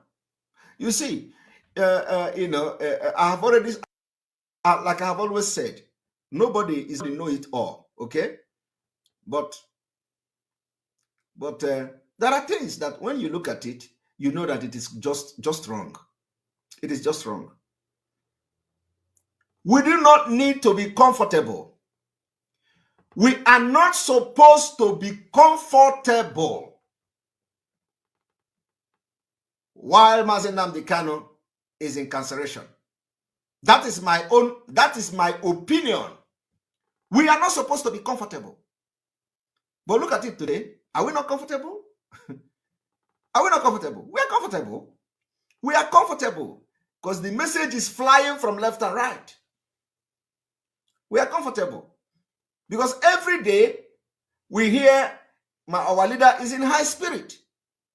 We are comfortable, but we know it is not all right. So when all these things are, even if I'm saying it, even if he is in high spirit, we don't want to hear. Let us hear something that will make the Nigerian government to be hiding in shame. You understand? Let us be hearing. I don't know whether this person is referring to me, or somebody else. But anyway, I will watch for the comment again. Ben Boxy.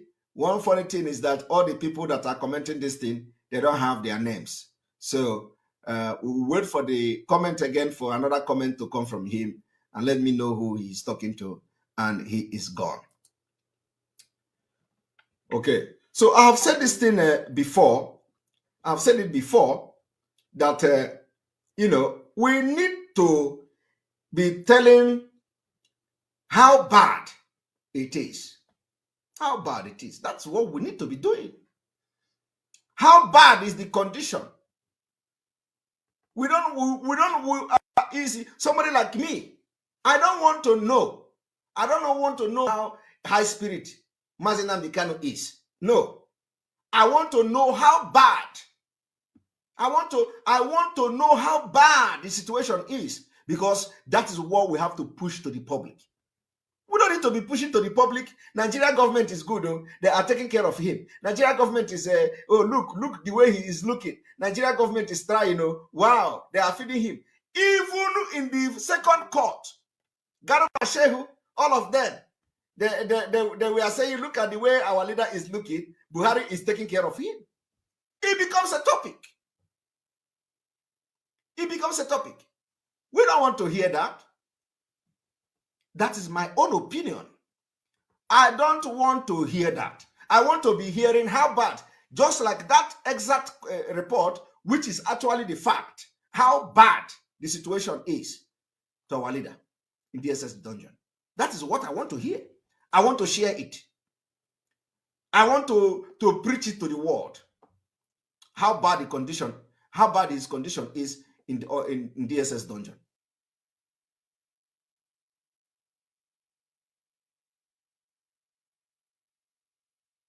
That is the things that will change the perspective of people. When we continue to get message of in the high spirit, nobody will do anything. Everybody will relax. including the international community. They will say Nigeria human rights is very good. They will say, oh, look, they are pampering the detained IPOB leader. Oh, they are giving him everything. We don't want to hear that. Let them be updating us how bad, because the situation there is bad. I want you to tell our leader that we don't want to be hearing how good he is. Tell Mazi Nnamdi Kanu, that Simon Ekpa say, we don't want to be hearing how good he is doing. He can never do good. He can never do good in DSS dungeon. Never. We don't want to hear how good. We want to hear every bad thing he is going through. We want to hear how bad he is going through. We want to hear how bad he is doing there. That is what we want to hear, so that the entire world will know that he is suffering. I don't know whether I'm making sense.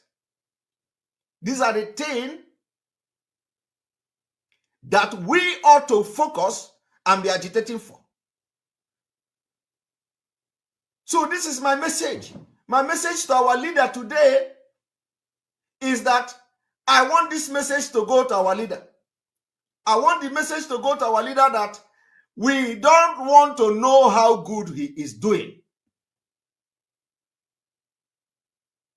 We don't want to know how good he is doing, because it makes people to relax. Even if he is doing good, we don't want to know how good.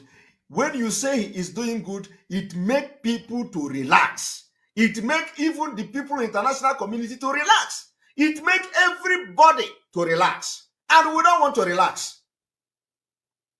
Somebody say, you are not making sense. My brother, if what I'm saying is not making sense to you, you can never get sense. You know, you don't need to make sense to you. Everybody that have brain doesn't have sense. So you need to have sense to understand what I'm talking. And if you don't have sense, it is not my fault. It is not my fault. If you don't have sense, sense is not common. Or some people say some common sense is not common. So if you don't have sense, and what I'm talking or what I'm saying doesn't make sense to you, my brother, I don't blame you. I blame where you grow up from. I blame the primary and Otakara school you went to. I blame the secondary school you went to, if you went to secondary school at all. So, and if you did not go to secondary school, and if you not go to school at all, there are people who did not go to school, but they have brain and they are sensible. So I blame your upbringing. There are people who could not teach you ordinary sense. So how can what I'm saying not make sense to you? That if you come to tell us every day that Mazi Nnamdi Kanu is doing well, if you are coming to tell us every day he's in high spirit, we are going to relax that they are taking care of him. That's what I'm saying in a nutshell. But tell us that he is not doing good, which he is not doing good actually, so that we will all go to work. So that those who don't understand what is going on, we wake up. So that all these people that are sleeping in the leadership will as well wake up. Did you not see the reaction of everybody when they hear the outcry of our leader? Did you not see the reaction? Entire Nigeria will begin to run up and down. We want to be seeing that kind of report, because that is the actual report. That is the fact. That is the fact. They should stop painting all these things. Oh, our leader is doing well. He's doing good. We don't want. Tell him that we don't want to hear that Simon Ekpa is bringing this opinion. This is my own opinion, my personal opinion, because we know he can never do good in DSS dungeon. Never. So, my people, that is what I'm saying. And this is the reason why I am playing the Falana, that when Henry Oka was released, Henry Oka was not released. Before Henry Oka was released, they did not ask a militant to lay down the weapon that they want to release Henry Oka. No. They didn't do that. They released Henry Oka first. And Henry Oka went and facilitated with the militant to drop down their arms. That is the same thing I am asking for everybody today. We must not relent in the struggle for Biafra. We must not relent in the activities. We must continue. The sit at home must continue, because it was actually the sit at home that compelled the leaders to go to Abuja to see the president. So we must not stop the sit at home. Why would somebody come today? You see, Chike doesn't come today and advocated for you are going to sit at home, you are going to lock this one. Why are we doing that? When we don't even know whether tomorrow they will say they have cancelled it. Why? Why is it that? And we are now calling on the same people to sit at home, the people who did not even care to acknowledge the carnage and the bombardment in our mama. The Chike did not acknowledge, he didn't report it, he didn't care to mention it on Radio Biafra. Is it in only our mama that their people are being killed? All the killings that has been happening in Biafra land, how many times did you hear Chike announce it? How many times? Even when we are complaining, he will listen to us, he don't want to say it. He don't want to say it. I don't know who he don't want to offend. Whether he don't want to offend the Nigeria DSS, whether he don't want to offend the Nigeria police, whether he don't want to offend the Nigeria army, that he will come on Radio Biafra, he cannot report that people are being killed and mention where they were killed. In our mama, they were burning. They burned the house, they burned everything was there. In the other side, one place, they killed people, they burn houses everywhere, every day. It is happening, and Chike will come. He will not say to Biafrans. He will not mention it on Radio Biafra. I don't know whether he's afraid of anybody. The same people that he is not even having a remorse of the bombardment is the same people he is now asking to go and sit at home. This is wrong. This is wrong. Mazi Nnamdi Kanu cannot do that. He cannot do that. By now, if what happened in our mama was when Mazi Nnamdi Kanu was with us, but now everywhere will be vibrating. Everywhere will be vibrating. Everywhere will be vibrating.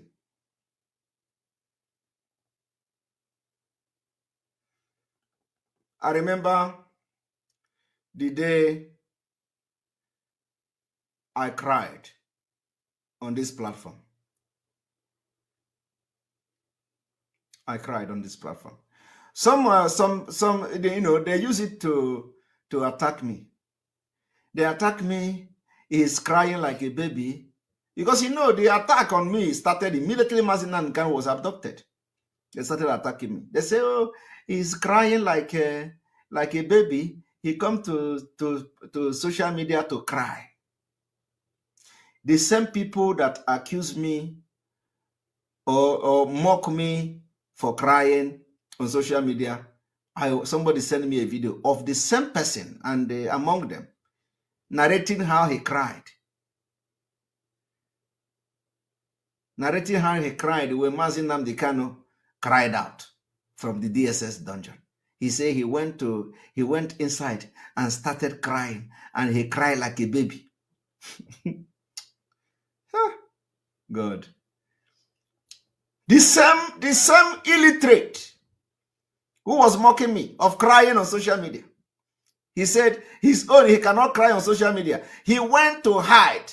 That he don't want people to see him crying. Liars. All those people don't have heart. They don't have heart to cry for person. These are demonic morons who hide under IPOB and other media warriors.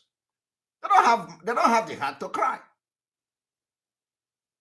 He said he hid and cried like a baby because of what come from Mazi Nnamdi Kanu. All those things are lie. If he want to cry, let him come outside and cry. Cry in the public like I did. Even if it is crocodile cry, let him come and try it. He can't because they are not real. They are not real. He only come to tell you the story of his own cry. Because he's not real. If he's real, he will pick up the thing and cry. When the spirit will fall on him, he will begin to cry while narrating how all of them. Did you see any of them? Did you see any of them talking about the outcry of Mazi Nnamdi Kanu? They can't talk about it because that is what they don't want to hear. All these so-called warriors, they don't want to hear what how Mazi Nnamdi Kanu is doing. They don't want to hear the reality. Did you see them sharing it? No. But actually, that is what could move Nigeria to do something. If we have waged a media war on the outcry of Mazi Nnamdi Kanu and make it not to disappear on the internet, it will be something. Because every blessed day, when you come to social media, you are going to see how they are treating Mazi Nnamdi Kanu. It will touch Nigeria. It will touch the DSS. But you see the media war, Mazi Chike Doziem is coming to thank them. What they are doing now is to face Simon Ekpa. Simon Ekpa has become Biafra. So he come to thank them very well for threatening Simon Ekpa and fighting Simon Ekpa. Otherwise, tell me, what is the job of the media? What have they done? Have you seen them sharing the outcry of Mazi Nnamdi Kanu in order to speak to Nigeria government in the language they understand? Go and check their pages.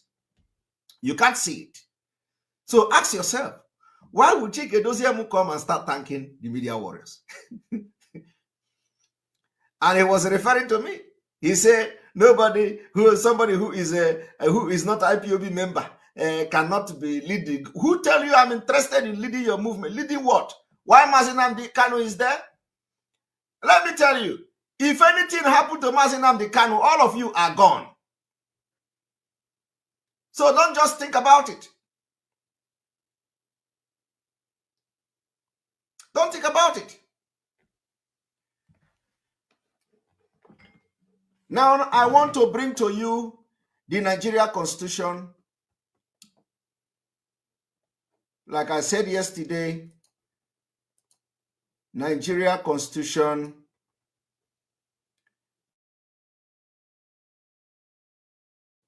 one moment.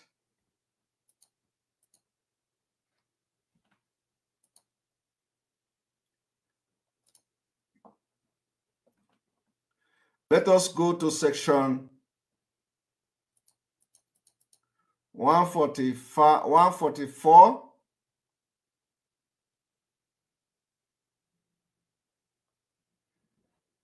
Section 144.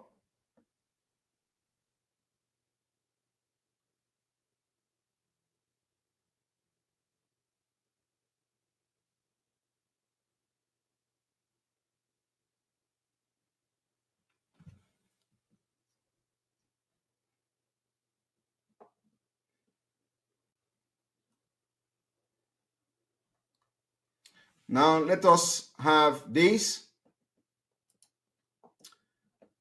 so that you all will understand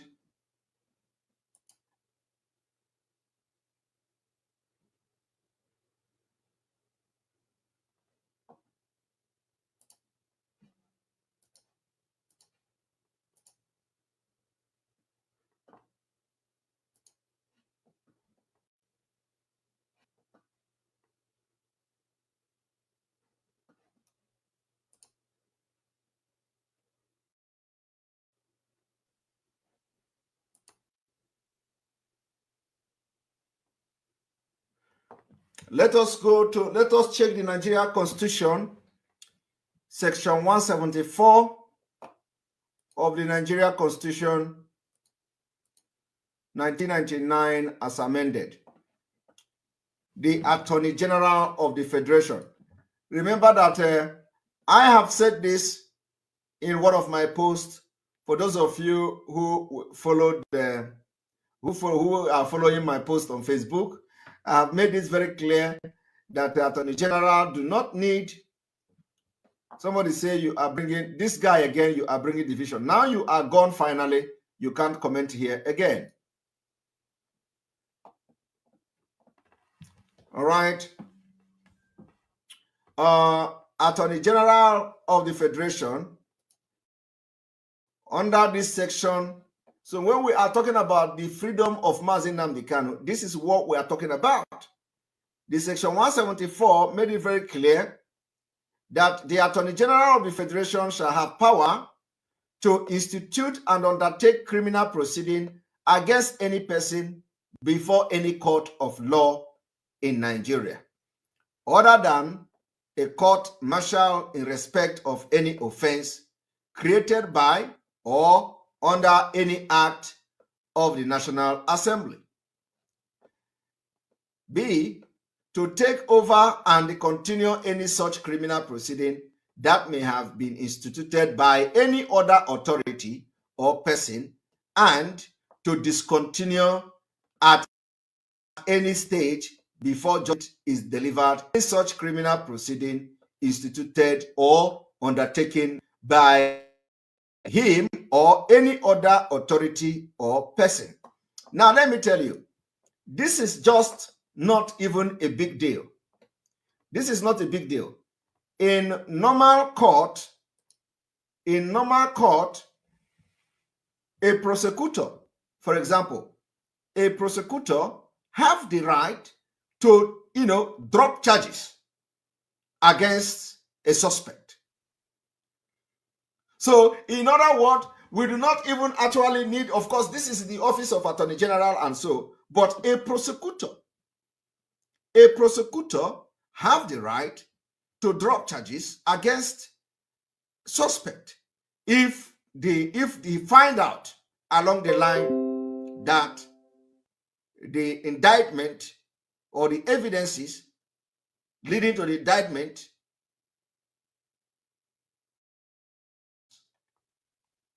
or has no merit. It happens. For those of you who if you are a lawyer and you have been going, you know what I'm saying.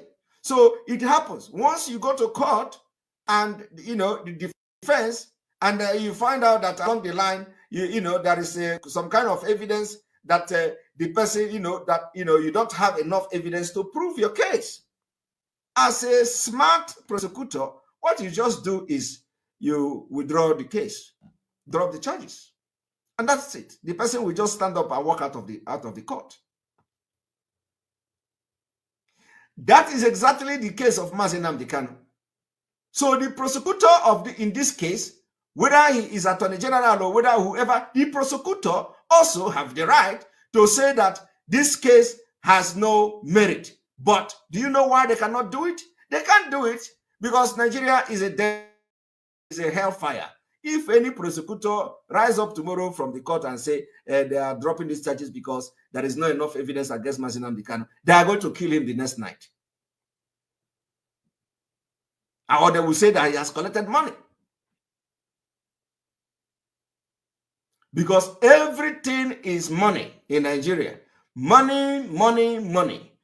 Like as I'm talking now, they say Simon Ekpa have collected money. I don't know how many people I'm going to pay. They say if you see where they say they are paying people money, they are paying people millions everywhere.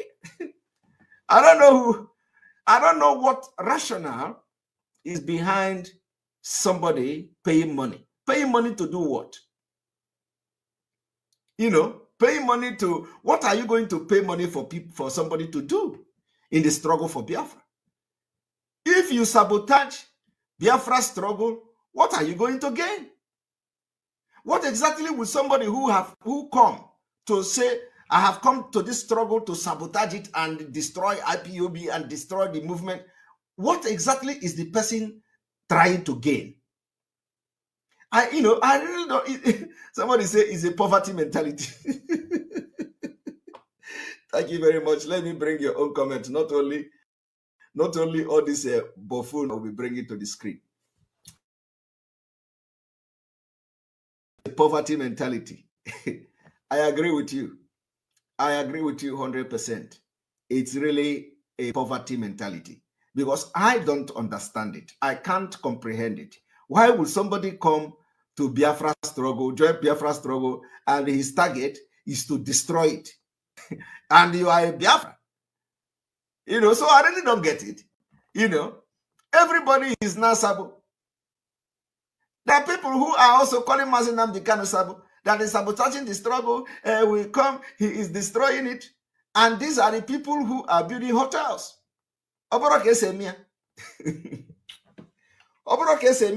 This is not how to do it. when you begin to hear Oboroke Semia, my brother, run from that person. Run from that person. Anybody that comes to tell you, both in your family unit, both in your meeting of IPOB, anytime you see a coordinator telling you, Oboroke Semia, my brother, that one of them, they are the Mzama people, the looters of IPOB. Anywhere you see them telling you, Oboroke Semia, my brother, they are the Nzama people. The Nzama people have installed that particular coordinator. Anytime your coordinator is telling you Oboroke Semia, especially when it has to do with money, run is one of them. I have gathered enough evidence of what I'm saying. Enough. These are the people that they are bringing the struggle down and they will never succeed. When Nnamdi Kanu make one step forward, they use their impunity and corruption to draw him 10 steps backward.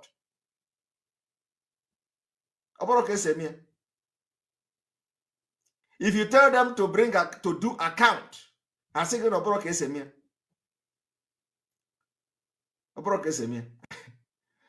this is not how we do it. Bring account, do account of what is going on. Now your unit, that is not how we do it. How do you do it? How do you do it? How you do it is that you don't give account. How you do it is that you cannot be transparent. But that is not what Nnamdi Kanu stand for. Account, you can't give. Transparency, you are not. You don't allow anybody to come close to you because you think everybody is coming to poke nose into the money you are looting. And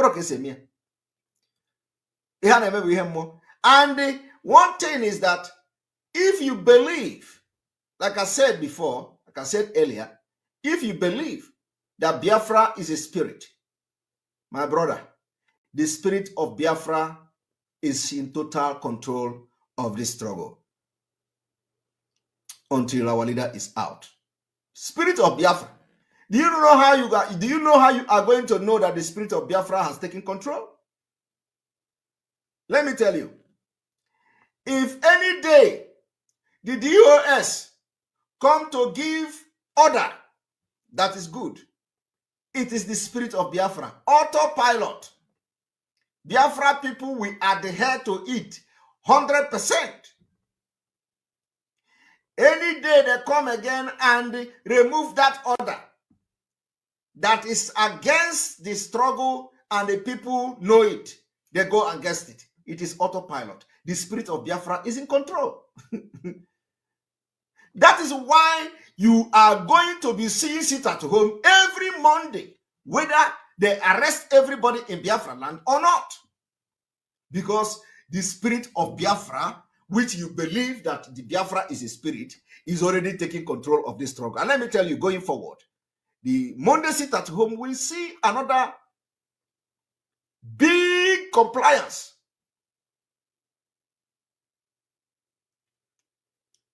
Somebody say not again. I am telling you, you see, you don't need to agree with me. You don't need to agree with me. But what I'm saying is a fact. And it will continue to happen right in front of your own eyes. Somebody say, who are you afraid of? Afraid of who? Do I look like somebody? Do I look like somebody who is afraid of somebody? I don't know whether you are talking to me, Ben Buxi. I have noticed you twice. The next time, I don't think I will like your comment. So I don't know who. Do I talk like somebody who is afraid? Afraid of who? I am not afraid of anybody. I'm not afraid of anybody. The only person I am afraid of is God and myself. I'm afraid of myself. Very much afraid of myself. I'm not afraid of anybody. But that does not mean that I will not say the truth. And that does not mean that I will not be loyal to somebody that I believe in. And so far, so good. I believe in Nnamdi Kanu. And I will support him with everything I have and with everything I will do for the sake of Biafra. That is what I have come to do. So, but I am only afraid of God and myself. So why should somebody be coming here after you watch me for almost 2 hours? You are telling me who am I afraid of? Afraid of who? Do I look like? I don't know whether how you people assess somebody. You know, how you assess somebody who is afraid? Afraid of who? My brother, we didn't start today. Okay, we started a long time ago, and so let us go to the section 175 of the Nigeria Constitution that empowers the president to grant amnesty. And let me also explain to you why amnesty is not for Mazi Nnamdi Kanu, because everything should be constitutional. They catch the way.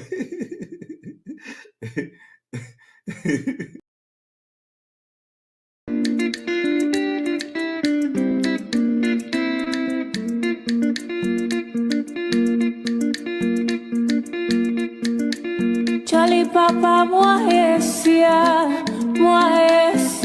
Papa, oh, Jolly Papa, moi ahe.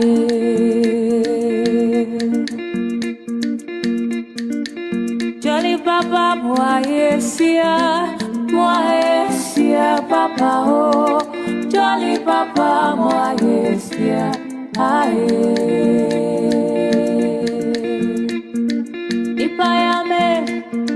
Ipayame mara medawasi ewoda wachiremi. Ipayame mara medawasi midopa. Tamuno te tamuno bo obasi zizio temeho meka oh.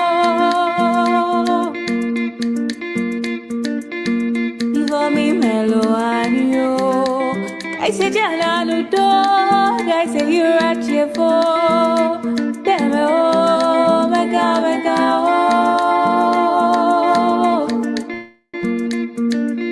Kali papa moi esia papa oh Jolly papa moi esia ahe.